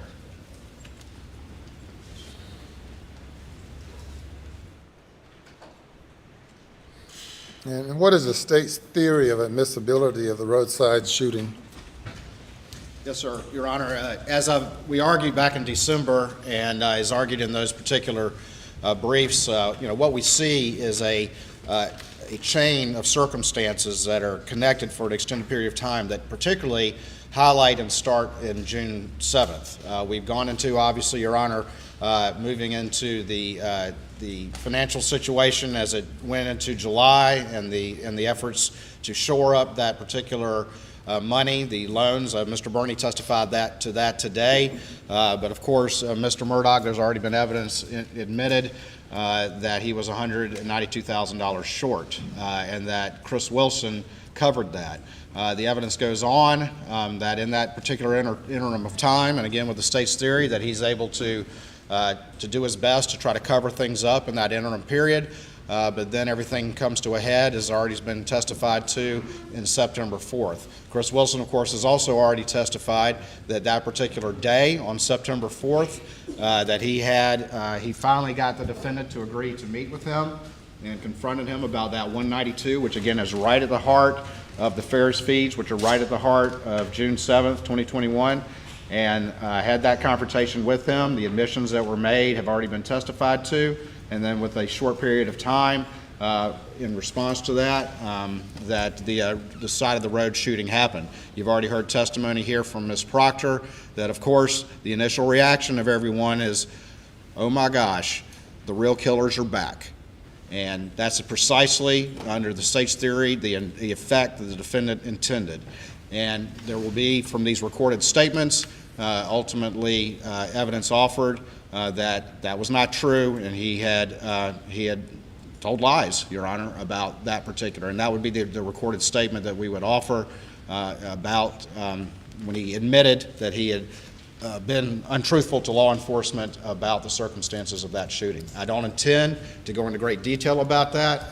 I'm just trying to get from point A to point B and then get out. I'm not trying to use the term that I've used before, gild the lily. The statement that you referenced, that you say you want to put in a recorded statement? That's correct, Your Honor. Yes, sir. What's the length of that recorded statement? I don't know off the top of my head. I think it's less than 15 minutes, Your Honor. No, it's longer than that, no more than 30. Mr. Griffin and I were there when he gave the recorded statement. We called them to give the recorded statement. And the gist of the recorded statement is what, Mr. Your Harper? Honor, okay, so Mr. Murdaugh had somebody shoot him in the head on the roadside to have a $10 or $12 million insurance policy paid to his son Buster. Now, he believed there was suicide contestability clause, so he had somebody shoot him in the head. No question they shot him in the head. No question the intent was to kill him. He fractured his skull, had a brain bleed, was airlifted to Savannah Hospital. It didn't kill him. He intended to die. And the recorded statement, he immediately went to detox because he was planning to go to detox anyway. Mr. Griffin and I went down to Atlanta. We met with him in detox. He'd been through a horrible experience, shot in the head, and then detox. And we informed him the police were looking for whoever shot him. And he, at that point, said, look, this is what happened. And I don't want them wasting, and literally he said, I don't want them wasting resources trying to solve this shooting when those resources could be used to find who killed Maggie and Paul. We picked up the phone. We called SWED. We put him on the phone with SWED to have him explain exactly what happened. This wasn't a result of a SWED interrogation. This was a voluntary statement. So they quit wasting resources looking for, and he told him who shot him in the head, and a guy named Eddie Smith, who was his drug dealer. So that's. And you all have brought his name up a couple of times through cross-examination. Yes. Is he on the state's witness list? He is, Your Honor. But, Your Honor, one aspect of that, and I think this is what highlights the relevance and the connection with this particular case, is that in the wake of the side of the road shooting, Mr. Murdaugh's initial claim was that some unknown individual had a flat tire, and some unknown individual, supposedly under the guise of stopping for help, then suddenly shot him in the head. He went so far as to draw have with a composite artist to draw a composite photograph. Again, I'm not trying to get into too much with the detail, but that, of course, the immediate effect of that is that he's been targeted by some unknown individual. That was a complete lie, and that's the point of that statement. If the issue here is that Mr. Murdaugh lies, I mean, really, are we at that? I mean, we've come $10 million through lies, and now this piece of evidence becomes relevant because it proves he lied again months after the murder. There's no, he didn't do it, and I think they will concede he didn't do it to get some sort of sympathy. He did it to be dead. That's why he did it. And unfortunately, Eddie Smith, at 4 feet, couldn't shoot somebody in the head and kill him. He meant to. And that's what Mr. Smith would say? Well, Mr. Smith has given no less, I'm set up to cross-examine him, I know this, 6 different explanations for that and any other event you ask him about, from wasn't there to I was there and I saw Alec, he'd been shot, to I was there and I tried to stop Alec, to yes, I shot him in the head. But the fact of the matter is, the cross-examination of Mr. Smith is something I'm looking forward to now. But this particular event had nothing to do with what happened on June 7, other than he lied about something else. And 404, unless there's a specific, it's not motive. I mean, I don't understand what the 404, 403 analysis would be on this. I know what the 403 analysis is. The prejudice outweighs the probative. The 404 is what of the 4 things that 404 is admitted for, which one is this? Your Honor. I know you all want to argue it in the morning, so this is just a prelude to tomorrow morning. 2 things. 2 things. If Mr. Harpootlian wishes to stipulate in front of the jury that his client is a liar, the state's willing to accept that stipulation. And not go forward with this? The second thing is, Your Honor, is that what actually happened on the side of the road is not what's important to this particular case. What is important, Your Honor, is that it's in reaction to the confrontation with Chris Wilson about the fares fees that came to the head on June 7th, 2021, and it's about what the defendant said, that he was attacked by an unknown assailant as he was trying to change a tire, and went so far as to do a composite drawing, and it created the effect, as this investigation had gone on, that, oh my gosh, the real killers are back to finish the job. And that's precisely what he intended, and he ultimately admitted that was a lie. So the circumstances of what happened on the side of the road are not what the state is focused on. What is important is what the defendant said, how he attempted to use that, and that it was actually a falsehood. And you heard Ms. Proctor testify, it had that exact effect, that, oh my gosh, the real killers are back. But I think the state will concede his object on the side of the road was to be dead. That's what the act was, to kill himself. Now, what happened after that? After he was taken to Savannah and had a brain bleed and a fractured skull, and when he came out of all that and realized, I'm not dead. How is that relevant to June 7? Your Honor, we can beat this dead horse a little bit more in the morning, but allow us to give you, I don't know, this crazy idea of giving maybe some more law to look at. All right. Is this the sole purpose of Mr. Smith's testimony, or you have other things to talk with him about?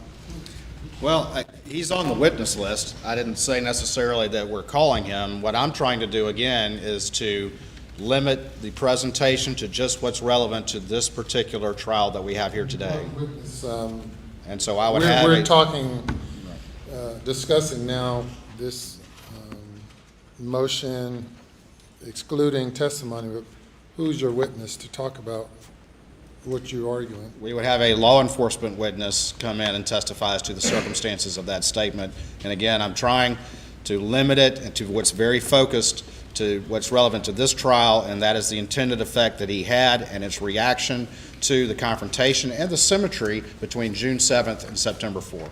And do you have anything in addition to what you all provided a couple of months ago, seemingly? We have those 2 documents. We don't have a written document prepared at this time, but we can certainly work on some additional discussion this evening, Your Honor. All right. Okay, well, we'll reconvene at 9:30. Thank you, Your Honor. All right, very good.